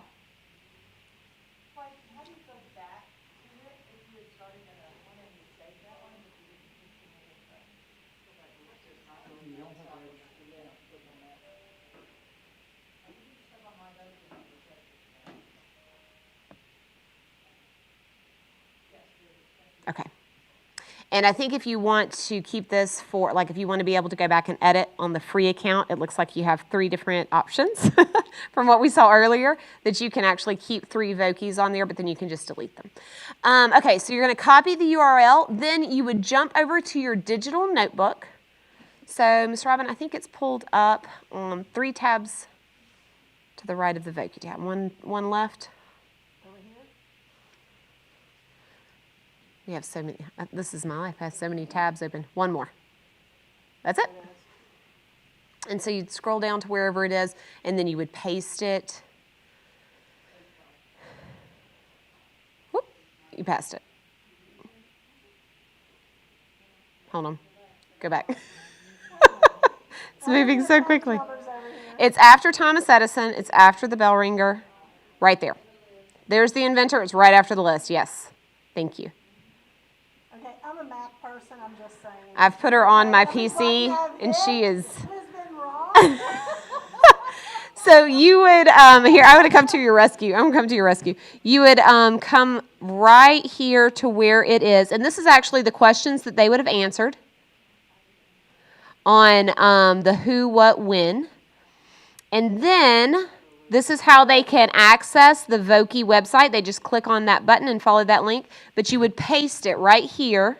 Once you finish this, save your avatar and paste the link below. If you are doing this remotely, this is where we have recommended that you do a Flipgrid scenario where basically they can post an image of themselves. Hey, this is my avatar. It's a little profile picture that they can create. It is meant for education. So anyway, so you can access that. They have to, there's pretty sure the tutorial goes through and explains to you how to set it up, add your students so that it's safe. And then you have the option of your students taking a picture and saying, hey, this is my profile pic, and then you can click here to see my Voki. So if you're doing this for remote learning options, then they could actually just take the time, and then over the next day, that's what they're doing, is they're clicking on each other's avatars, and they're learning about these inventors, right? They're seeing how silly and who came up with what. But if you have the in-class option, this is where you'd stop here for the day. Also a note, if you want them to send this link to you so you could access it, that might be an option. Just remember that it would not be the email in the Voki.com website. But as a couple of you mentioned earlier, if you have access to their student digital notebook and you can just go in, you can access the link from there. I'm not sure as far as the grading side of things, what might be the best method. Does anyone have anything they would like to share with the group? If you wanted to have your students just email you directly and paste the link in it. Yes, ma'am, in the back.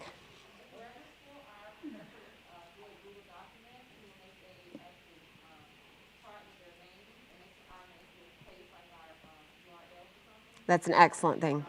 Yes, I'm going to repeat that for our friends online. So the comment is they had a professor who actually would create a Google Doc, and then you would paste that URL.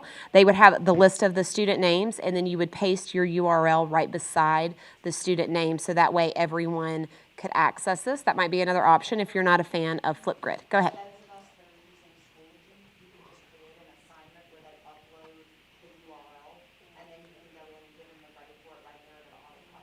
Excellent. So for those that are doing Schoology, the comment is that you can actually just create an assignment and then have them upload the URL directly. So that way you can go ahead and grade it all in the same window or all in the same frame, and then it'll collect those grades. Yes, sir. Great to have a shared document that had all these names, and then you just add the URL after the name. That way you've got it all compiled right there for everybody. So that's another great option. I think that if you guys wanted to go through and then create, instead of having a document that's created with each of the student names, have a document that has all of the inventor names, and then also just paste that URL to the right. Okay, all right, so those are some good options for you guys. We're going to move on to the third day and the final day of this. We're not going to spend a lot of time on this section because this is where you would have the human timeline. So for the human timeline, or I call it the human timeline, sorry, it's the invention timeline. This is where your students are taking the information that they have learned from their Vokis, their avatars, and you are going to want to choose the avatars for your students. You want them to actually be able to see and kind of record some notes on this. So you can see that these avatars do not have a, there's not a lot to them. There may be 30 seconds each. There's not a lot of information, but just maybe have your students watch each other's and go back to maybe posting, creating that Google Doc where you can just kind of click on the individual links and say, okay, everybody, let's look at this and let's watch, and then have them record notes. If you know that you might not have enough time to go through that, that is understandable because we know time is always of the essence, right? But this is just an option if you want them to have them share the different avatars. The reason why is because in the invention timeline, 14 of them have been notated as like incredibly important, right, with a little asterisk out to the side. The reason why is because on the timeline, as Robin mentioned earlier, it is the ones that have the blue border on the outside. So I'm going to explain how this would work with a class of 28, and then I'm going to explain what to do if you have fewer or more students than 28, okay? So if you have exactly 28 students, right, in your class, then you would take the 14 that had chosen the inventors that had the asterisk by it, and you would pass out the invention cards to those students. So they would have their invention card that had their inventor on it. And then you would say to those students, okay, guys, we're going to do this human timeline idea. Let's get in order. See if you guys can remember your Voki information. And you can use your student digital notebook and then have them stand around the room in order, or if they want to come up and post their cards maybe at the front of the room because of COVID, if you don't want to have them standing all around the room, makes you nervous. You can definitely have them maybe tape it to a wall or tape it to the board on the front or whatever. But their idea is they're trying to put them in order of the invention. We want them to use context clues. We want them to start thinking about the fact that there's no way that the windshield wipers have been invented before the car was, right? So some of those logical things, and also some really incredible things. We came across lots of interesting information. The game of basketball, and then when the actual basketball was created, same thing for baseball. A few fun facts for you guys as you go through this. The can opener was actually invented 50 years after the can. Take a minute and let that sink in. It was recommended by the manufacturer. This is something that actually Miss Michelle from Airbus had come across, and she was like, can you believe this? It was recommended, I believe, with like a hammer and a chisel. That was what the manufacturer's recommendation was to open the can. So we want students to kind of think like, what, how, like, hand them, anyway, that was incredibly interesting to me. Another thing, the oldest invention is not Gutenberg's printing press. It was actually the toothbrush. This was one of the most disgusting ones. It was originally known as a chew brush, and they were found from as early as 3000 BC. So these are some of the different ones that are on these cards. Sadly, toothpaste, as we know it, wasn't invented until the middle of the 20th century, I think. So just kind of having those interesting conversations, we want students, as Robin said earlier, we want them to think and do, right? So we want them to start thinking everything that I touch has been invented. Somebody had to create this. So we're really trying to transform their mind, and we do that through this invention timeline. So who did create the can opener? And it took them 50 years to realize that somebody needed to create this. Like, just those interesting thoughts. So anyway, you can see, like I said, you have the invention timeline, and then what you do is basically you sprinkle in the yellow cards, or the cards with the yellow border, and say, okay, now the windshield wipers, the chocolate chip cookies, right? These are the different things. Tell me where this would fit in the invention timeline. The Coca-Cola recipe, where does that fit in the invention timeline? And have them start guessing and see if they can get it correct. And that is all that is day 3, is the invention timeline and sharing avatars. Okay, all right, so that concludes day 3, or lesson 3 and day 3. Any questions? All right, one more lesson, and then we have, I think, a break after this lesson. All right, so we're moving on now to lesson 4. Go ahead, Miss Robin.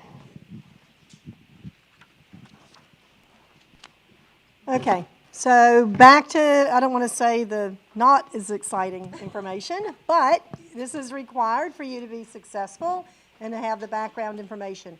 I will say this is the lesson that really inspired me for the SME in 3. There's so much content. It's a very short section, but very loaded with information. And I told Sarah, they're going to have to read. Do not be afraid. Do not try to memorize all this, because you're going to see these slides that she's going to put up, and you're going to have a lot of really great content, and it's going to serve your students probably better if you do read some of this than you trying to memorize it, okay?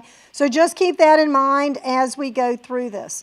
So just a little bit of background. Again, this is your homework. I'm just going to summarize it. So the lesson description. Students are going to learn how securing an invention has evolved from counterfeits of Thomas Edison's phonograph to modern day cybersecurity. So now we're going to start talking some of the computer science language as well in this one. As communication technology evolved, so did cybersecurity inventions. The evolution of security occurred due to the development of communications over time. All right, so after we explore the history of communication, the students are going to practice encrypting and decrypting messages. Tell me, isn't this going to be cool? The kids are going to love this. All right, they're going to use a basic cryptogram. They're going to be observing a coded encryption key. And finally, you as the teacher or manager is going to demonstrate a simple encryption using Raspberry Pi's website. Sounds like a lot. It's actually very, very simple. All right, lesson objectives. Explain how patents, encryptions, and cybersecurity help to safeguard products and ideas that people develop. Identify some significant, important events in the history of communication. Describe the internet and some methods used to secure and maintain it. And last, use appropriate web-based tools to encrypt simple strings of data. There's your education standards. Your materials, you have a hyperlink that tells us that it is online. So there's no other materials in your kit for this one. There's your key terms if you're making your word wall. Internet, patent, encryption, decryption, and cybersecurity. Your essential question. How have ways that we protect inventions and innovations and communications changed over time? All right, here's your background information to prepare you. We're first going to talk about patents. Patents were established shortly after the U.S. Constitution in 1790. They were intended to protect someone's invention or a process for a determined amount of time for a cost. So you have to pay for them. The national average cost for a patent in 2020 was $8,800. Okay, I'm sure a lot of your kids are going to say, wow. Okay. Patents require an illustration. Guess what we're going to be doing in the future? One of the lessons. Okay. All right, and a detailed description. A patent also is for protection, and they can be rejected. Patents can be rejected for three main reasons. Maybe the invention is not novel enough, or the concept is too obvious, and the third, the application has errors. So I'd hate to not get a patent just because I messed up something when I was documenting everything. Copyrights and trademarks and trade secrets. These are other forms of security. Copyright protects an individual's writing, art, or computer program. A trademark is generally used for marketing to protect phrases or unique attributes. And an example of this is Coca-Cola's glass bottle. The last form of security is the trade secret. Secrets are generally kept under lock and key, and only a limited number of people have access. Some argue that this is the best way to secure something, especially a company's secret. The problem is, if someone leaks that information, you have no legal ramifications for it. So if you're Colonel Sanders and someone has the recipe for the chicken and it gets out, then that's it. All right, the best trade secret that's out there is the recipe for Coca-Cola. Encryption, other secrets such as military secrets and their plans require protection of data and communication. They are encrypted. The encryption scrambles the secrets with the intent of protecting that data from unauthorized individuals, and only authorized individuals can decrypt the message with an encryption key. When we turn to the next page, there's not anything that says we have any items in the kit. It basically says everything is online and we are ready to roll. Excellent. Thank you. So the cool thing about this is a lot of times kids will be like, so we can patent anything we want. Well, so you might choose to patent it, or you might choose to not patent it. And as she mentioned, Coca-Cola is one of the few, well, I say one of the few companies, one of the most well-known companies that actually do not have a patent on their recipe. Instead, it is kept literally under lock and key. So, so this is kind of changing students from thinking, okay, so now I have an invention. How do I protect my invention? So we go through, and I'm going to, we do mention, there's lots of key terms here. So key terms, let's just take a minute and look at this. Internet, patent, encryption, decryption, cybersecurity. Okay, so we do take a minute to talk about Thomas Edison and his catalog. He made that statement that every Edison phonograph bears his signature. Without it, the machine is not genuine. Okay, so incredibly interesting. Why would he post that? Or why would he write that? Right, he had some competitor trying to sell knockoffs, right? Trying to really take over what his invention was. He needed security, and so how he secured it was with a signature. So we need students to start thinking, so how do I secure my invention? And so here we are in Sector 1, and the very first key term that we have, of course, is patent. And then we have a patent that hopefully all the students can, identify with, a patent of toilet paper, right? And so, by the way, it's roll over, not roll under. So anyway, but according to the patent, I'm just saying. All right, so a few things about a patent, the definition, and the fact that basically this is the first layer of security. This is how you can start by protecting your invention. And it does require a drawing or an illustration. This is going to be incredibly important as we proceed through these kits because they need to be able to draw, even if it's because they're going to say, oh, I'm not a drawer. You'll have one or two in your class, of course, that are really, artistic. But a lot of students are not comfortable with their drawing ability, but just being able to kind of convey their idea, which is one of the reasons why we introduce CAD and explain the importance of it. Yes, sir. Complete a patent?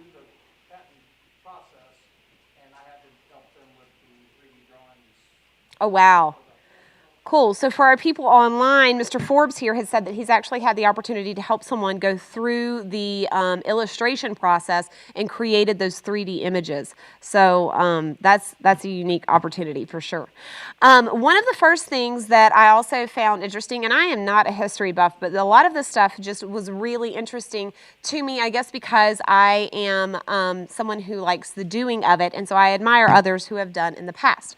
So it is the first layer of security, but some details about the first patent is it came from Samuel Hopkins, and he created or invented a fertilizer. He had a patent for fertilizer in 1790 from Philadelphia.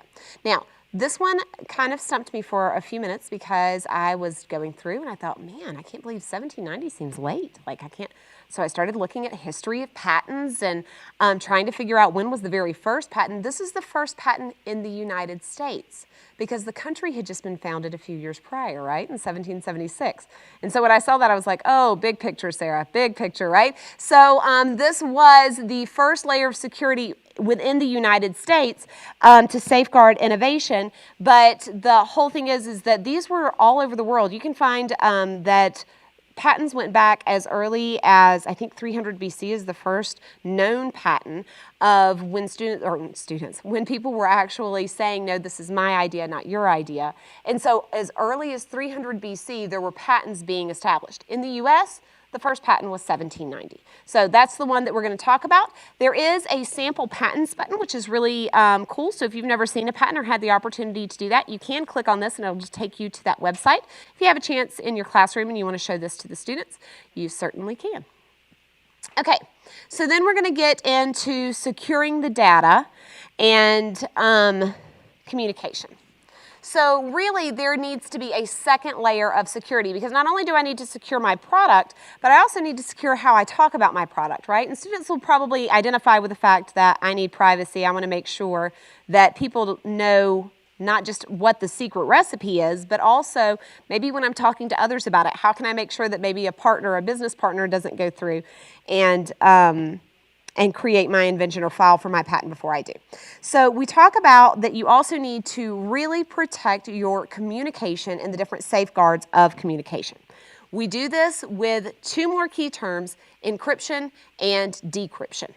So, of course, you say coded messages and kids are all about it, right? So yes, let's write coded messages. That sounds fun. This is the way that I tricked my pre-calculus students into learning matrices, was with encryption, right? Because then I could really say, we can really scramble the code. So, so this is a chance for you to really have students enticed with the idea of sending a secret message. So the next slide that you're going to see, it turns to a gray slide. This is a timeline section of the lesson. What this is this signifies to me that I probably need to go to my instructor's manual and I need to look, and I have, as Robin has, highlighted things in pink. I'm not going to go through and read, but if I were teaching this in a classroom, I would probably have my instructor's manual nearby for this because I might miss some really interesting information. So I'm going to try to go through this without having to read all of it because we are close to our bio break. I don't want to miss it. Okay, so as we've already discussed, patents began in the United States in 1790 with, anybody remember the inventor's name? Hopkins, that's right, Samuel Hopkins, and he invented fertilizer. All right, and so then the next major invention, because we're just talking about history of communication here. If I listed out every patent, we'd be here for years, right? So we're just talking about how it's being communicated and the security that's necessary for communication. So Samuel Morse actually created the Morse code and the telegram around the same time, but he didn't have his patent for the telegram first. So in 1835, I had it right the first time. Anyway, he had the Morse code, and with his Morse code, he was like, this is a great way for me to send electrical pulses through wires. So I started, once again, learned a lot of cool things while we were going through this. The wires that they used was actually fencing wire because it was a conductor. So they could use a fencing wire to send electrical pulses. So that was the first wire, was literally like the wire that you would see down the fence, which is interesting. Anyway, but he created this Morse code. Another interesting fact is SOS is designed as the help version of, like, you know, of course, if you're sending an SOS, sending for help, because it's the easiest part of the Morse code to remember. 3 dots, 3 dashes, 3 dots. So that's just some interesting information. All of this is in your instructor's manual. But after this, the telegraph was invented, and he filed for his patent in 1837. The next major invention, which I think, once again, incredibly interesting, was the fax machine. And I just knew that this was an error because, of course, the telephone had to be invented before the fax machine, right? Wrong. The first fax machine actually was not with a telephone. It was through wiring. But the fax machine would take those pulses from the telegraph and it would print them, not with ink, but it would print them by burning the Morse code into either a piece of paper, like a special type of carbon paper, or it would imprint these pulses so you could actually read whatever the message was. So that's actually considered your first fax machine. After the fax machine, you have the telephone, which of course we said was invented by Alexander Graham Bell and innovated by Thomas Edison, sorry. The next one is frequency hopping. Now, I take some time to talk about frequency hopping simply because it was meant to secure the information. And I do need to back up for just a second. I'm going to back up for just 1 second because the students will probably enjoy this. Telephone was the first time that you actually had a hacking situation. So you had someone hack a telephone line. It was attributed to a group of teenage boys who had actually volunteered to be in the, let me read this. This is why you should be reading this, not just saying this. The practice of hacking telephones started back in 1878 when a group of teenage boys were hired as phone operators. They were responsible for plugging wires to connect two phone lines into a switchboard. And as a prank, These teenagers intentionally disconnected calls or misconnected these calls. They've been in trouble since the 1800s. I'm sure before then, but anyway, so that's something that's interesting. I really like it because it points out the fact that hacking is not something that's new. This is something that you need to think of as far as security measures go, all the way back to the 1800s. The next form of security would be from the frequency hopping. The frequency hopping, and as you go through these inventors with your students, you'll realize there was a movie star by the name of Hedy Lamarr. And she was not only a movie star and considered one of the most beautiful women of that time, but she was also an inventor. And she created frequency hopping to secure radio communications in 1941, just in time for World War II. So she was actually able to send messages or help the military send messages and keep those messages protected. Once again, all of this is in your instructor's manual. Okay, moving forward, we have Sputnik next. Satellites were introduced soon thereafter in 1957. I believe it was in 1956 was when NASA was formed. Once again, that's in your instructor's manual. Don't quote me on that. And then the next thing comes the ARPANET, not the internet, but the ARPANET, where they realized they could have computers that actually communicated one to the other. It really blew my mind when I realized that hyperlinks actually existed before the internet existed. Why? Because once two computers are linked to one another on a network, then, like through the ARPANET, which was just a network of computers, then you can hyperlink and send different things back and forth between the computers. So there's some information there about emails and some of those details that you can read. And once again, you're going to see cybersecurity comes up here. We're talking about how you need to keep your information secure. In 1971, the first email was sent. In 1973, we finally have a mobile phone, right? And so here is a picture of one of the first mobile phones. All right, and then in 1983, the internet evolved from the ARPANET.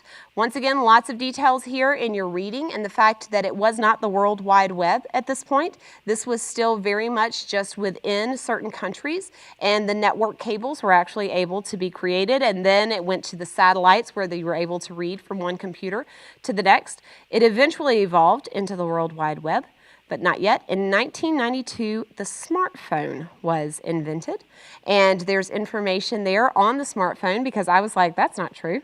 The first smartphone wasn't invented until the iPhone, right? But that is not the case. It was known as the Simon Personal Communicator, and it was a big deal because it allowed individuals to check emails as well as making phone calls.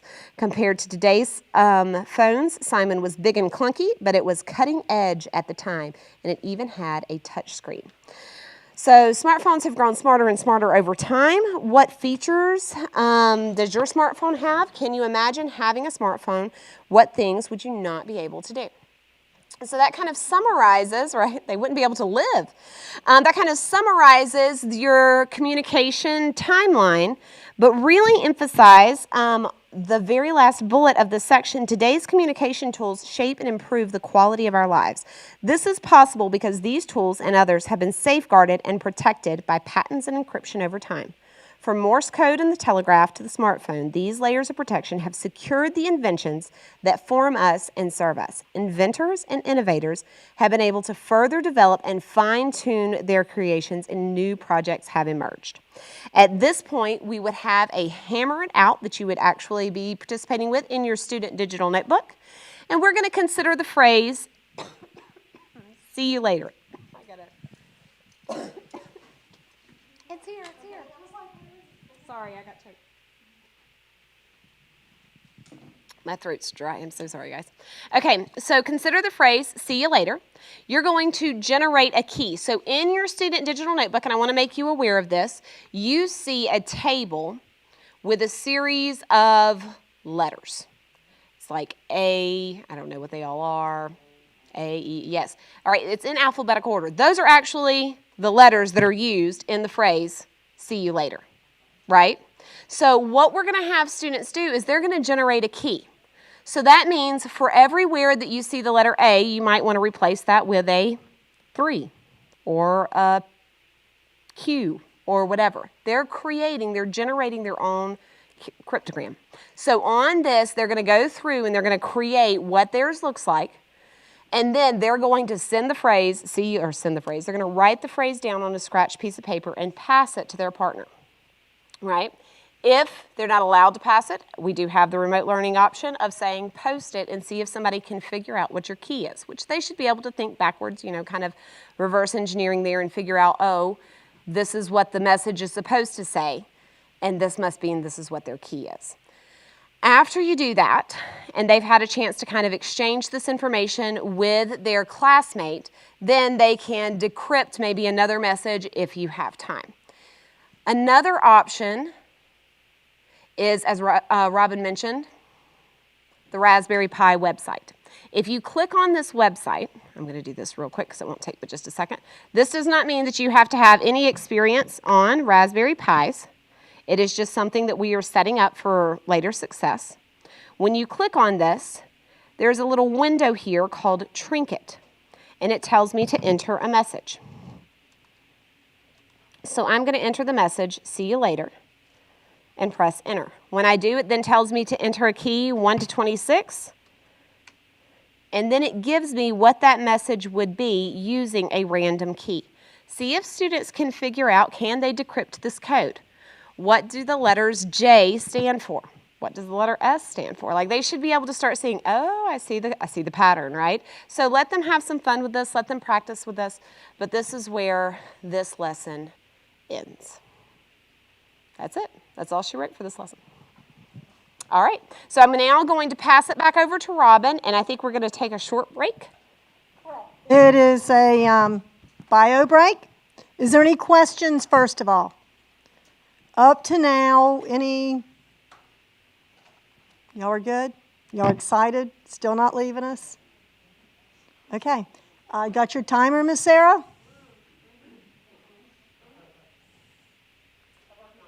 And I think there's coffee, right, Miss Michelle?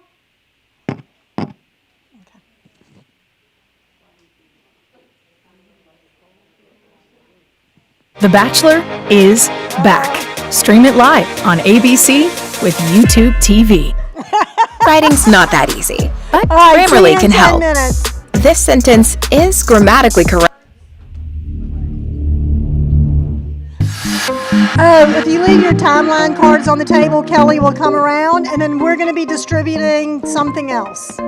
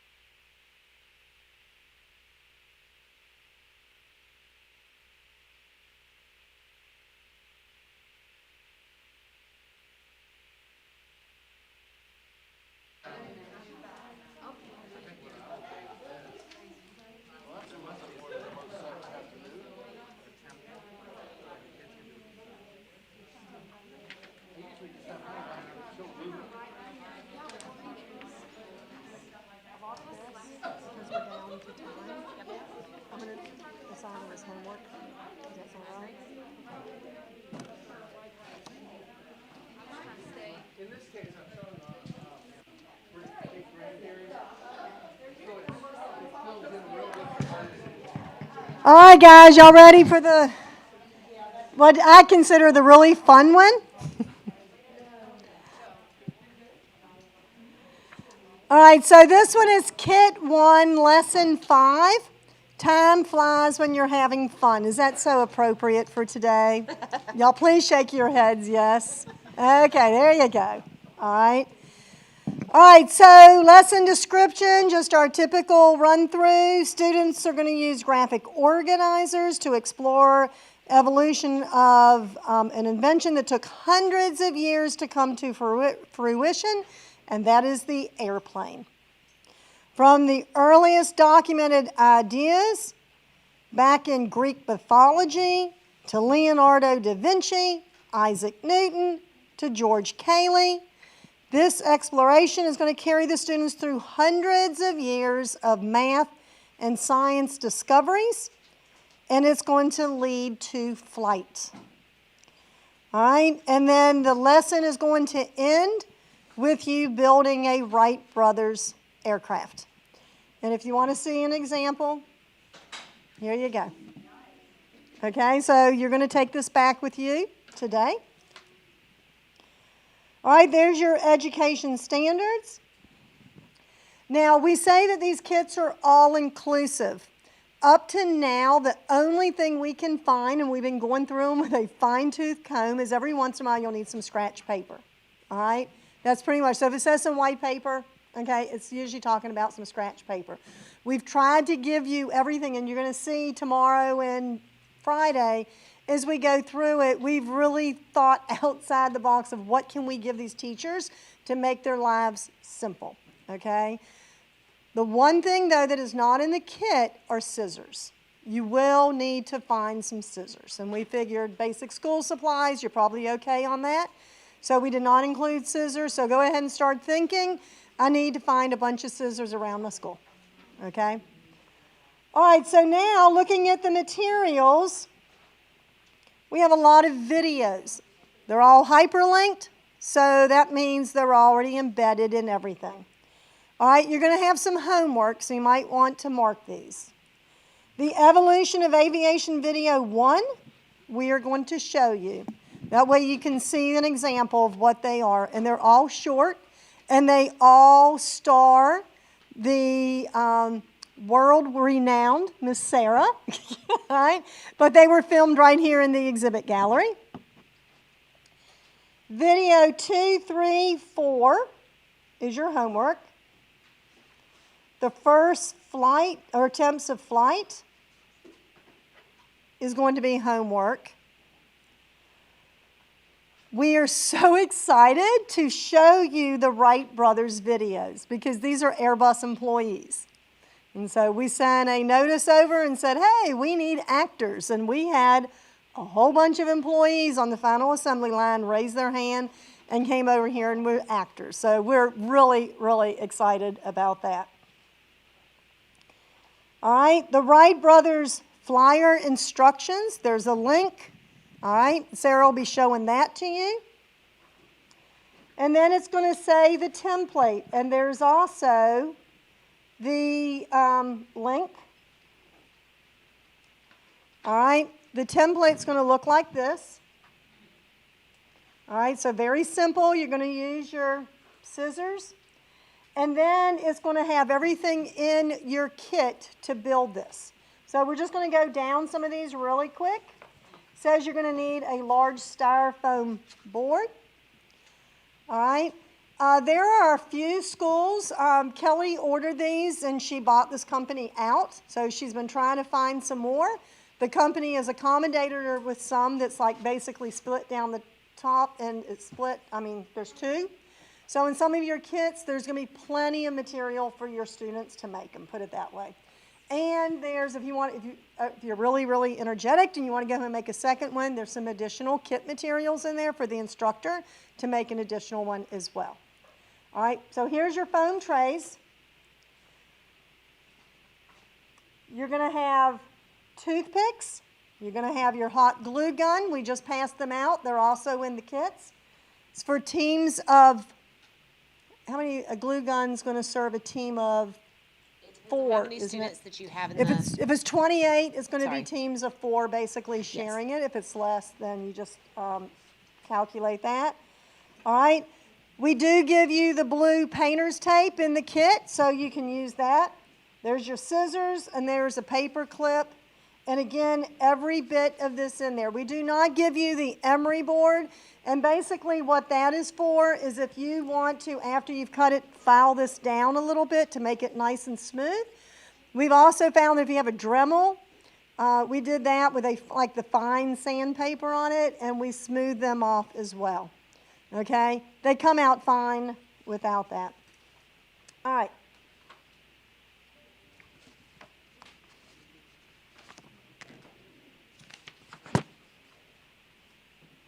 All right, any questions on any of the items in your kits? All right, our terms for this is going to be aviation, biomimicry, weight, lift, aeronautics, thrust, and drag. So you're going to see that we're going to bring a lot of the science into this. And our essential question is describe how evolution of aviation has built on research and work of former scientists and mathematicians. All right, as we're assigning homework, since we still have to build an aircraft today, I'm not going to go over this. Guess what you're going to do tonight? Okay? It's going to be concept mapping. Is there anyone here that has never done concept mapping, or your students in the class? Okay? So everything about it is right here, and we have given you a link to help you learn more about how to do a concept map. All right, so again, use these resources, but this activity is going to take you through it. That's why I'm not going to stand here and read this, because this activity is going to show you how to make a concept map. So before you get started, it says check all videos. Make sure you play them, because this one is heavy with videos. All right, to make sure that there's no buffering issues in your school. All right, and then you're going to review the concept map with your students, and then you're basically ready to roll with this to start learning about all the science and all the inventors and what it took to basically get to an A320 sitting over here at Airbus. That's right? It. That's it. Okay. Okay, so a few things. Yeah, this is a 2-day lesson. So 1 day is completely set aside for the Wright brothers. So the Wright brothers flyer is a whole day, so that way your students have plenty of time to make sure they're doing their FOD alert checks and picking up all of the paraphernalia that might have ended up on the floor. But we are going to go through the first few slides. And Robin, can you pass me that clicker, please? Thank you. Okay, so we start off by talking about Isaac Newton's statement, if I have seen further than others, it is by standing upon the shoulders of giants. What does this mean to you? And it's the fact that that's one of the coolest things about inventors is basically they can invent new things based on the other inventions that they have kind of they've been able to witness, they've been able to use, and then it requires further inventions. So you'll see this question come up in several different ways. Are we done inventing things? Has everything already been invented? And we want students to realize, no, the more inventions that occur, the more opportunities there will be for even more inventions to occur. So that is the bell ringer question. Okay, for the toolbox meeting, you've got your daily objectives, and then you do have a list of key terms. This does make me smile because the first iteration of this had about 3 times as many key terms because we were like, we're going to teach them everything there is to know about the airplane. We're going to teach about the fuselage. We're going to teach about the radome. And so this ended up being, I think, like this lesson alone was like a 6-day lesson. We were like, We can't do that. So a lot of this content has been toned back, but whenever we get that year-long curriculum going, I've got plenty of content to stick back in. So anyway, we did try to limit it down. So even though you see 7, I'm glad that we only see 7. Aviation, what that means, aeronautics and what that means, and then of course you have phrase biomimicry, and then your 4 forces of flight, which is what's known here. If you have a minute today before you leave, take some time to kind of poke your head in the exhibit gallery, and you will see that's one of the very first exhibits when you walk in on the right, is all about the 4 forces of flight. And it is something that middle school students learn in 8th grade, and when we were looking through the objectives, we thought this is a perfect opportunity to talk about Newton's 3 laws and how Newton's laws of motion apply. So we took some time to kind of try to weave that in. So students realize that really you do need to know the math and science before you can just jump in and start inventing things. It helps if you know the math and science behind that. Once again, when we were developing this, the thought was we would give you guys the content and let you convey that to the students. And that's whenever Robin came back to me and she said, nope, you're making videos. So, so we have the videos there that are really meant to help you. So that way you don't have to try to figure out how all of this ties together. But we encourage students, make it a fun day for them. Hey, we're going to sit down. If you're at home, pop some popcorn and grab a Coke or whatever. You're going to sit down and you're going to watch some movies and you get to draw and kind of connect ideas as you go. On the concept map, we've created a concept map and stuck it in the teacher background, but that's not the only concept map that exists. When we've done these by hand, we had several staff members that actually went through and created a concept map while listening to these videos. And it doesn't matter if they have necessarily the perfect concept map at the end. That's not the goal. The goal is to make sure that students are starting to realize that there's relationships between certain forces and that there are key terms and key people that were involved in the evolution of aviation, as we're calling it. And so their map might look a lot messier than ours, which is nice and pristine and created, with the computer program. So don't be upset if you're like, I can't get there. That's not the point. The point is this is just basically a note-taking strategy. So we're helping students kind of organize their thoughts as they go through these videos. Okay, so Sector 1, Evolution of Aviation. We begin by telling everyone you're going to be creating a concept map to organize the evolution of aviation. First thing you're going to need to do is identify the main topic, and there's all types of resources available for you guys in the Riveting Resources as well as in the teacher background. Videos that tell you how to teach concept maps if it's been a while or if you're not really familiar with concept maps. But the main thing is you want to identify the main topic. Then you want to focus on the information about points. We have 3 main points here, so we're going to focus on the information about the 3 points which support our main topic. Then we will record supporting details and evaluate if there's any relationships between these items. Okay, so when you're starting your concept map out tonight, while you're popping I hope you pop popcorn and maybe drink a bottle of water if you want to be healthy. It is still January. But while you're going through and creating this concept map, you can start out one of 2 ways, and this is what I would tell my students. You can start out with having the word aviation across the top. And then your 3 supporting points are going to be, 3 supporting topics are going to be key terms, key inventions, and key people. Or you can do a more traditional concept map where you have the word aviation in the center and you're branching it off in all 3 directions. Either one of those is going to be fine. But this is simply giving your students, notice we did not put this in the student digital notebook, because you can imagine the issues that would occur, right? So this is why they have paper and pencil, so they can be as messy and as creative as they want to be. They can draw arrows. But anyway, from here, we start with the videos, I'm fairly certain. We define the word aviation first. Aviation is the flying or operating of an aircraft, and then we get into our videos. So did we say we were showing any of these? We're showing the first one. All right, so we'll show this first one, and then we'll show how these slides work. It's not exciting. Aviation has come a long way in the last 100 years. However, people have been thinking about how to fly since the beginning of time. The first stories of aviation come from Greek mythology.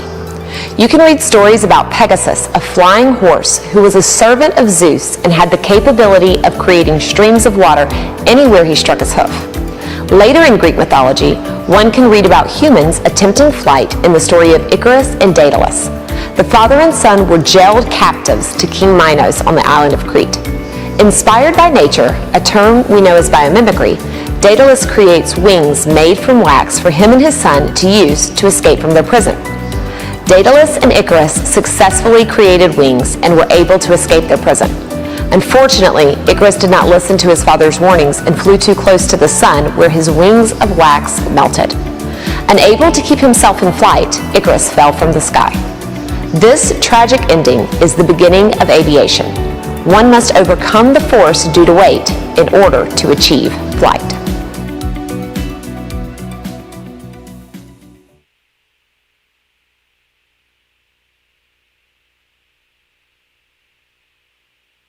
Sorry.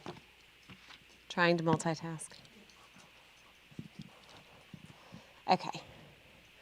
Robin, we did, while I'm getting this set back up, one of the questions from our online guest is, could you make a list of all of the homework because they were not sure?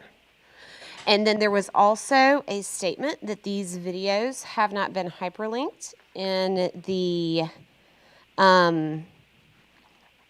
instructor's manual, and that is correct. They have not been hyperlinked. They are available in your resources, but I will make sure, Robin, if you can make a note, please, for me to go back and hyperlink them. But you can find them in your presentation as well in the Lesson 5 resources file. So they are located in those two locations, but they are not hyperlinked yet. We will get to that this afternoon. And then we will also post what the homework assignments are for this evening, so that way you know which videos that you're supposed to be looking.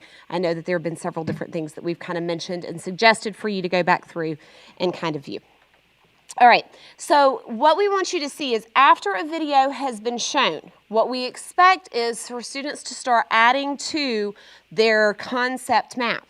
But let's assume that they didn't, because that's how we have to operate in the middle school world, right? So, or even in the high school world.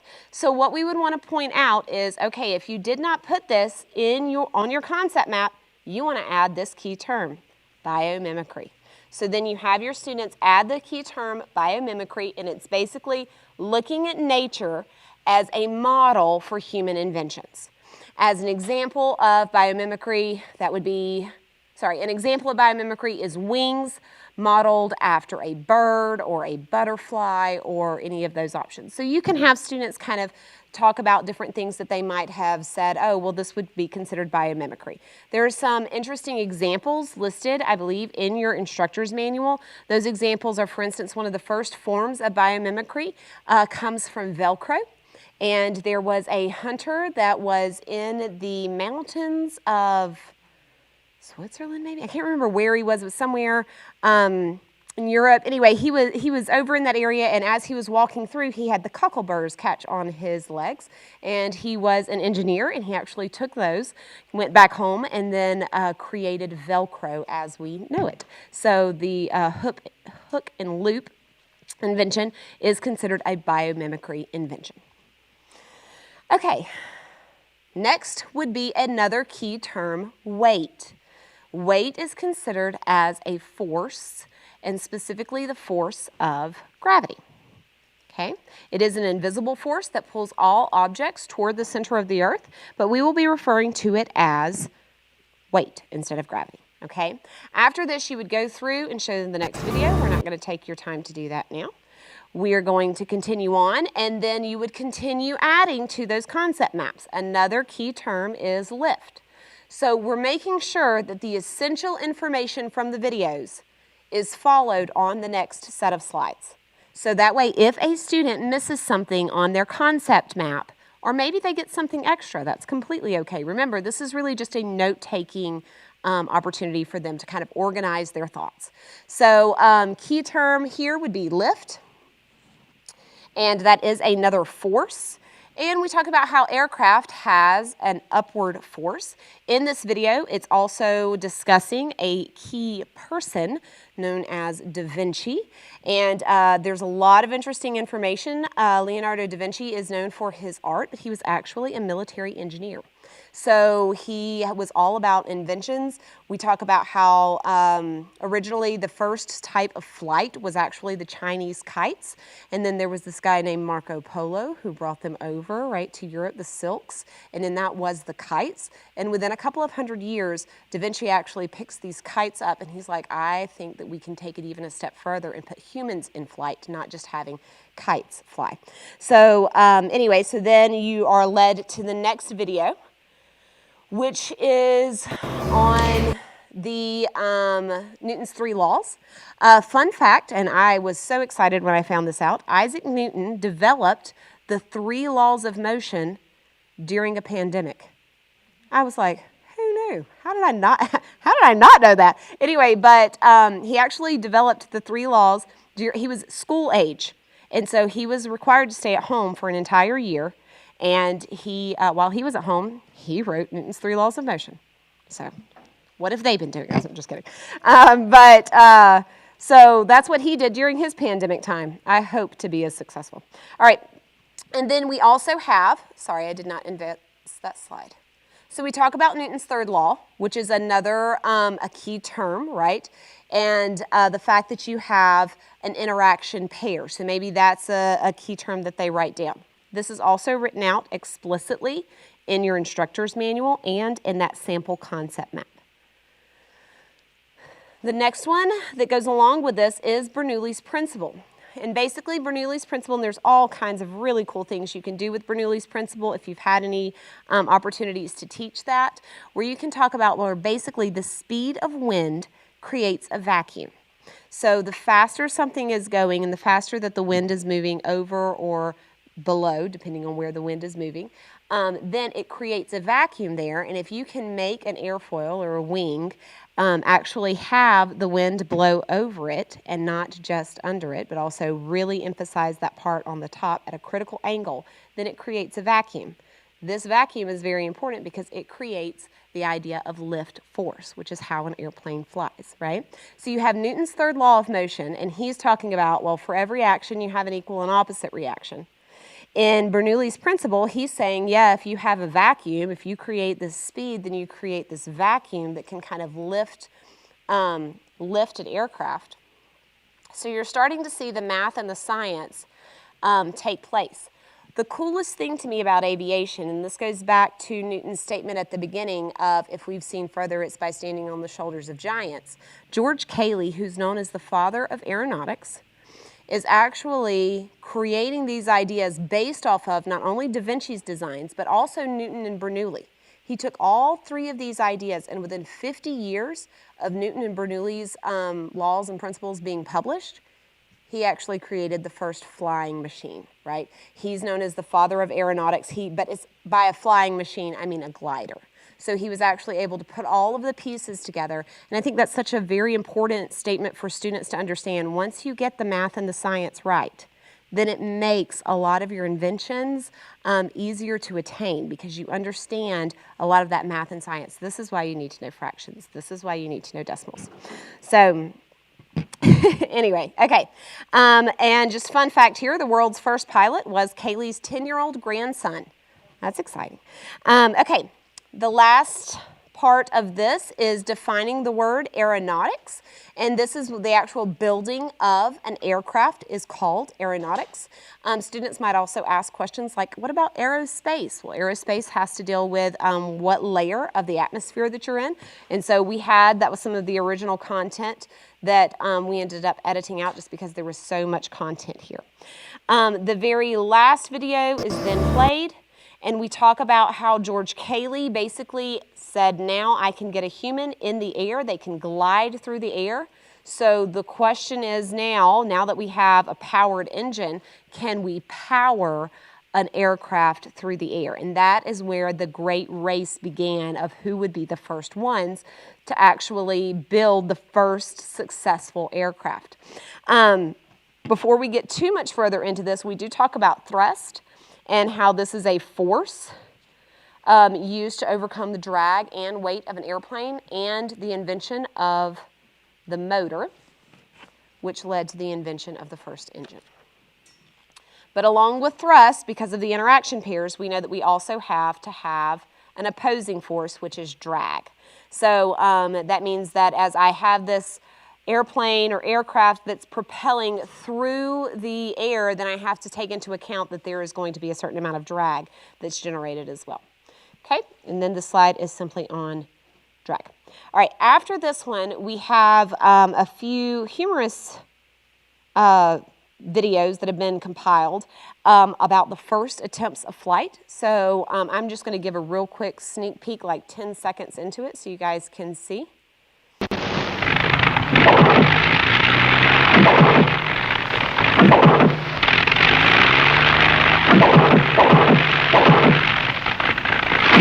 are all pre-Wright brothers, yes.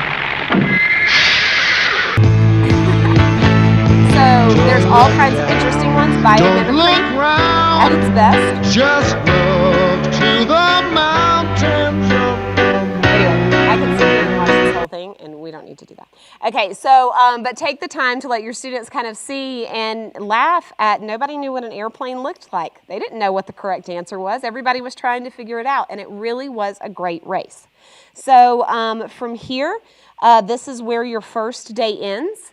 And this is where your students start talking about their concept maps. Let them look with a partner, whatever that might look like. If they are online, then just kind of sharing that document with someone and saying, hey, did you get anything different than I got?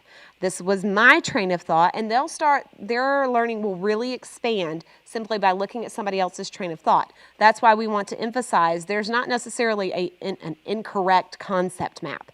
It is simply them writing down their thoughts. We want to highlight and make sure that they get the key points, but we want them to add extra things. What else did you notice?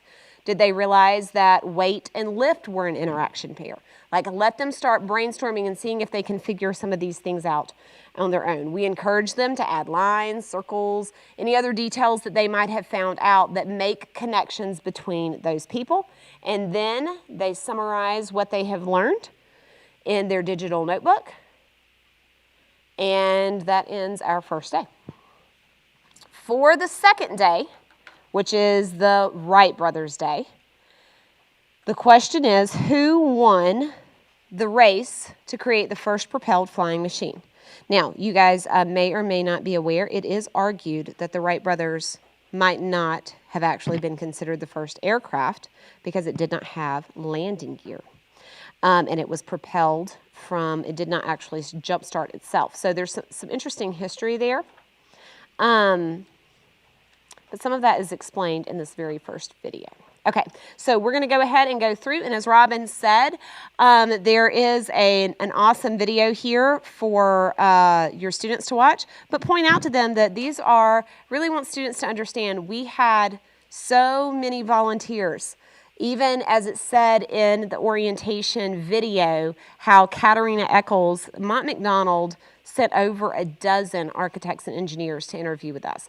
Airbus had volunteers that came over and was like, please let us act. And we were like, this is hilarious. So it's really cool to see how many people are so interested in investing in these students. I mean, it's truly an investment of time. They want to impact these students in their own way because most of them are like, man, if I had this in middle school. So it's really a unique opportunity.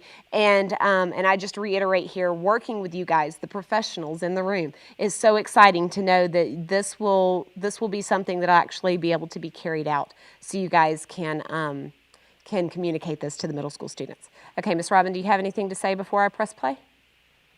I'll tell you something at the end. Okay, I'm going to fix this for the YouTube people, and then I am going to play this video.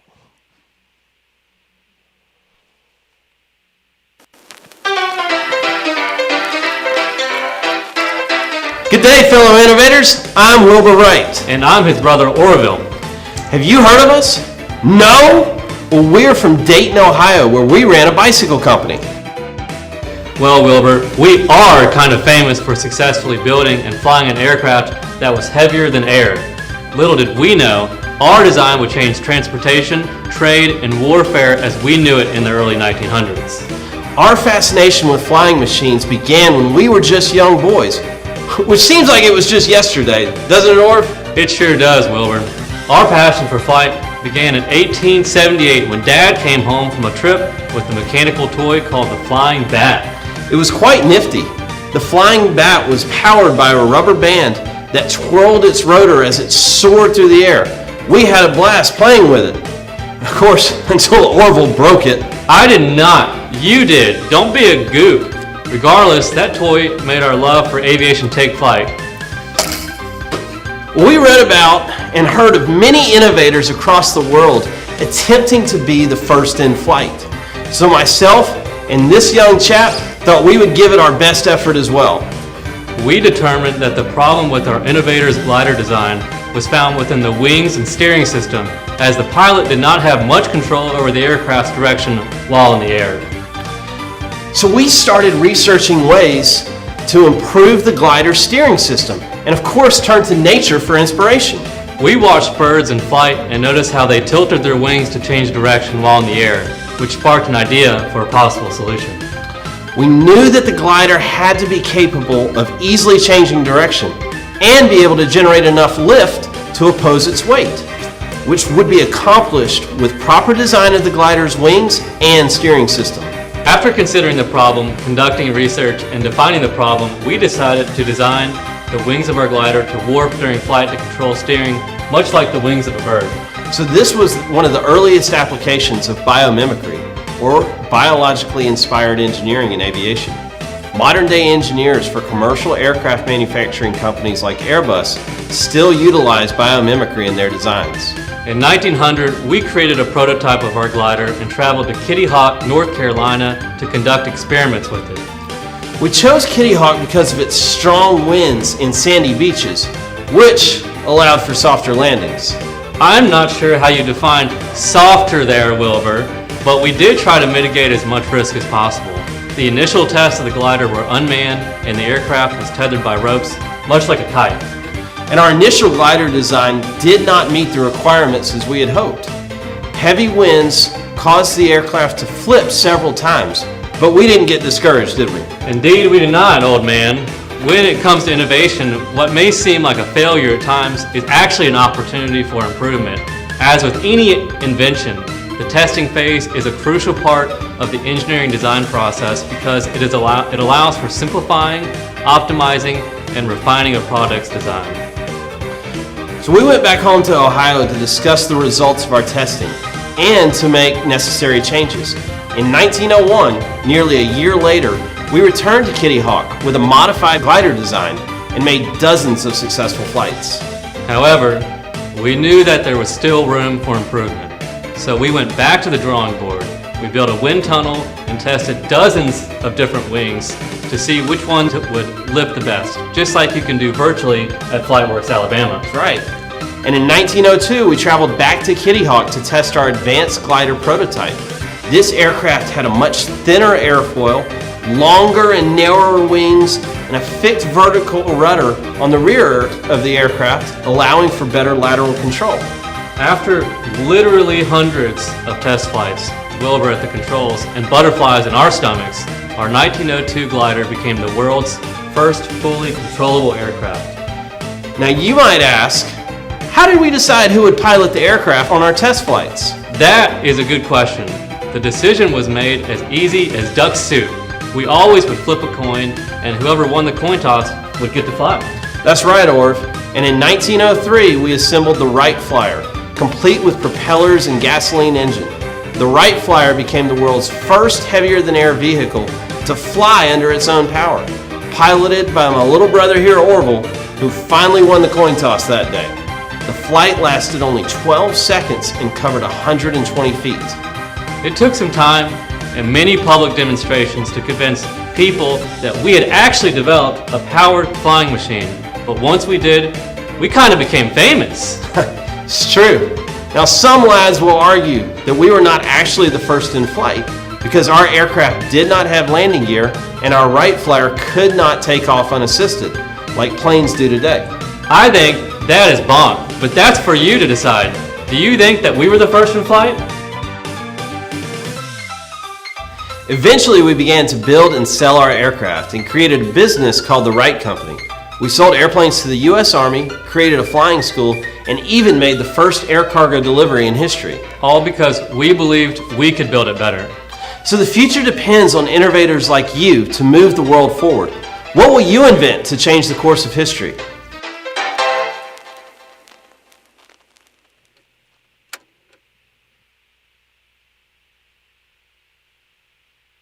All right, so I just want to add, when you teach your children every day, you always wonder what are they going to excel and what are they going to be. So Orville over here, I taught him in middle school and high school, and then he went on, and he was the best robotics kid for years since 6th grade. Family, several of his brothers and sisters were all best robotic kids. He went on and got an engineering degree, moved to Colorado. He was in the energy sector, and he was out there for a few years. Dad wanted him to come home, pay off his student loans, and so he came home. He said, "How about coffee one day?" And so I went and met him for coffee, and we were talking, and he was like, "I just don't know where to go get a job." And I said, "What about Airbus?" At that time, it was before COVID. "What do you think? Why don't you apply for things over there?" He was like, "Well, I know nothing about building aircraft." I said, "As long as you can think and you can do, okay, why don't you start applying?" So he applied and applied and applied.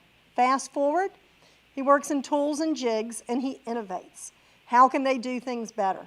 What can they do with these tools? And so his whole world now is innovation over there. And so anyway, when we did the call for actors, he raised his hand. And so now he's in our video. So just think about that when you go back to your classroom, because some of these kids that's going through this are going to come back with some incredible stories years to come, and you're going to say, wow, okay? I had that student, so. See, we inspired Earl.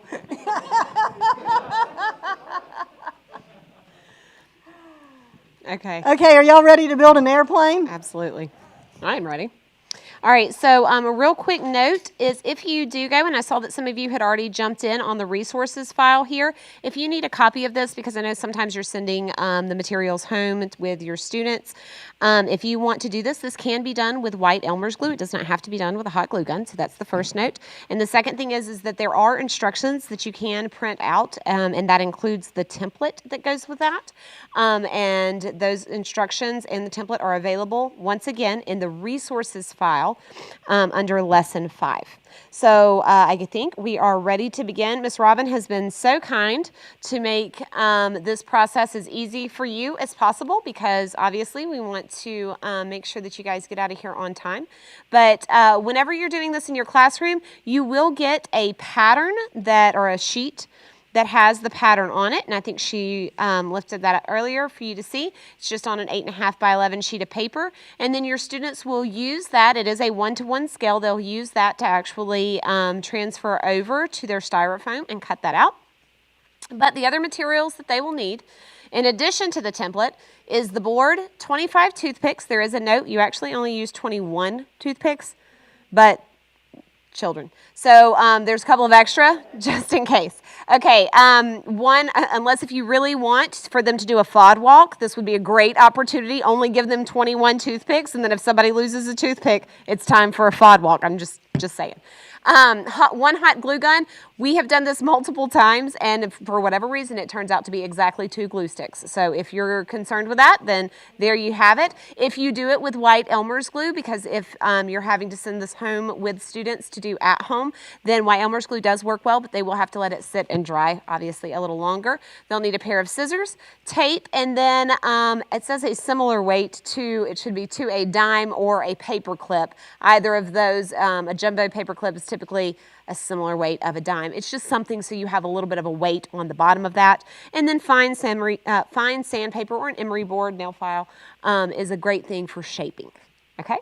All right, the way that we have this set up is when this is going on in your classroom, as you guys have, let's take a minute before we do anything else and open your glue guns up. You need to plug them in so they can be getting warm.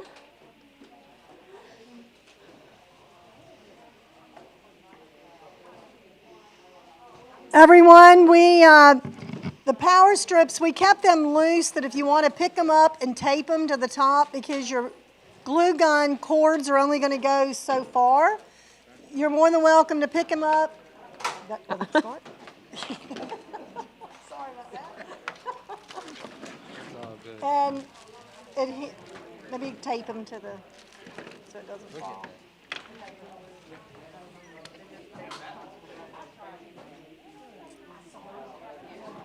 All right, so for those that are on our YouTube live channel, we are going to be taking the next few minutes to build a Wright Brothers flyer.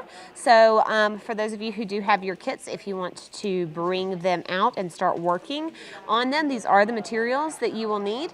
We're going to focus in on a couple of tables on the YouTube channel so that way you can kind of see what is going on in the room.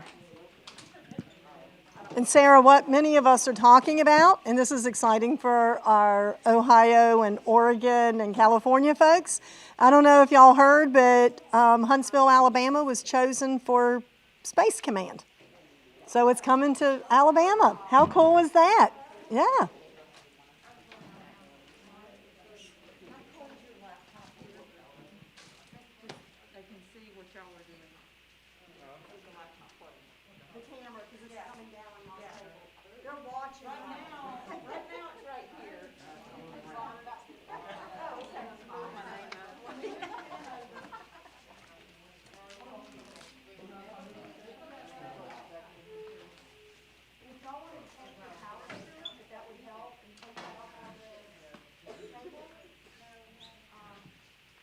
So we are going to go through this together, and the camera is focused on table number 5 in the back.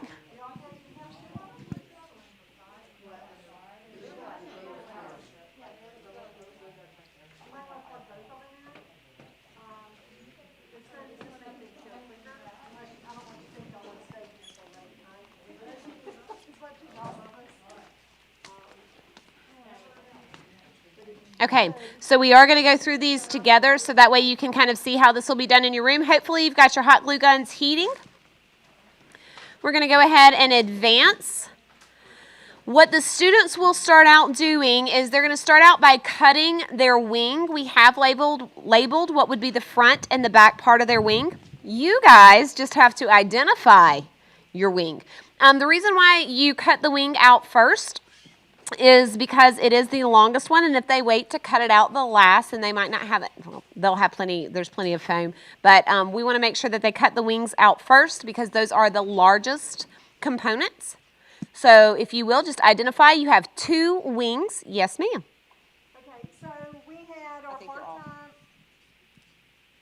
our part-time employees, and they didn't get the curvatures exactly right. Some of y'all's are pretty much just angles, but how you can tell is they did poke the little teeny holes, the templates, to tell you where they go. So that's going to be kind of a given because you're going to have a top and you're going to have a bottom because it's going to tell you where all your toothpicks go. Perfect. So the curves may not be exact, but the holes are.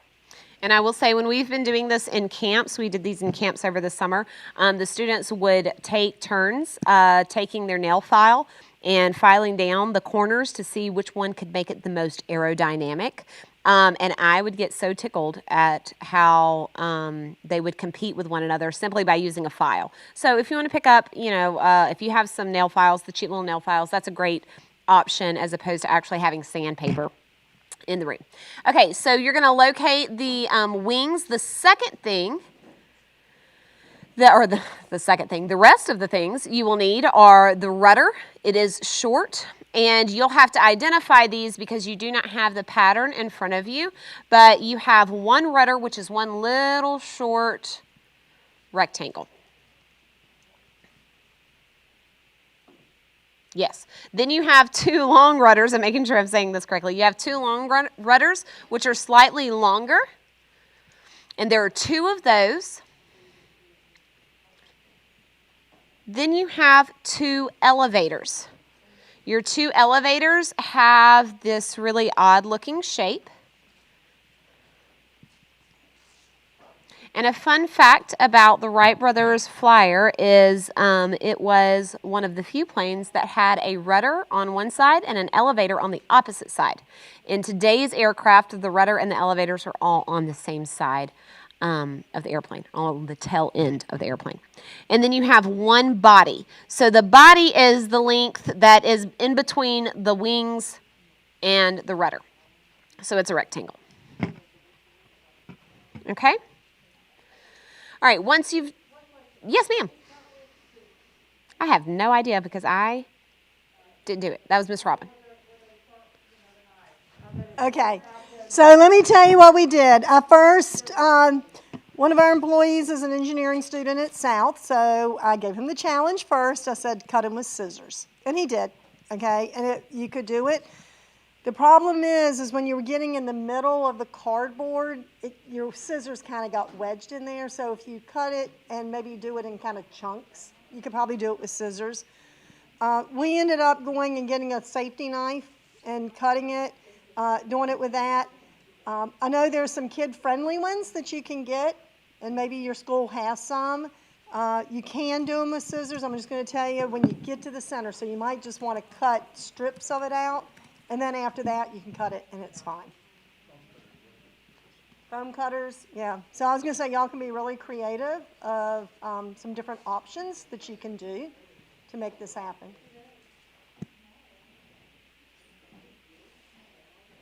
Okay.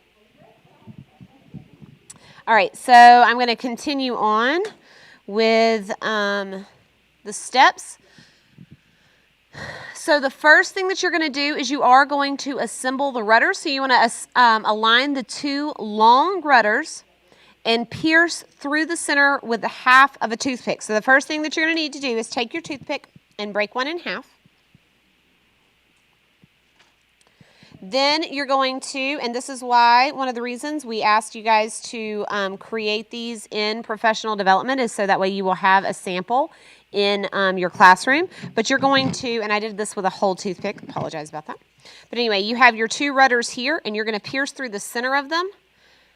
You can just line them up one inside the other and then run the toothpick right through the center. Do we have an extra one, an extra set? And then I can show as we go. Is that it right there? Sure. Okay, so I'm going to try to multitask and show you guys exactly. Start by breaking a toothpick in half.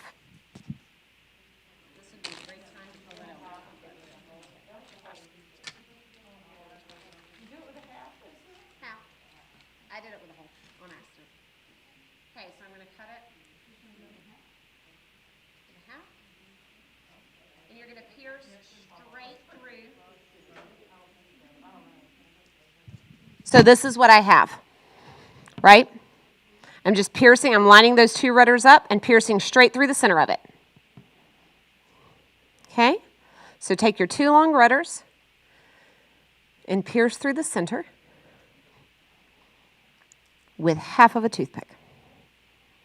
Okay? It might be easier for me to show as we go. All right, the next step is going to be to glue each rudder upright at one end of the body. So you want to get the body out next. That is this piece.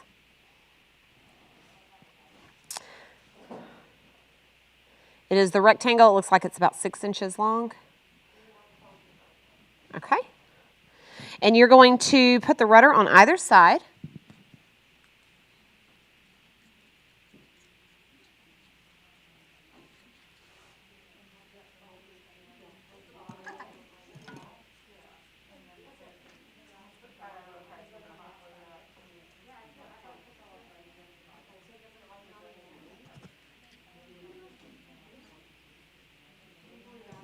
And now you're going to hot glue them. You can glue that on the top. If you have enough of the toothpick, you can put it on either side. But you're going to hot glue these, separate your rudders a little bit, and you're going to hot glue them on top of the body on one end. You do have extra toothpicks, but you can, if you glue it on top like this, then it should be wide enough.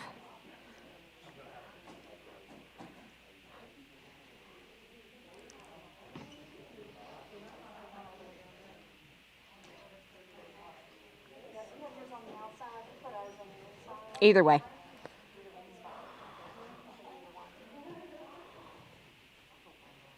You're doing great. Up, twist it 90 degrees. Just like that. That's it. Yep. And glue it straight down. You got it, girl. You are OCD, I can tell. It's beautiful. It's a beautiful thing. I said you're OCD. You're pay attention to detail. I love it. No, there's nothing to be sorry about there. Yes, ma'am. You can do it on the top or you can do it on the outside edge. It's not going to affect it, yes. So, yes. With a half of a toothpick, it's easier to set it on top. Yep. And Kelly, I'm fairly certain the other Wright Brothers aircraft is the opposite way of that, if that helps you. I did one on top and then one on either side.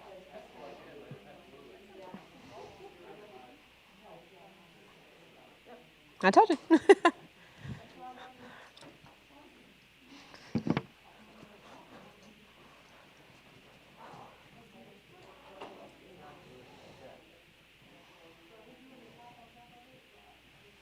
Yes, that is the next step. You are going to glue the short rudder to the top of your two vertical long rudders.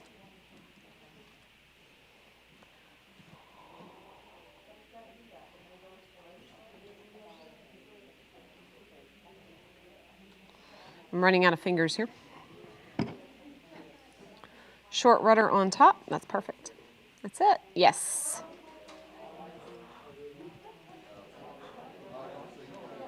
And I made you guys the focus again of the YouTube Live. You're so kind. So kind. You're doing great. I'm checking on you. You're doing great.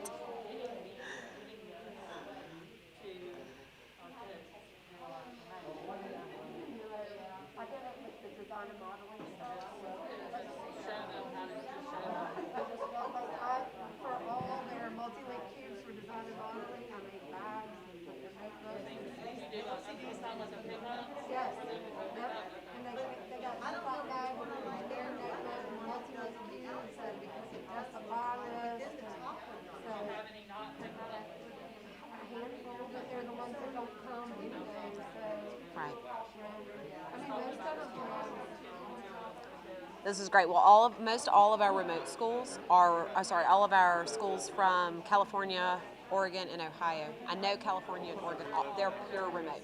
Yep. So they've been asking a lot of questions. So I was just eavesdropping to hear because they're going to do pickups and drop offs. I got some of our parents at the time to help me just stuff bags. Yeah. And we counted out cubes. And just put them up at the front office. Like when textbooks and computers were at the beginning of the year. Right. The card with the spin backs was out there and I made sure they knew to pick it up.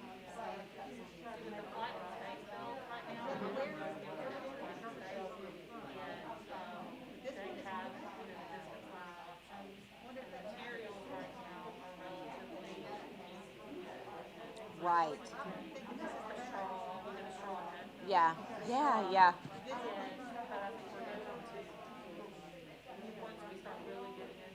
I have to amp it up.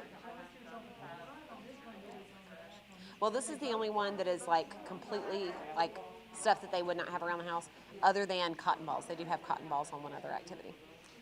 Rudders or the rounded is on the front on that one and back on that one. That's right, Does it because matter? one's done correctly and one is not. Did you hear that? Which one's correct? That one. It's like, this is what happens when they pull my samples without telling me. One is done correctly and one is not. No.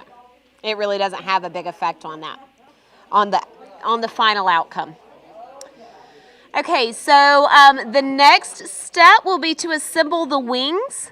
So as Robin mentioned, you have little toothpick holes in your wings, and so you're going to take those toothpicks and start poking them back into where the holes are. This is a little tricky because you're going to have to hot glue all of these down. I will tell you, as an experienced hot gluer of Wright Brothers flyers, it is best to put a little dot of the hot glue on, stick the toothpick, and twist it just a little bit. So that way it kind of secures it in there. So I put a little dot on there, stick the toothpick in, and twist. And then continue doing that, and then you do the other one. That's right. So you're going to start on one of the wings.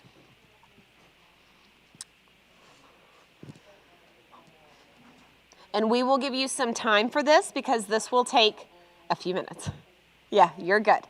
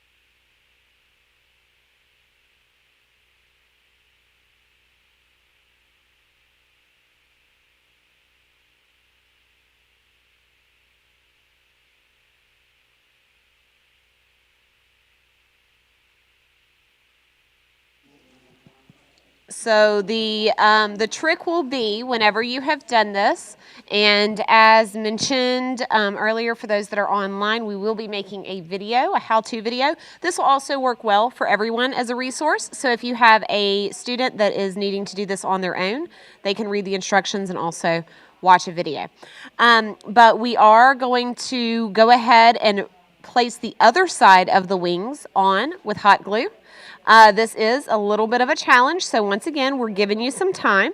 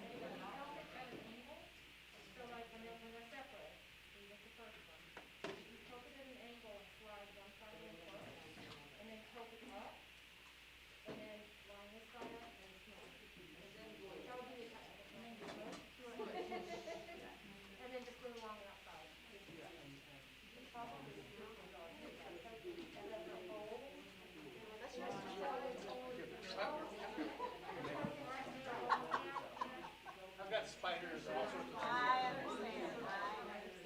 So what I did is I got this little nail gun and the hole, and I took this piece, and I laid it down and kind of lined them up, and as I set it up, I got all of these poked into very different holes. And then when I got once they're poked in, some these are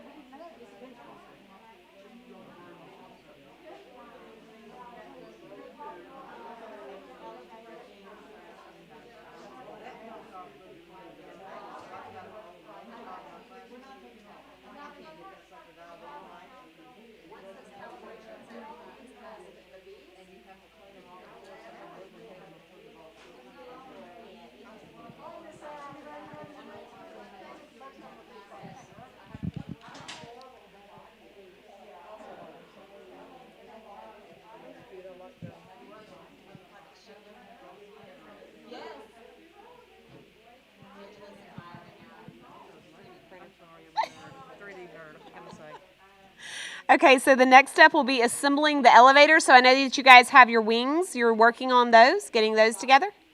Your elevator is going to need half toothpicks. So you're going to want to break 2 toothpicks in half, and then you're supposed to have your other half of your toothpick that you had earlier. Now, the first few times that I built this, I completely ignored it, and I made them tall. So you won't be quite as aerodynamic if you do that, but you are supposed to use half toothpicks. So pop them in half, and you're going to do the similar process here with your elevator.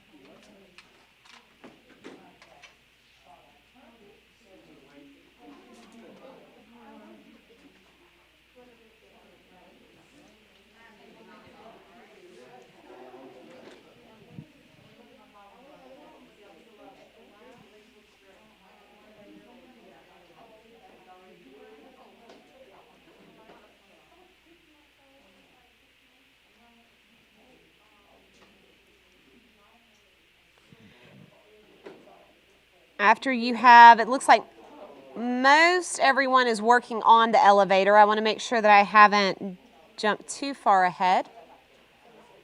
If you would like to follow along on your resources as to what is next, feel free. We'll move on from the elevator in just a few minutes.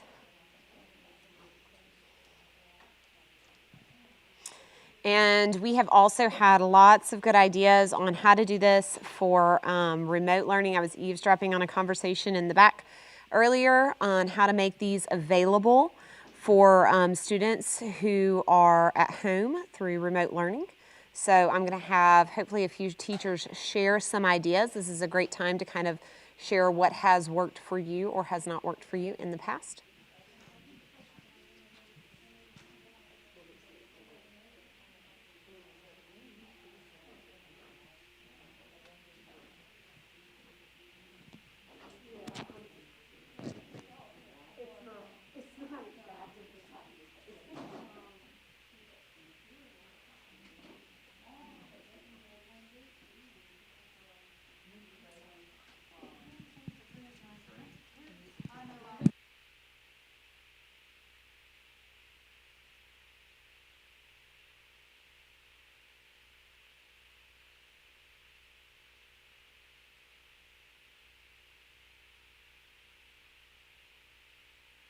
All right, it looks like most everyone has assembled the elevators. Is that correct? I might have a couple of people that are putting finishing touches on that.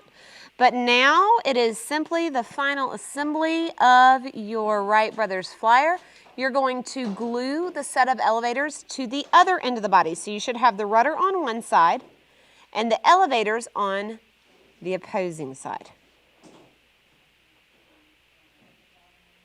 The wings will go in the center, and they're all being on the same, like they're all on the top of the body.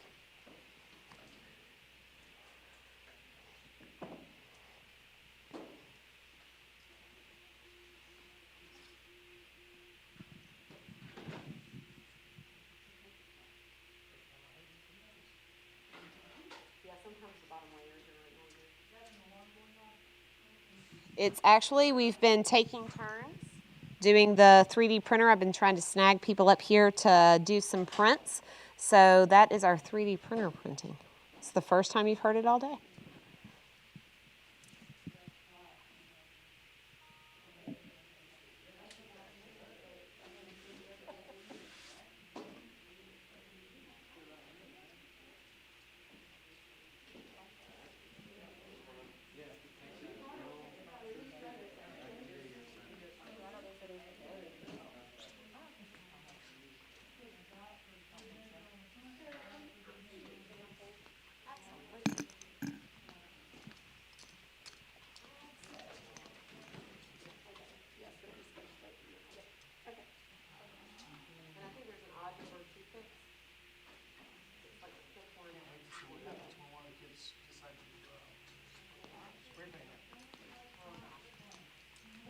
We've done some where we have students that have wanted to decorate it with markers, and so we let them do it with Sharpies. And then I noticed the workbench afterwards and was like, oh, time for a magic eraser. So yeah, the students can decorate them as much or as little as you choose.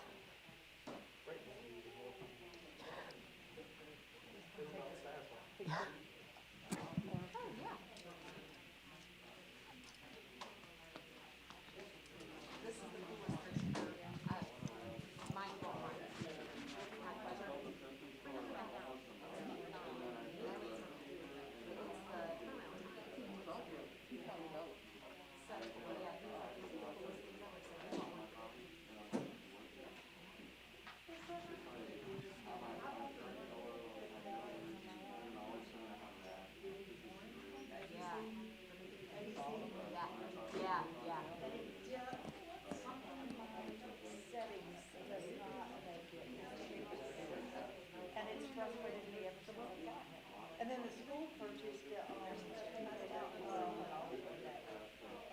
what about the next spot?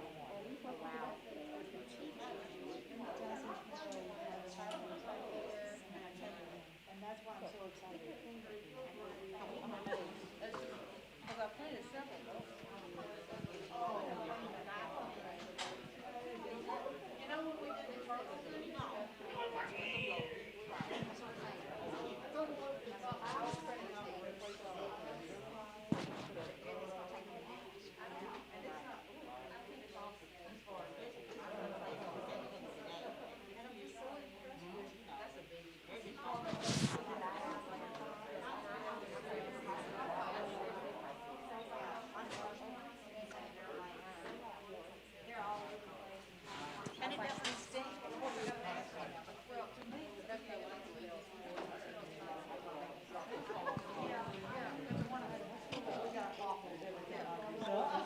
So the last step here to your Wright Brothers flyer is gluing or taping your paper clip. If you would like to tape it, feel free. But if you want to use your hot glue gun, then you can. If you want to make sure that you get your 10 cents worth and you want to put a dime on the bottom, feel free to do that as well. It is in between the wings and the elevators. Remember, the elevators are the ones with the odd shape.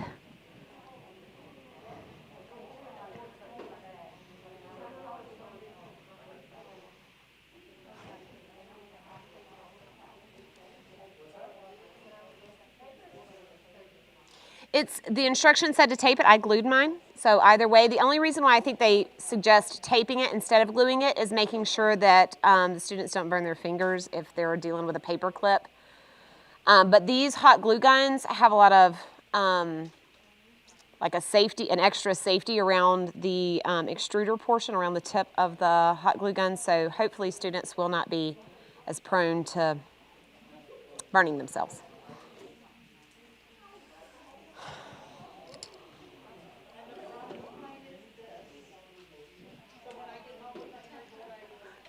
Yes, take the emery board, and you can even look, you're going to put it on the back of the plane. And some of the models have even, you can put like little propellers on it if you wanted to do that. Break a couple of other toothpicks in half if you want to add propellers.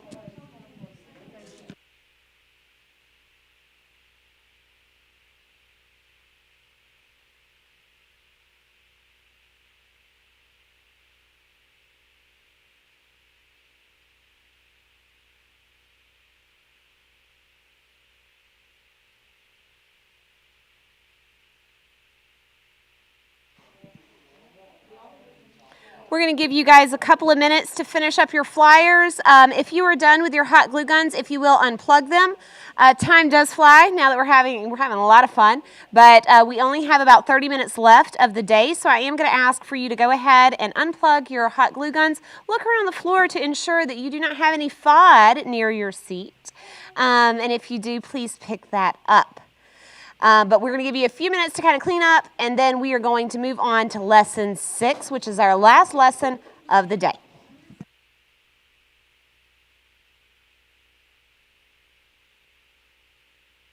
Leave the hot glue guns in the center of your table. Miss Kelly will come around and collect them. Please don't put them back in the Ziploc bag just yet. They might be a little too warm on the tip.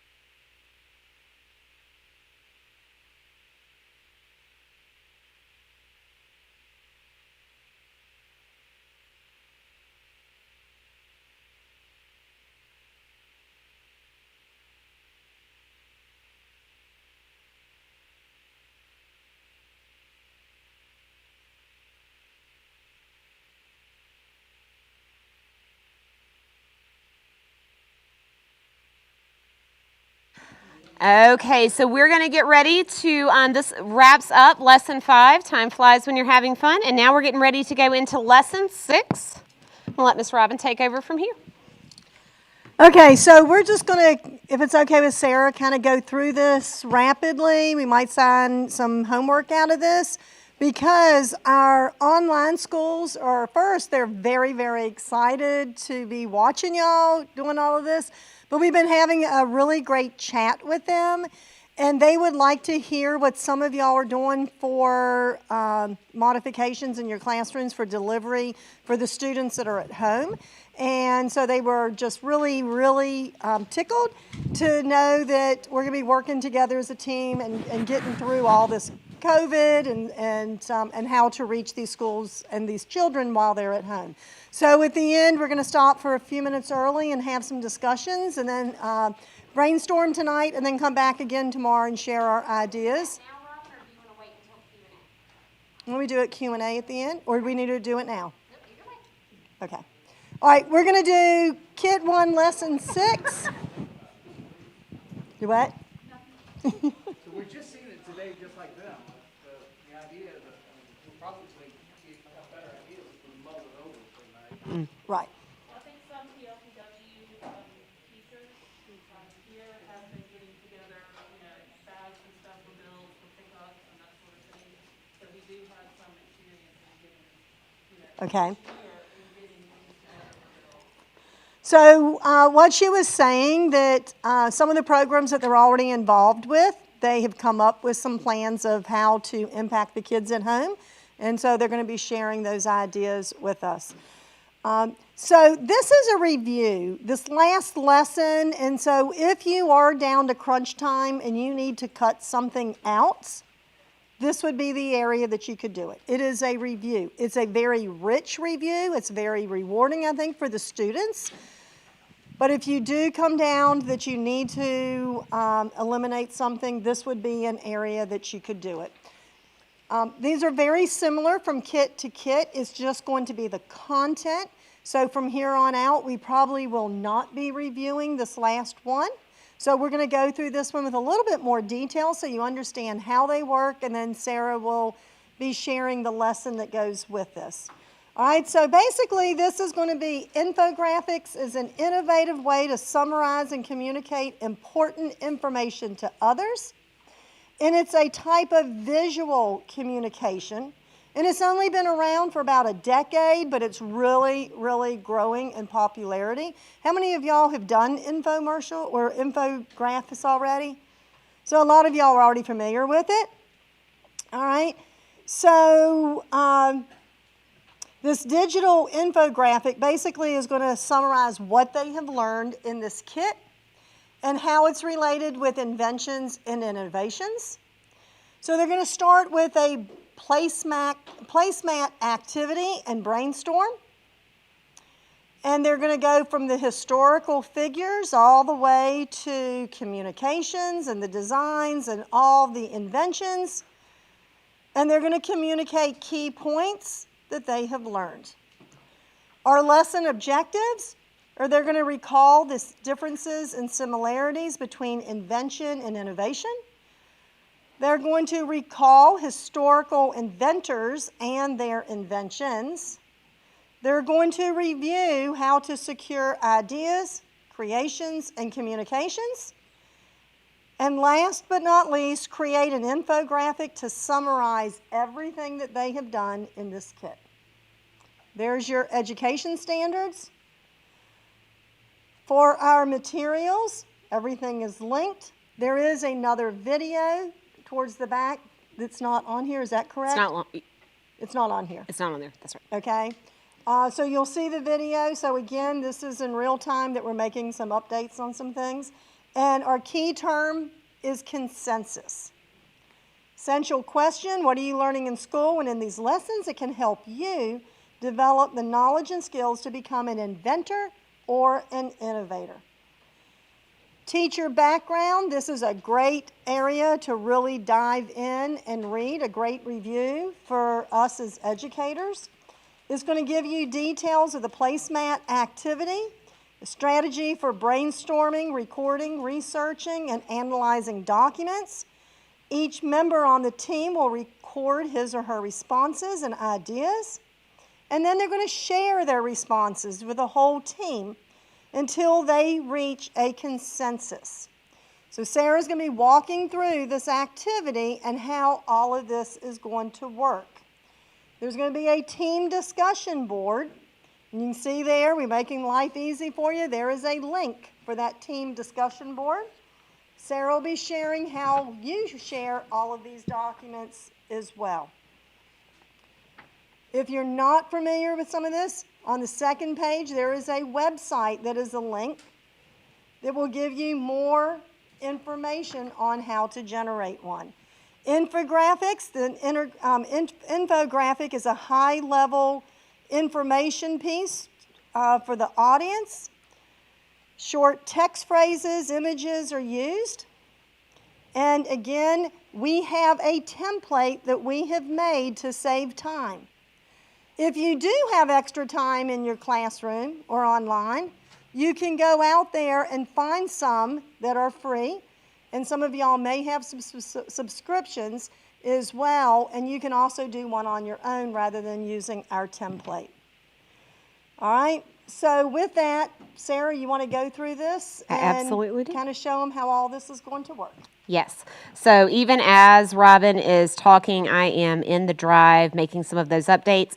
So those of you that were online and checking and saying, like, for instance, in lesson 5, we did not have the hyperlinks. That's already been corrected. It will be our goal to make sure that we make these turnaround adjustments as quickly as possible. So please continue to share those with us so that way if there is something missing, that we can get that corrected on our end as quickly as possible. So for instance, Robin just mentioned something about the reaching consensus video that was not listed in the materials, and it is now updated. So hopefully if you refresh your page, you can see that if you do not see it in real time. Okay, so I'm going to go straight in. Your bell ringer question. Love this picture of Einstein and this quote, right? The true sign of intelligence is not knowledge, but imagination. We want these students to have great imaginations, and as middle school students, this is a prime time, right? By the time, and I know that you might even see like, hey, they're already getting too cool. I will tell you, teaching an 18-year-old boy how to have an imagination is a challenge, okay? So I had the opportunity to teach an engineering course, and trying to get them to remember what it is to have that imagination really clicked in whenever I would give them a handful of Legos and say, make something cool, right? You have to challenge your students and remind them of what it is sometimes to be imaginative. But even Einstein said that really the true sign of intelligence is how big can your imagination be. If they can dream it, we can help them develop the skills necessary to invent it. So anyway, that's kind of the thought behind this bell ringer question. The objectives, of course, as Robin did say, this is an optional lesson, but the objectives is to go through and to find an inventive and innovative infographic, design, I should say, an inventive and innovative infographic. Okay, our key term is consensus.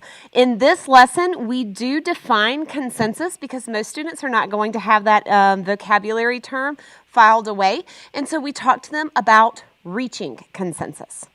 We do give teamwork guidelines because they will want to use their workplace champion skills, right, and the trust building strategies that we talked about way back in lesson 2. But we want to remind them of those and say, okay, so now you're going to be working in a team. This is set up for a team of 4. And I'm going to tell you a little bit about how we wanted this to be, how we wanted this activity to go through in the classroom, and how we've made it digital. It is not my favorite thing to have this as a digital option because there are going to be some, I'm not going to say technical difficulties, but you're going to have to make sure that you share these documents with your students. And I will talk with you how to do that in a minute. But based off of some of your faces, I need to slow down. I know we are almost out of time, and so in the back of my mind, I'm like, hurry, hurry, hurry. I'm going to slow down just a second. I'll teach you how to do this, though, when we get there. Okay, so you discuss your bell ringer question, and we start with Sector 1, brainstorming the infographic. Okay, so before we can even brainstorm, we want the students to understand what does it mean to reach consensus as a team. Consensus is a process where everyone has to be in a general agreement. You do not have to 100% support the idea if you are at consensus. It's simply saying this is what's best for the group. And this, once again, is what I just said. Perfect. There is a really short video. This is a Toonly video, and this helps students understand reaching consensus using a thumbs up, thumbs down approach. So let's take a second to watch this video.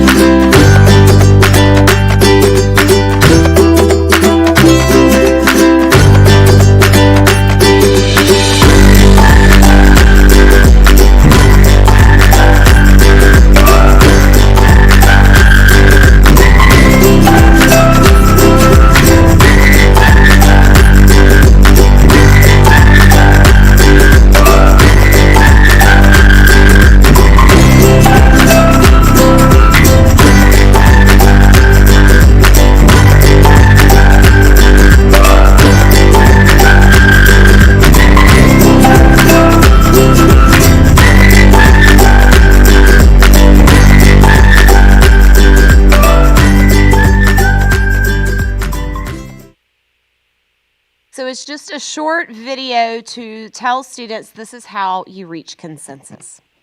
Whenever we are helping the students design an infographic, before we get there, they need to agree on what information is going to be on their infographic.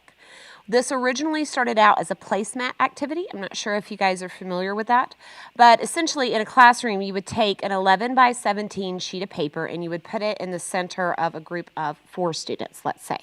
In the center of that 4 students, everybody would kind of section off their own little corner of the page. And then in the center of the page is a large circle. In the center of the page is where the consensus answer is written. So if all of us had our own opinions and the teacher said, what is the most important thing that you learned about invention? I might write down that I have to have a patent. Somebody else might write down something else, and continuing so on and so forth. But then we each share our ideas, and then we use the thumbs approach. So how many of us agree, especially if we have an overlap, if we both said, you know, hey, you have to have a patent. That's 2 thumbs up for us, right? And the others might either agree with us or disagree with us, or maybe they're like, okay, I can live with that answer, right? And so whatever the consensus is that is reached, then that would be the answer that's written down in the middle of the page. You would continue doing that with every topic, so that way the students are coming to agreement on what is most important as far as the review is concerned. Who was the most important inventor? They might say Thomas Edison, someone else might say George Cayley, someone might say Isaac Newton. Like you have, like they could argue that, you know, his laws, his invention of laws was the most important or none of this would have happened, right? So they can have conversation We want them to discuss the topics that they have learned and then come to an agreement about what information is going to go on their infographic. The information that is on the infographic, once again, it's not necessarily right or wrong, right? Who is the most important inventor? And that's not the point. The point is that they are each thinking about different inventors, and then they're learning how to come to an agreement and say in that agreement that yes, we think this person is going to be considered the most important inventor. So that is the idea behind the placemat activity. And in your in your lesson, it's called the team discussion board, I believe. And so because of COVID, we did make this strictly digital. So if you choose to do this lesson, you would want to share the team discussion board with your class in Google Classroom so they could access it or they could have their own personal copy. When they get into their teams, they will need to share the one document. One person will have to decide how it's going to be shared within the group, so they're all editing the same document. Does that make sense? Okay, because I know that part alone, just saying those words, can be a lot. So you're sharing the document with the members of your team, and then you're all editing the document at the same time. So I can see what my teammates are saying, and then we can still come to consensus. This works well because it is something that you can do remotely, or it is something that you can do within the classroom, and you can kind of have that discussion as well. When you're designing these infographics, the students are probably going to want to know what is the final product. Well, we designed a template for you guys so that way the students don't have to create an account somewhere. They don't have to try to go find these or come up with these ideas on their own. We've given them the basics, and they can change the color scheme, they can change the font, they can add clip art, they can change the images from a square to a triangle if they want. But we've given them somewhere to start so they're not having to generate all of this from scratch. So that will be another item that you'll have to share with your classes. Go ahead, Ms. Barbara. Yeah, go ahead. Back when everybody is sharing the document, we're all seeing what each other is writing, in the live classroom, are you going to have across the classroom discussion going on, and then somebody thought that not to write something? Or do you say this is a silent classroom at this time, and it would be better that everybody writes their opinion? Okay, that's a really great question. When we wrote this, we saw this with the students. So sorry. Thank you for mentioning that. Okay, so the question in the room was if you had this in a live classroom, it makes sense from a remote learning standpoint, but from actually being physically in the classroom, how would this work? Do students work independently in a silent format, or are they, we don't want them yelling across the room. So what we had kind of envisioned is they are getting into teams of 4, and so they are kind of grouped up with each other. And so they would take a minute because you're going to have to give them their first prompt. And so when you give them the prompt, they each record their individual answer on their screen. And then discussion would happen instead of it happening over a Zoom call or in a chat box. It would happen in person right there. Okay, so what do we think about this option? Read everybody's answers and let's see how we feel about it. Who had the best answer? What do we think? And then agree or disagree, or I can live with this being the best answer. Because there will always be one child, I'm sure, who's like, I'm not agreeing fully with anything, right? I can live with your answer, but my answer is the best. So just to giving the students the option of still kind of expressing their opinion without forcing everybody to be like, this is the best answer. Does that make sense? Excellent. Okay, thank you. All right, so this is the end goal though, is that the information, the prompts that you give them will be the information that they put into this template. So let's continue on. This is, we're wanting you to think about what is the best, what's the highlights? What are the things that you have learned that you were like, this is cool, okay? So we go through, and we do have a hyperlink here. If you want to talk to your students a little bit more about an infographic, feel free to click there and follow those links. Okay, what your infographic must have, prompt number 1, is it has to explain invention and innovation, which you're going to hold off and tell your students, don't answer any of these yet. These are just what your infographic must have. The top 2 most influential people or inventions. Explain how the inventors and innovators have secured their creation. And then what are you learning in school and in these lessons that you can connect with being an inventor or an innovator? Once you've kind of talked about these and just say these are the things that we're going to be discussing, then they're going to have their discussion board out and ready. It looks like this digitally. So if you click on your team discussion board, this is the image that you see. So instead of having the placemat activity, they assign which spot they have. So I have top left, or I'll get bottom right, or whatever the case is. And then they're going to write their answers, what they think about who were the two most influential inventors, or what were the two most influential inventions. I'd write my idea in my box.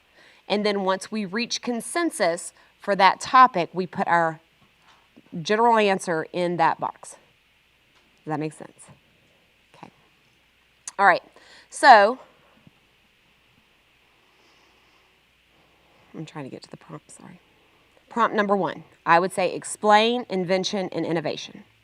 What that means is everybody would record in their team discussion board that explanation. They can go back and review on their Venn diagram that they have in their student digital notebook. That's completely okay for them to go back. This is all based off of previous things this is a review lesson, right? It's new, but it's a review. And as Robin mentioned, kits 2 and 3 are the exact same lesson with different prompts. So they'll do this a total of 3 times with every lesson. This is just a review lesson. And so then instead of it saying explain invention and innovation, it might say list the first step of the product design process, or whatever the case might be, okay? So then you would record your answers. Then we move on to the next prompt. The top 2 most influential people or inventions. We let them record their answers, come to consensus, and then we move on to the next prompt. After that, I'm going to go through each of these prompts. Perfect. Then they actually produce the infographic. They go in. Once again, they're going to share the document amongst themselves, and they are going to create the infographic based off of their answers. This is going to be a time saver for you guys if they can share the document at the same time, because that means maybe I take prompt number 1, you take prompt number 2, Johnny takes prompt number 3, and Susie takes prompt number 4. And then we can all work on this together and have a product at the end. These are in Google Slides. And just an FYI, I don't know what you have access to, but they are on 11 by 17 sheets of paper. So if you wanted to print these out, if you wanted to change them all to grayscale or whatever, and you wanted, or tell the students, we're going to print these out and post them, if you wanted to do it in color, we made that an option. So when you look at these, they are actually 11 by 17 documents, so you could print out little posters if you wanted to do that. Okay, we go back, and we call these must-haves because we haven't introduced criteria yet, but in the next kit, you will see instead of must-haves, you'll see the word criteria listed there. After that, we have finished kit 1. You've survived day 1, and you guys were absolutely phenomenal. Okay, I think we're going to take some time to do some Q&A real quick. I know that I had a couple of teachers back here at this table that were talking about what to do for remote learning drop-up and pick-off of materials. So, Ms. Robin, if it's okay with you, I'm going to start with these teachers.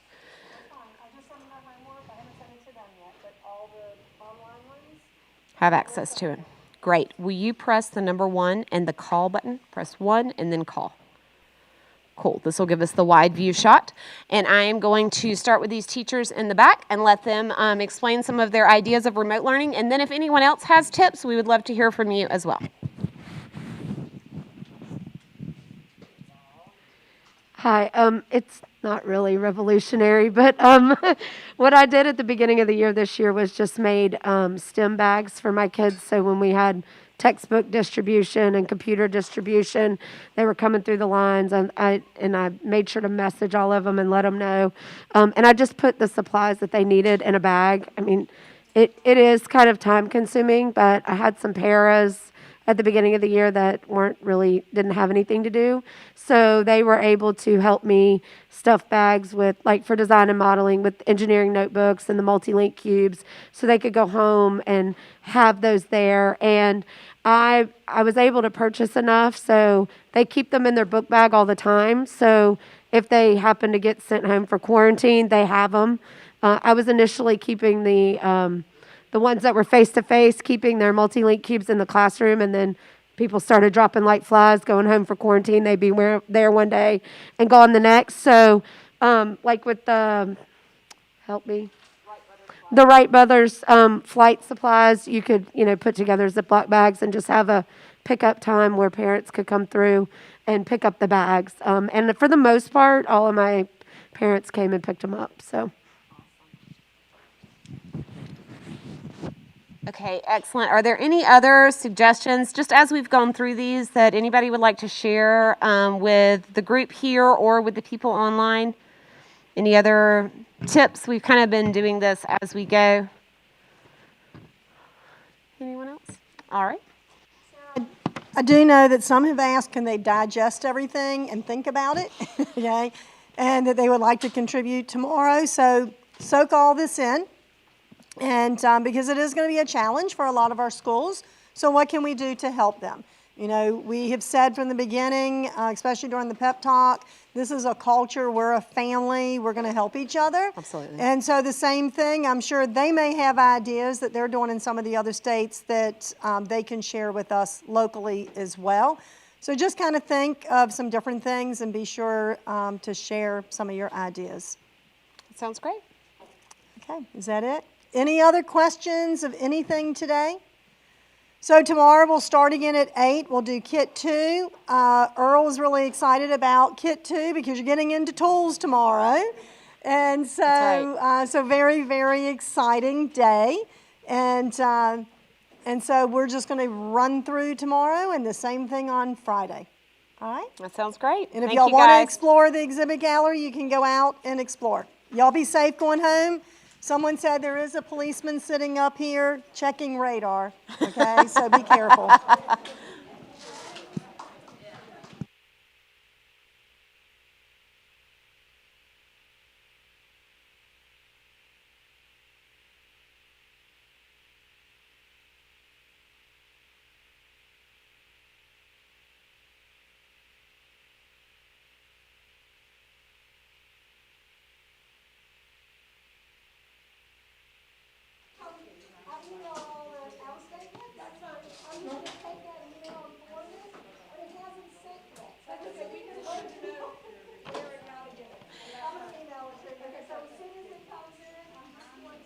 Yes, check your emails and we'll be forwarding you what the homework assignments were. Yes, yes.